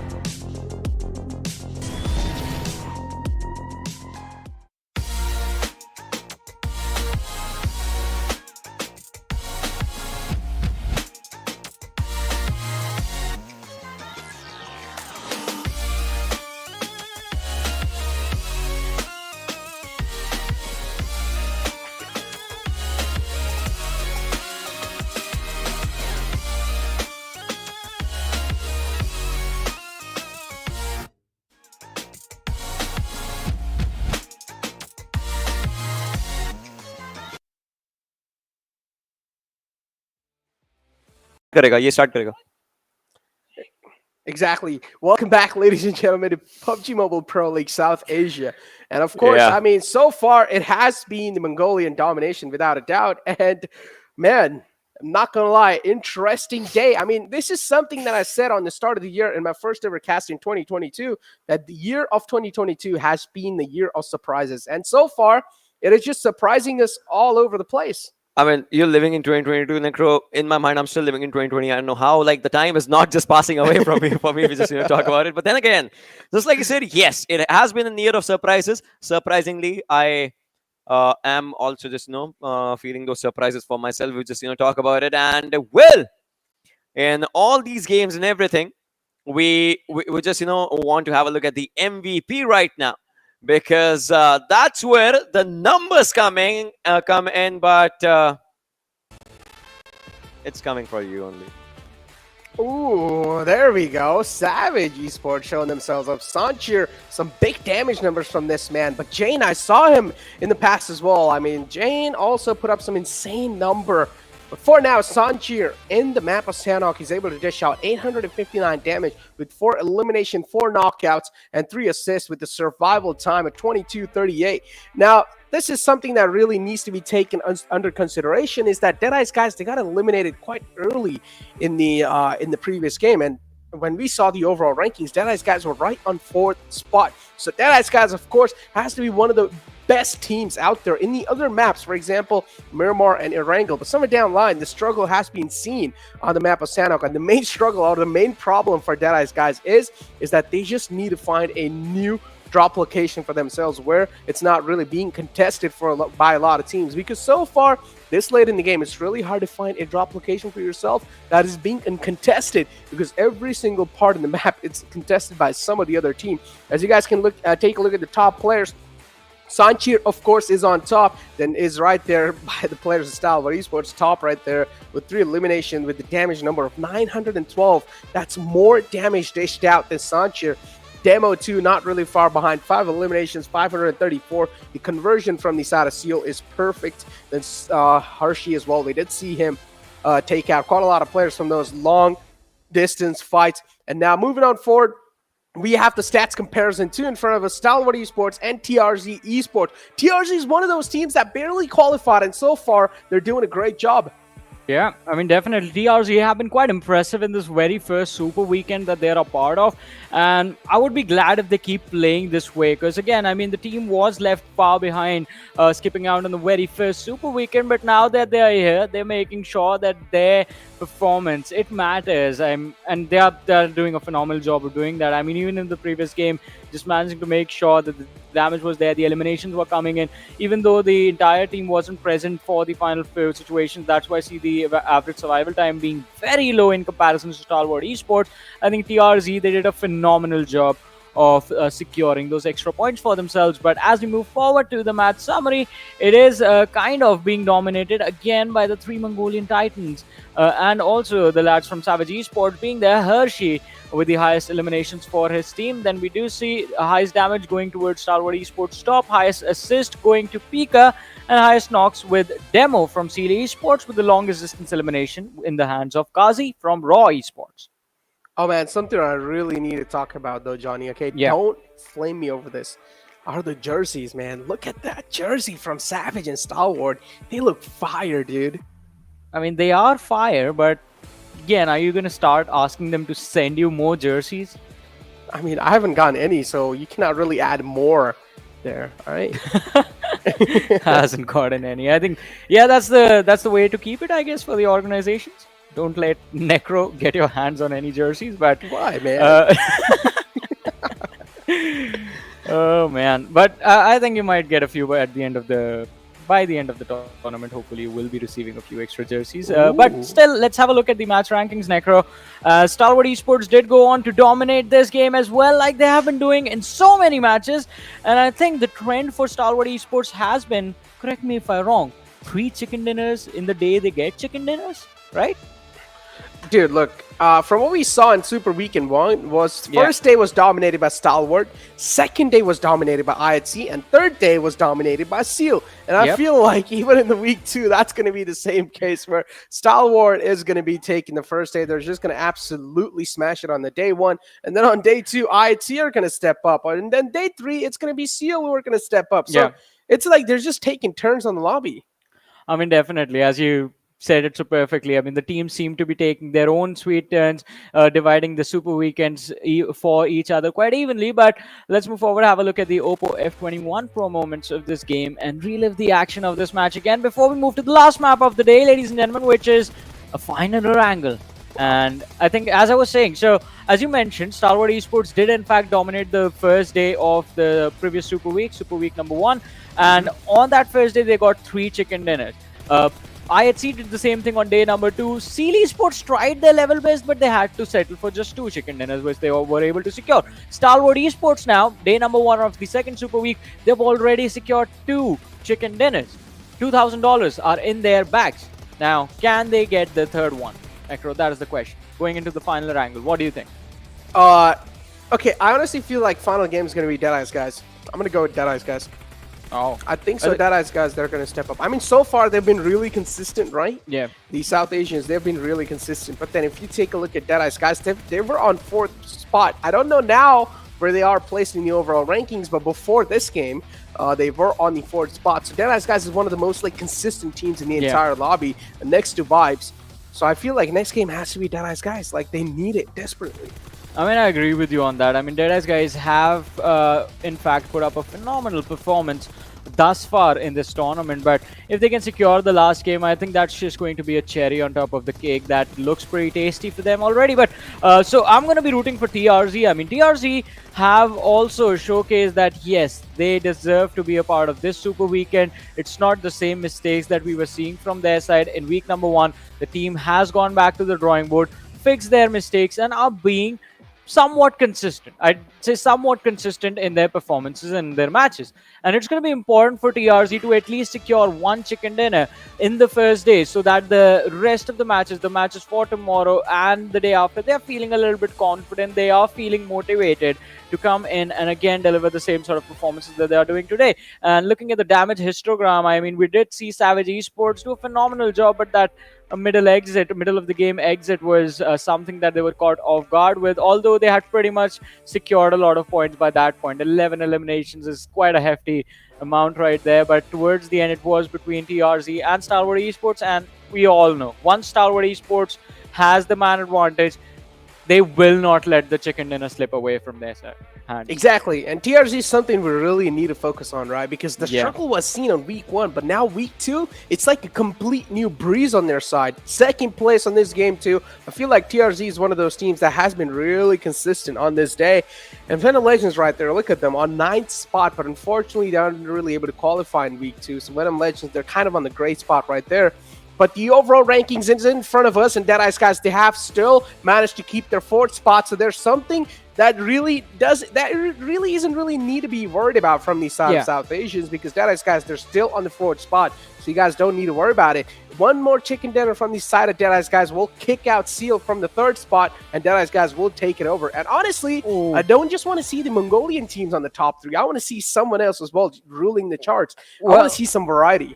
I mean, the competition at the top is different, but over at the bottom is the fight for survival. And I think look at TRZ and 7C Esports, the difference being just 21 points separating the team. If TRZ do in fact manage this chicken dinner finish in this particular game with 6 eliminations, they will topple over 7C Esports and be inside the top 16 on the very first day of the Super Weekend, Necro. And then they have 2 more days to capitalize on even further. So the team has already set themselves up for success. But as you mentioned, Deadeyes Guys are also looking pretty strong. So they might be also one of the teams that they TRZ will have to deal with. And Deadeyes Guys, their fight is different. Their fight is to break the Mongolian domination and, well, split apart the 3 Mongolian teams that are inside the top 3 right now and have sort of a decent safety cushion for themselves. So Deadeyes Guys, every single win that they get will help them move an inch closer towards their goal. But with the last Erangel just about to begin. It's going to be quite interesting to see because, again, there is a difference. Esports sitting on 216 and Deadeyes Guys on 183. You can't like cover up that difference with just one game. It's very difficult. So I think if one of these teams, Deadeyes Guys, Vibes, Phantom Esports, they start winning more consistently and being a little bit more consistent in those top 3, top 4 positions time and time again, I think slowly and steadily we're going to see that gap, that difference between the top 3 and the rest of the lobby shorten out and then completely vanish. Exactly. I mean, Deadeyes Guys, though, they were able to kick things off pretty well today, and that's what I'm really impressed by. Starting the day off with a nice chicken dinner, and then later on, it was just Stalwart Esports just throwing bangers after bangers on the game. IT2 stole a little bit of limelight in the center, but Stalwart Esports, so far, they have been dominating day one. But again, as I said, Deadeyes Guys, they were able to kick things off really well. So I think the final game has to be the note to end on, and I feel like Deadeyes Guys will be able to end on a good note. I don't know. That's what I think. What do you think? Which team are you going to be opting out for? I mean, I already said it. I mean, it is going to be TRZ. I'm going to rooting for the lads that have showed up this week for the first time and in the Super Weekend and are, in fact, putting up a wonderful performance. But that sort of makes me question, like, why was week 1 missed out upon? But hey, I mean, no harm done. If you are here, you're playing well, just keep this going. Be consistent on all 3 days. And I think TRZ can, in fact, do stand a chance, in fact, right now to make it into the finals if they make it for the rest of the week and, in fact, continue playing like they're doing right now. But, ladies and gentlemen, we do see the players in front of us, and that just means that the match is about to begin in a few short moments. All right, who's smiling right now? Who's smiling? I do see a few smiles. Wait, there's someone actually doing some rope jumping behind someone was eating a sandwich. Players. What's going on, man? Huh? Why is he rope skipping? Why is he like...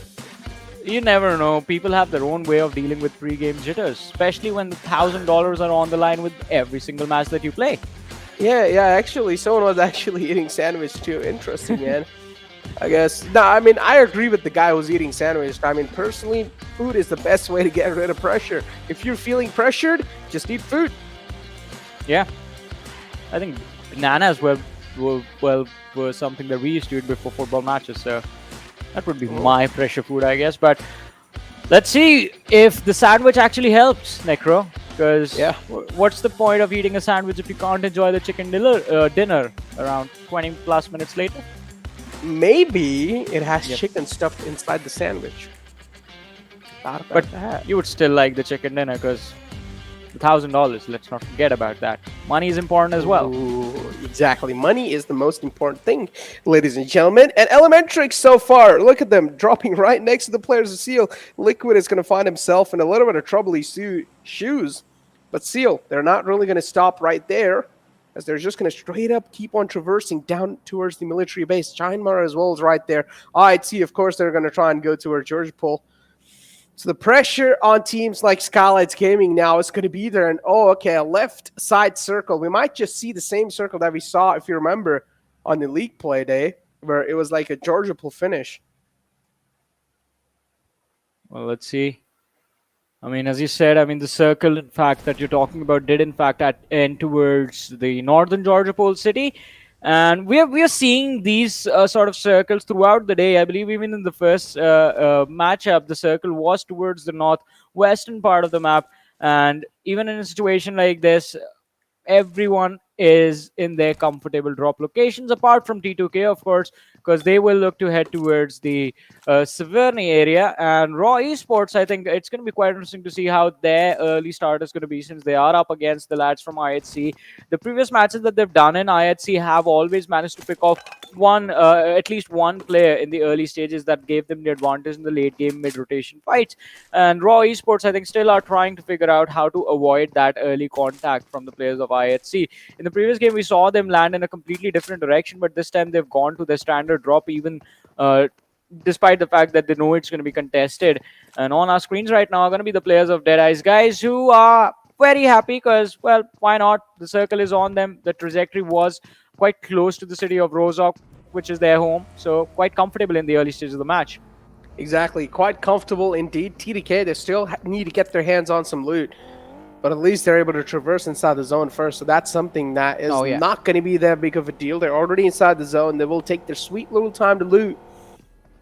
Well, on the other hand, teams like Dax, man, on the overall rankings, only 3 points in this Super Weekend. on this entire day. That's something that Dax will need to take and acknowledge, because they will need to try and move up, and they will need to just boost their points up somehow. They need a really solid game here to end things off on a great note, and maybe on day 2 they can try and make the comeback happen. Because hey, you know, Johnny, I call the day 2 as the week of comeback. Not just day 2, the entire week 2 is the week of comebacks. This is where you try to take eyes. This is where you try to look at the bottom half of the board and see if there are some hidden diamonds in there.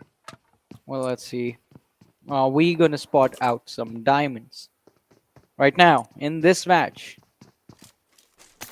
Maybe. You never know. I mean, we've seen some amazing individual plays being made. I mean, talk about the start that we had to the day with Deadeyes Guys having an impressive clutch winner chicken dinner for themselves. But the Atrax on our screens right now. Again, another impressive team, but we're not seeing the same performance. I mean, I've not seen the same Atrax that we saw during the league play days. The team that qualified within the top 4. They're somewhere being overshadowed by kind of the run TRZ are having in this lobby right now. Yeah, indeed, man.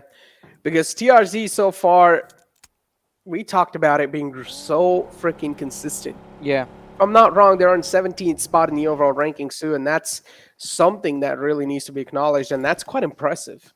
While moving on, in the other hand, teams like DRS as well, they're kind of on that struggling phase, but we know DRS is one of those solid lineups, right? You remember last year, one of the most teams that surprised all of us. None of us expected them to win the entire PMPL, and they were actually able to win it on the first spot too. So, of course, back in the day, they were called Visits with Vibes, and now they are being signed under a completely new banner called DRS. And yeah, last time they were actually able to win it, but this time the struggle is being seen from their side. What do you think can be the problem with them?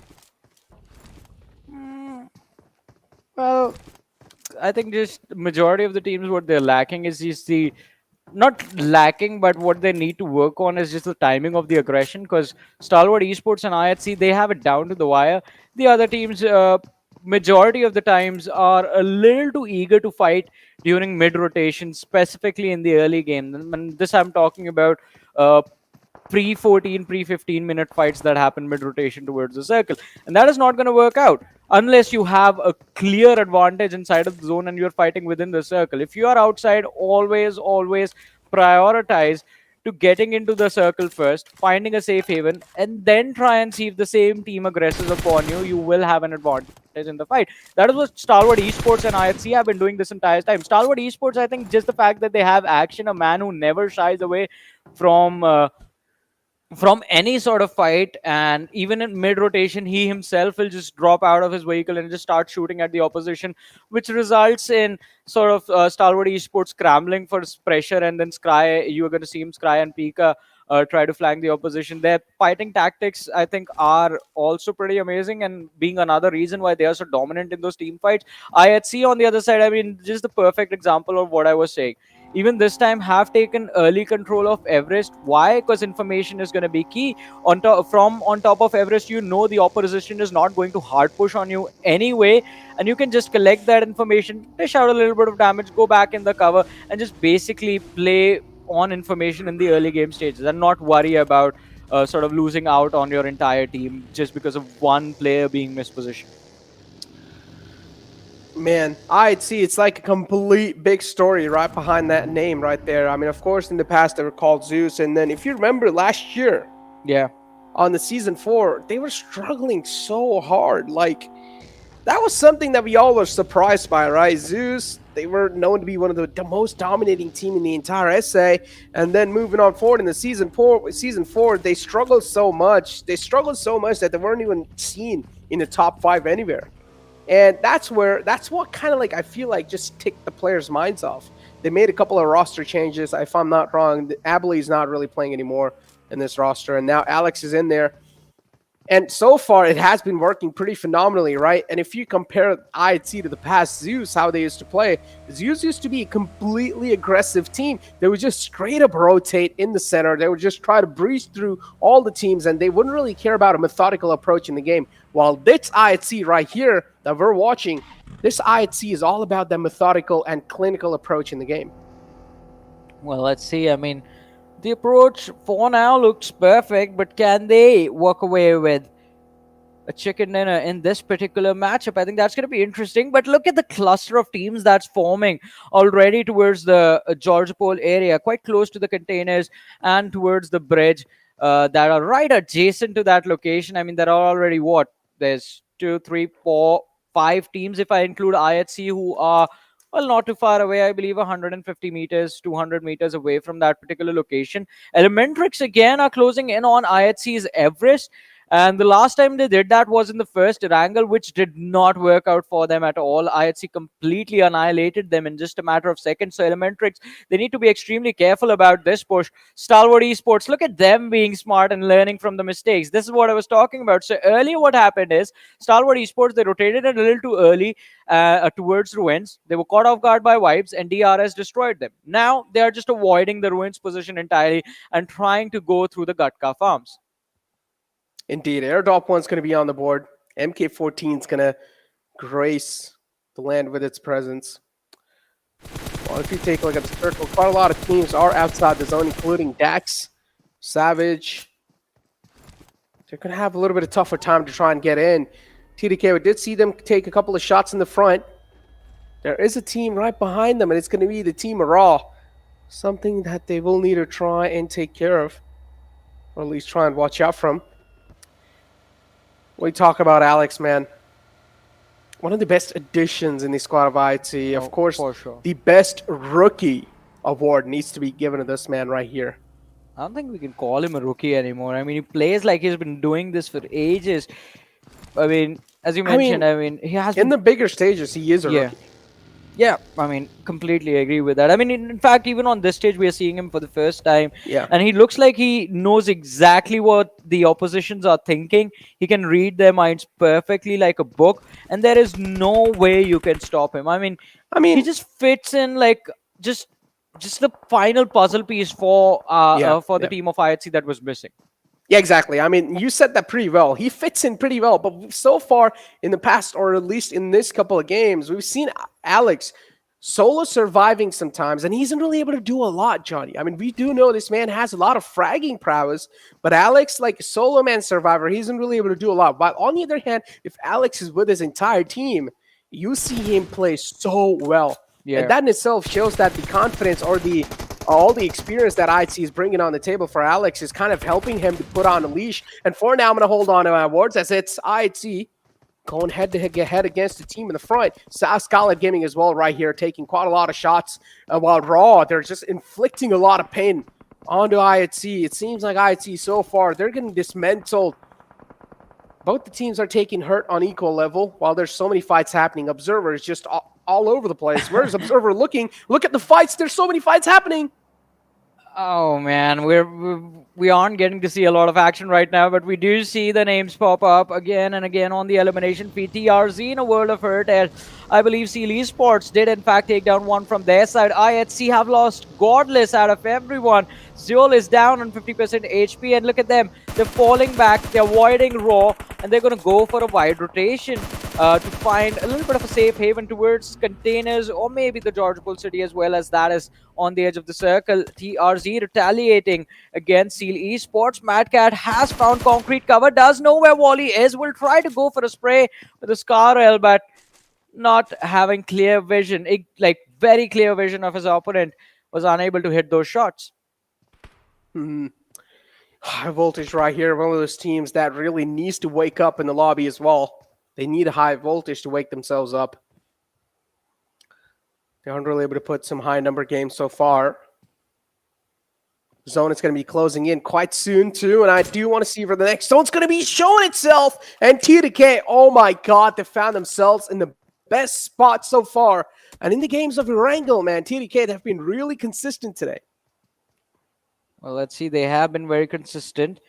But they're going to have to keep on going on like this if they want to make sure that even in the later stages, they do hold an advantage. And T2K on the northern side, I think, will definitely have a fun time for the next few minutes inside of this match. High voltage, look at them. And this is quite an interesting spot to be in right now, since they are 200 meters away from the circle, and they know there's a cluster of the teams headed in their direction, starting off with ElementriX, as Badu is going to try and see if he can shoot down Incus. But the distance between the squads does, in fact, deter him from doing so. And now, High Voltage, they're going to be thinking about their rotations and moving out of these compounds earlier on, trying to find a new spot within the circle, within safety. Oh man, and look at that. Rotations coming out from all the teams, prioritizing zone. They don't care if it's a risky one too.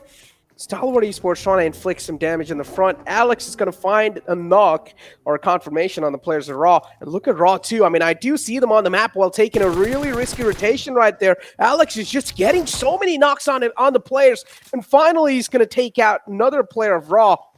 Oh man, a lot of action indeed is being missed. But I'd see as well, they're putting some numbers on the board. 2 elimination points so far. And it's being taken out from the team Raw. Well, we did see the rest 2 players were in the water, so that means it's going to be really hard for those players to try and reply back in this fight. Well, definitely, it's not going to be easy to make it out of this situation in one piece, but let's see if they are able to achieve that. Stalwart Esports, in the meanwhile, are trying to move towards the circle. Look at Scry, he's taking advantage, just capitalizing with the third party. AJ is going to make sure Extreme is going to be on his knees, but Skylightz Gaming, can you survive the assault from Stalwart Esports as well? Oh, Skylightz Gaming, oh, the vehicle was taking a lot of shots. Action in the close, this man's not going to miss any shots, and indeed he does, and he's able to catch out a man while he was fading away. Skylightz Gaming, now they'll need to try and inflict some hurt on the return. While Action is taking quite an open rotation, and this time Galzin is not going to let him slip by. He gets an instant confirmation. While he's also moving out in the open. I'd see too, they've gotten a couple of knocks onto themselves. Stalwart as well. They're being held out the zone. Something that these teams will need to try and compromise on is that the zone is not going to start to hurt. And they cannot really keep on taking the zone damage anymore. While Seal too, they're getting a couple of shots inflicted onto themselves. Phantom Esports, they're able to rack up these damage numbers, but that's a nice retaliation from the side of Seal. Well, that is a nice retaliation, but let's see how far they can push this. And the Circle Gorge just showering blessings upon T2K one after the other. Now the Circle is completely on them. But we'll talk about that in a minute, ladies and gentlemen, because we do have the first squad wipe almost, the second squad wipe almost being secured by the players of Seal Esports, as they have dwindled down the numbers of Phantom Esports. Leo is caught in an awkward spot. He needs to get out of this church to move further in to the circle. And, well, JyanMaara are pinned out in the open as well. High Voltage, they have them surrounded. No fear. Well, he needs to have some fear now, because he's just surviving with a sliver of HP, and then one after the other utility is being tossed. But as we talk about it, High Voltage, 2 of their players are going to be knocked out. And even though Assassin is there to go for a revive, will they be able to survive? One nade from No Fear, or the other lad from JyanMaara, and, well, High Voltage, 3 players are going to be out of the game. Indeed, 2 players left for this team. It's a 2-on-4 situation. High Voltage, they're actually able to get the reset through. A nice one too, Wadu. Oh, then it could have been really close for comfort, but at least a little far away from the mark. Probeen now is going to throw the nade in. Is now trying to toss one in as Gunner's found out, and now it's all down to No Fear, the final man up for Raw. And is he going to be able to put some numbers on the board? That's what I want to find out. No Fear just in the closet room all by himself. He's also getting mollied out there. Nice flush from the side of High Voltage with that Molotov, and they're going to nail JyanMaara out the game, as now it's Phantom Esports with also 2 players up. They're moving in quite close to a lot of teams, and wow, that's quite a risky rotation from Mad Max. Spots out Shifu in the front. Are they going to go for shots? No, that's a quick vehicle change. Well, let's see. A quick change up might just be the thing that they need, but the shots are still being fired in their direction. Look at Stalwart Esports trying to contest T2K, but they have the advantage in this one, and the first knock is going to be secured. Scry instantly getting knocked out and finished off. The rest of the players from Stalwart Esports are going to try and disengage, but I don't think they're going to have any luck of doing that. 14 teams, 39 players still surviving, ladies and gentlemen. And the other fight, the big one, is Seal Esports going up and at it against the players of IHC. And if one of the teams gets wiped out in the early stages, I think out of the top three, one big contender, it's going to be out. And that's going to make the ending to this game a lot more interesting. But T2K, in the meanwhile, controlling the center quite nicely, are not too worried about the players of DRS in the rear, which in fact they do need to be worried about. And look at this. Jiggle just absolutely destroying the players of Vibes. A wonderful spray down on the lads, and finds a few impressive openings out of that. What is going on with high voltage again? An unfortunate rotation out in the open, and Vibes, they're going to punish him all across the board as Deadeyes Guys. Oh, they're getting dismantled now. My pick was Deadeyes Guys, and please do not get taken out like this. Even though so far things aren't really looking under your court. But I'm pretty sure Seal, they're also down to a 3-man squad. One of the men is knocked out from Deadeyes Guys. But they can also have a little edge on this fight too. They do have the wish to play on top of Seal. But that's not what they're going for. On the kill feed too, we do see Alex just inflicting some pain and hurt on the players at Raw. And he's able to dismantle them slowly and steadily as Raw. Now they're down to one last man alive. Well, let's see.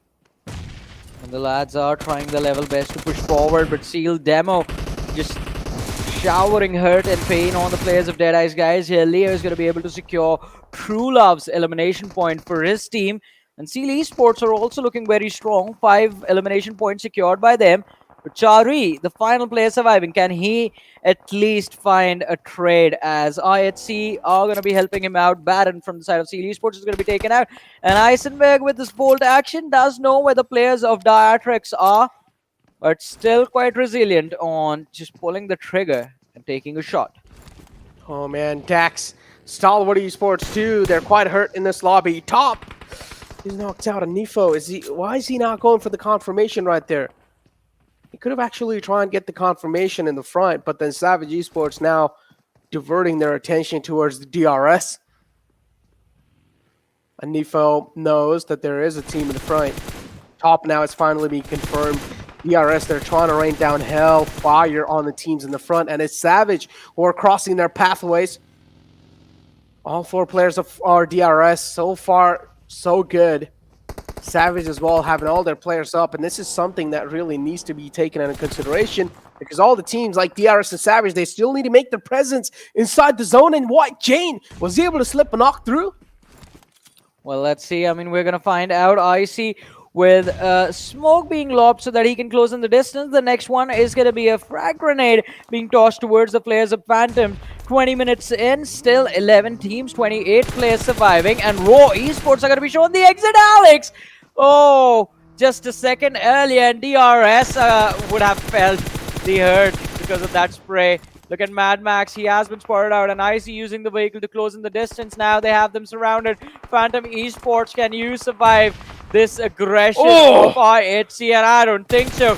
Icy with a perfectly lined up nade right inside the shack is going to run in, but the final player from Phantoms is behind the shack, and Icy is trying to spray down inside of the smoke, does not hit the marker. Split not managing to dish out a world of damage, and he runs in for safety, but oh, he's pinned down, and IHC, they go for the punish on this one. Phantom Esports have been shown the exit from this match, and well, they are not alone. After them, 3 more follow, as we're down to 6 teams, 21 players, so 2 more teams, and out of which Stalwart Esports was one. Who's the next? Deadeyes Guys are out, Necro. Oh my god, on the right side of the zone though, there's so many teams right next to each other. Savage now, they're getting hurt. They're getting dismantled by a lot of teams because, as I said, there's quite a lot of teams, not just one to focus on. A little bit too many players to try and focus on. They will need to try and divert the attention equally. Sancher as well, the final man's being found, and that's a great find from the side of TDK to put the final man to sleep. TDK, they have this zone for themselves. The stars were aligned, but now TDK, they're as well taking a lot of damage. DRS on the top and the north side. Shouldn't really be that tough for this team to try and rotate in. Vibes as well, quite close. Oh, this is a close one, man. And it seems like this time, finally, we might just see that Mongolian domination stopped. Well, let's see. I mean, yeah, it's just IHC and Seal surviving. Zeol has been taken down by Killer YT.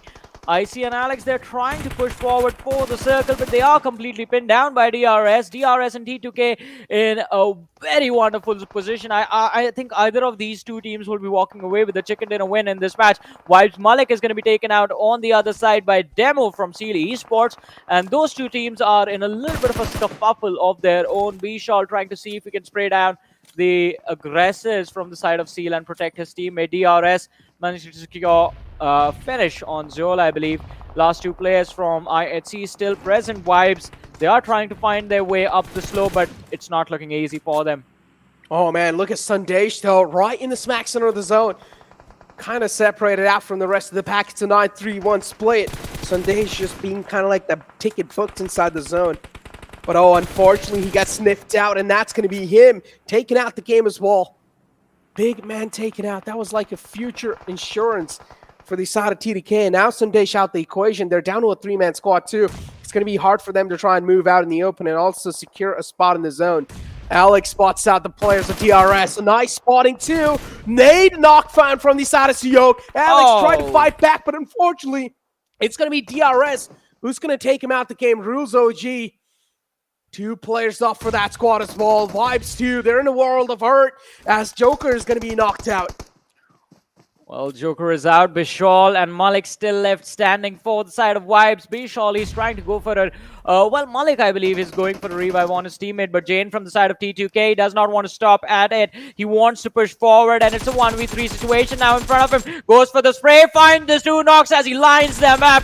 Now, Bishal is going to be the last surviving player for the side of Vibes. Jane takes a massive nade and is going to be knocked from the backlines. T2K, they're falling left and right. It looks like DRS, they're going to be walking away with a chicken dinner win in this game. Esports down to the final 2 players. T2K, their numbers are being picked apart. Syok is going to be on his knees. Legend is going to be the last player surviving for his team. And Demo, he's so zoned in on just T2K and Vibes. He's not even considering the players from DRS who he will have to deal with in a few moments. What just happened? Seal, they're right inside the zone. That's the only team who's found their footing inside the zone. And what? The tables are being flipped now. We thought TDK might just be the one to try and win this game, but no, that's not the case so far. Legend's the only man left alive from that team, and he still needs to move out in the open because he has a little bit of temporary cover to work with as the car. As we go, and there you go. Legend as well sniffed out and taken out. A little glimmer is going to be enough for DRS to get rid of him out the game. And DRS too, they really do need this game desperately. 2 deserving teams right there, and Seal, it's their turn, or it's their chance to try and steal it away with only a 2-man alive. Demo, we've seen this man put on some insane numbers on the elimination leaderboards. Demo is something that every single player needs to watch out from. He's kind of like a 1-man army from the side of Seal. And we do know Seals, they're quite detrimental. So DRS, you better watch out. You guys are soldiers too, but there are Seals in the front. Well, let's see. These Seals are going to have to quiet down if they want the chicken dinner win. Let DRS and Vibes fight it out in the 3v4. And as their numbers fall, that is when you strike. But Demo and Leo, their positions are compromised. Jiggle and Malik looking right at them. Well, in their general direction. Because there is obviously quite a distance of terrain separating these squads against each other. Kind of a dull moment after all the chaos that we just witnessed, as all the 3 teams remaining in this match in the final few moments of this game have taken their time to reset, to re-heal up, see how much utility, how much ammo each and every individual has left, and then try and see how they can set up the situation to just close out this game. 4 versus 3 versus 2 are the numbers for the teams that are present. And look at Killer Whitey. He knows exactly where the lads from Esports are. All he has to do is just lob 1 nade in his direction, and the rest of the DRS lads are going to be able to close things out quite nicely. Oh, Rule, so close, just a little to the left. And no, last few shots did hit Malik, so he is going to try and reposition. And he does, quite nicely in fact. Yeah, it does reposition DRS too. Not really in a comfortable spot, but the circle shifts on top of the players of Vibes, and now they're graced with the presence of the circle. Seal 2, they're going to start to expose themselves, and they're inflicting quite a lot of hurt on the players of Vibes, as Malik's now being found out. 2 players left alive. It's going to be all down to Jiggle as well. as the big man, and then Vishal right in the back to try and support him as the nate's going to crawl next. And Jiggle is able to find another knockout on the players of DRS. What's going on? Seal here. They're kind of being the main distraction of everything. Demo, the final man alive, and there we go. He's going to be taken care of as well from the lobby. Seal, they take an exit on third spot. Quite consistent for sure.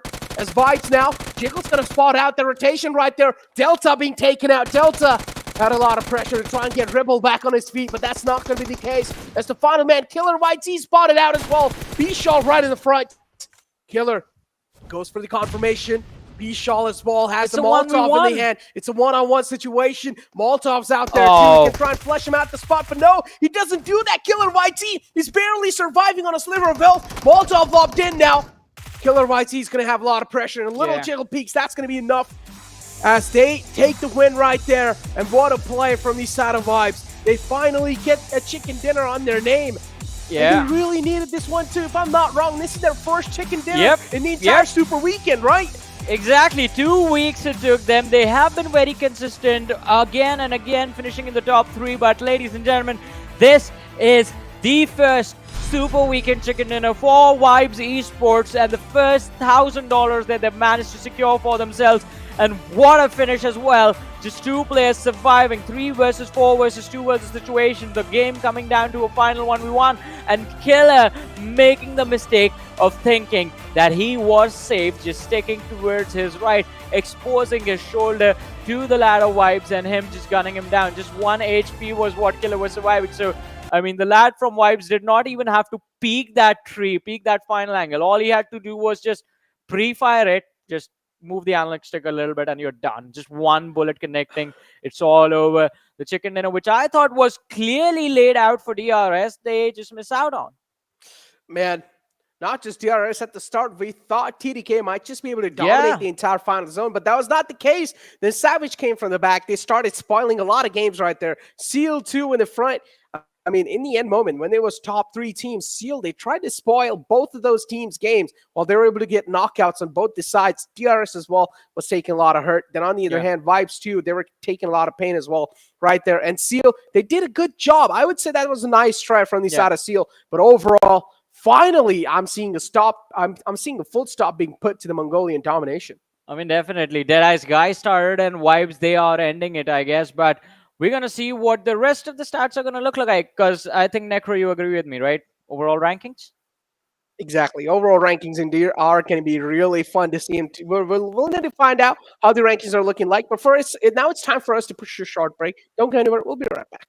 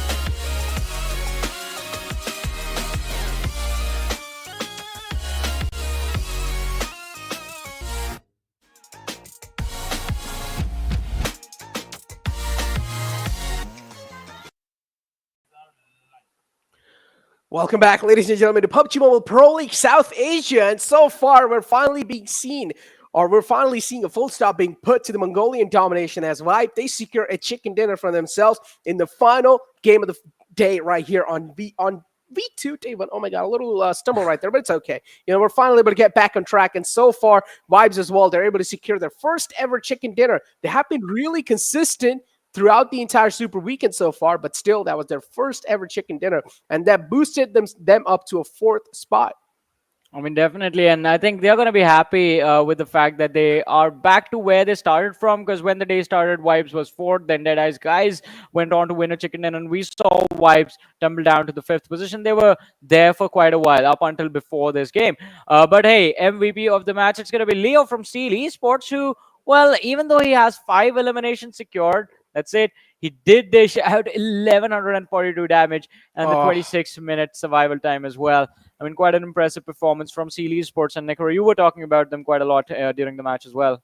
I mean, they were actually able to dish out quite a lot of damage too, and quite a lot of elimination points. And we did see a little glimmer of that in the final zone, because a lot of action was missed between the game. I'm pretty sure that action wasn't really covered, but still, I mean, we tried our best to cover it through, because the kill feed as well, we saw Zeus, they were engaged in a single fight, or IHC, they were engaged in a single fight against Raw for a really long time. Pretty much the majority of the game, they were just trying to fight out Raw. And somewhere down the line, that also hurt them kind of in the longer run. As you take a look at the top players, #1, of course, has to be Leo, which was the MVP of the previous game. And then Jiggle is going to follow it up with 6 elimination points and 702 damage. The conversion right there from that man is quite impressive. Alex is right there, the best rookie, as we talk about, from the side of IT Esports, with, of course, 5 elimination points and damage number of 763.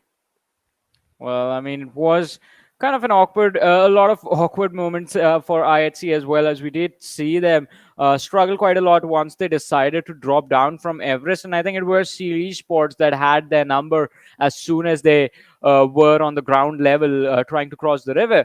DRS, although Killer Whitey, we have to give him props for just being there till the last moment and trying his level best to secure that 1v1 finish. But it was a 50-50, complete 50-50, and this time it went in the hands of Vibes Esports. And we do have the stats for both the teams. Vibes also doing a phenomenal job, because damage dealt and damage received. Now that is a stat that I like. Quite a nice approach to the game by Vibes Esports. 13 eliminations secured in total. And on the other side, DRS just being a little bit more efficient, even though they were part of the T2K DRS fiasco that we saw. And I think that was the most extended fight that it took in the entire game. Exactly. Expensive fight indeed. And I mean, Vibes, man, they have really impressed me after that previous chicken dinner. And we do know Vibes, somewhere down the line, they have the capabilities to actually be on the #1 spot too, because they have been so consistent, as I mentioned in the past too, right next to Deadeyes Guys. Now, Deadeyes Guys, unfortunately, their position has been compromised in the overall rankings. Deadeyes Guys, they pushed down to 5th spot, and Vibes, they're taken over on the #4 spot again. Match summary in front of you guys, of course. Jiggle has to be there with the highest elimination points. We did see him get 6 elimination. Highest damage, Leo is going to top the charts in that one. 1142. Highest assists, Malik's going to find himself in. Pretty much, it's going to be Vibes domination right here, and Seal 2 right next to him. Well, I mean, again, this match, I mean, we are again and again seeing the same players, the same teams being represented. I mean, because it was pretty much these two squads, and of course the other lads from DRS, T2K, and IHC doing most of the heavy lifting in terms of those eliminations. Because look at that, 13 eliminations from Vibes. Then we have Stalwart Esports on 10, DRS with 8, IHC with 8, and T2K with 4 eliminations in the late stage of the match. So these teams, I think, again, towards the end, did a phenomenal job of making sure the cleanups were happening constantly, and we were seeing those constant action. But again, a surprise and an unfortunate series of events continue for the players from TRZ, as they have only secured just 2. I think they have had 2 wonderful matches today, but apart from that, not being consistent in the rest of them can backfire. Now, the good thing is, the first day they have had a decent run. I'm going to give it that. It wasn't good, it wasn't bad, it was okay. They need to make sure this sort of a picture well, it's sort of the baseline performance. You can't go underneath this. This has to be the average and the benchmark that you need to set. Every single day you come around after this, I think we need to either see improvement or the same replication. So this is the same delivery that they did today. Exactly. Talk about the delivery. Let's find out how Vibes were able to rotate inside the zone and how they got the chicken dinner for themselves. Let's find out the rotation. As we take a look at the map, this started, of course, from the area quite towards Pachinki right there. And then we do see them dropping towards Water City. And we know Vibes, they like to drop in Water City. And from there, the rotation towards the final zone wasn't really that tough, right? But if they would have wasted a lot of time in Water City in itself, then maybe things could have been a little difficult. We do see them taking quite a bit of time in the first initial zone. And then right here, they realize, all right, we don't really need to move now because the circle has shifted right on top of us.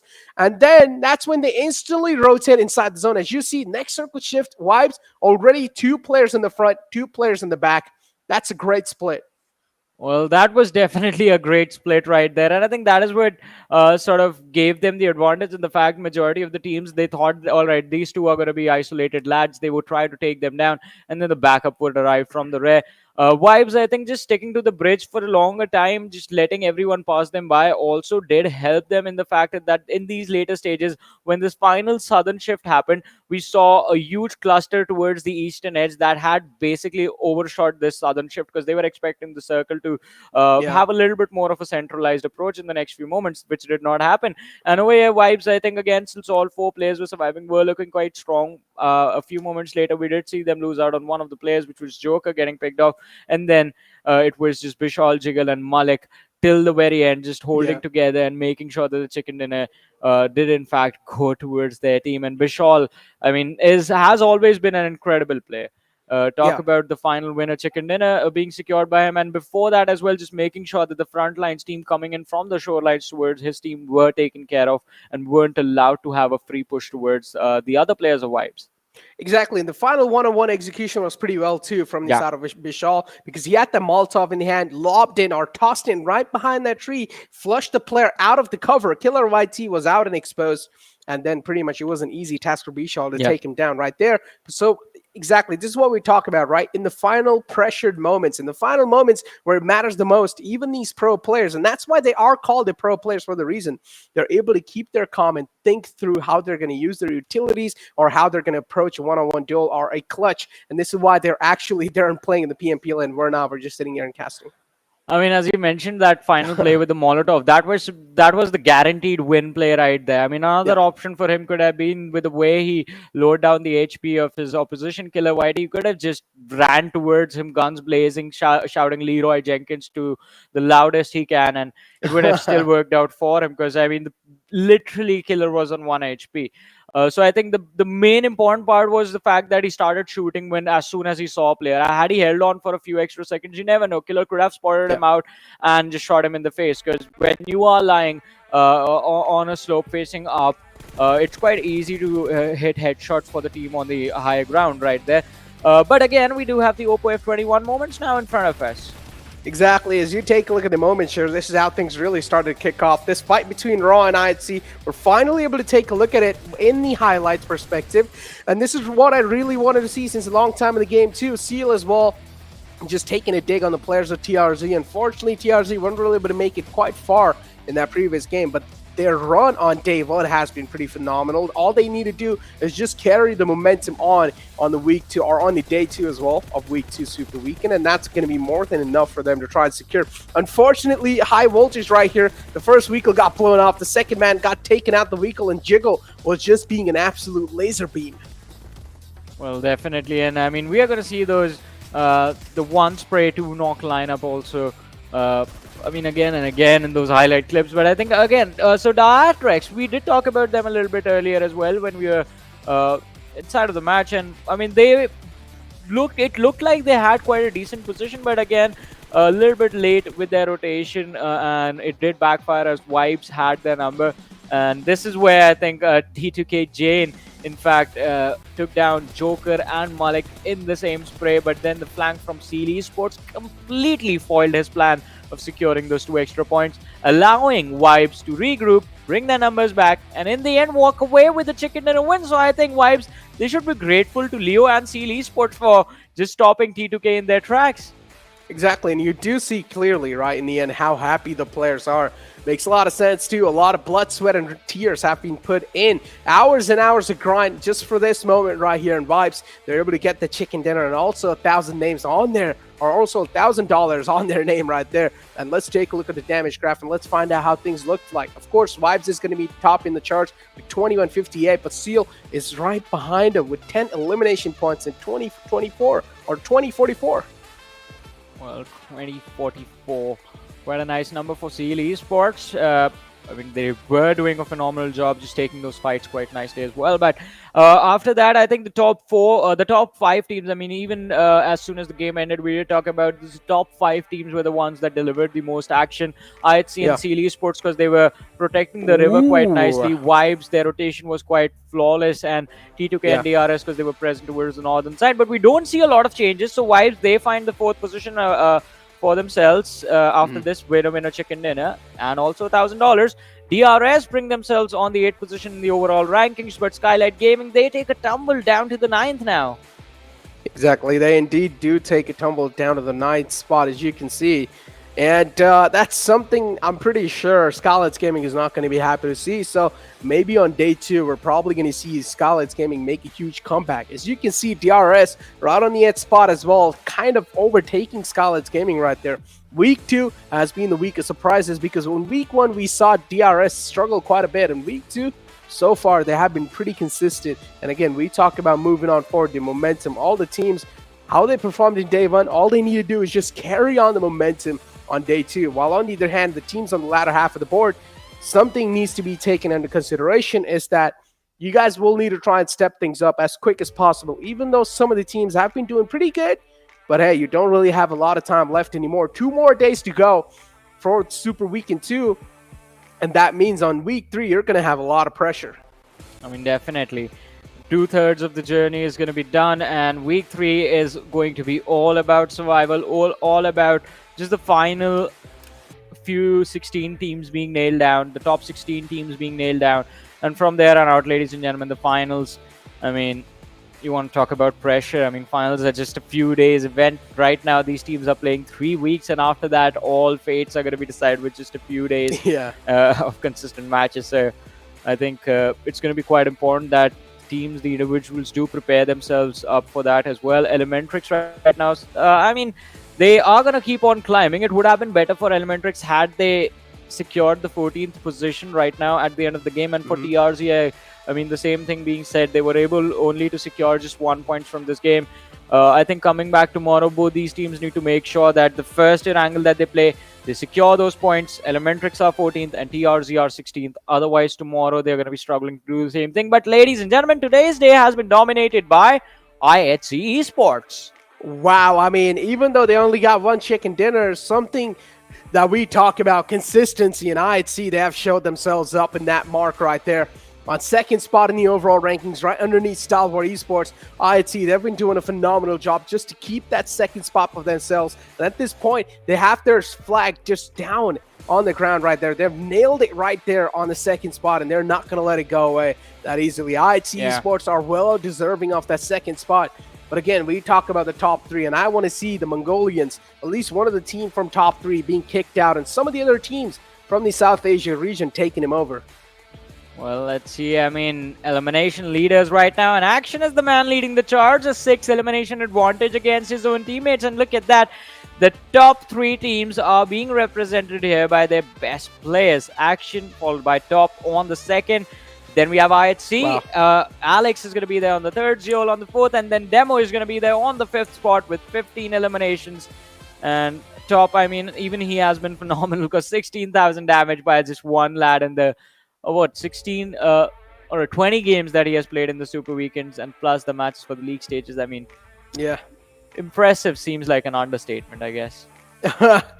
I mean, indeed, that is quite impressive. Not gonna lie, if I was a girl right now, I would be like, please date me, someone. Fanboying or fangirling around. Fangirling like, over the... Yeah, I would be like, please, man, just a little autograph right there. I would be quite happy. But yeah, the latter half of the elimination board right there. Deadeyes Guys, of course, has to be there because we talked about Deadeyes Guys as well, performing pretty well. Unfortunately, though, on the map of Sanhok, it's just that curse that DE has to go with, and they get eliminated right off the bat. Even though today they tried to change the drop spot to Cow, still did not really work out because it was TRZ who took him out the game. Now, Seal 2 right there, the entire roster's there on the elimination leaders. Yeah. Pika kind of far away, but it's okay. But Seal, they've got every single player on the top 10.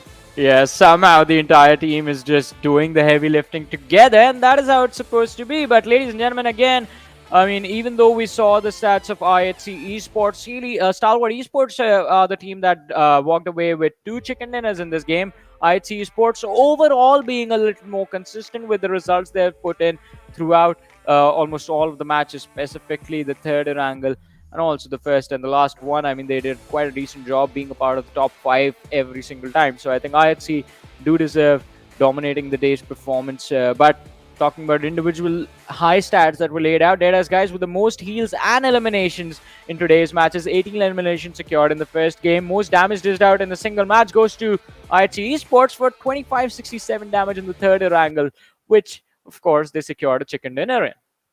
Secured indeed a chicken dinner. I don't know if you noticed, Johnny, but I've got a nice little panda shirt. Look. Oh. Did you see that? Did you get your other Panda Bro a similar T-shirt? I think people would have loved to see the both of you together again. No, I didn't. Oh, Fixes is gonna feel bad about that. I'm pretty sure. I was the main panda all over the place, all along. But I'm just kidding. Jokes aside the way, though, man, day 2 or the week 2 of day 1 indeed has been really good. And now I want to see how things are going to be looking like on the second day, because we always talk about, right, second day is the day of comebacks, and especially week 2 in general. I called it a week of comebacks indeed on the Super Weekends. Now we're pretty much done with day 1 of week 2. Now tomorrow we're going to be moving on to the day 2 of week 2. What are your expectations from that? I'm not gonna lie, that week 2, day 2 is quite confusing. But yeah, we're gonna be moving on to day 2 of week 2 tomorrow. You get used to it. You get used to it in a bit. But yeah, my expectations are definitely going to be from the teams at the bottom, ElementriX and TRZ. As I said, first game in. After that, I want to see them move up the leaderboard. If they are still stuck there, I'm gonna pull my support. Other than that, I mean, the competition at the top is getting a little bit more tougher, which I like. But I want Vibes and Deadeyes Guys to be a little bit more closer to Seal and IHC. That's going to make things a lot more intense going into the finals. Exactly. ElementriX, I mean, in league play, they were quite phenomenal, but somewhere down the line at Super Weekend, the struggles are being seen. And this in itself proves that the air, that the entire aura in Super Weekend completely just flips around. But it seems like that's going to be it from our side, at least on the day 1 of week 2. We're going to be seeing you guys in the week 2, or in the week 2, day 2. Don't go anywhere. Or actually go everywhere you guys want. It's pretty much nighttime. Go ahead and enjoy, have your dinner. Tomorrow we'll be right back at the same time, so we'll see you guys tomorrow.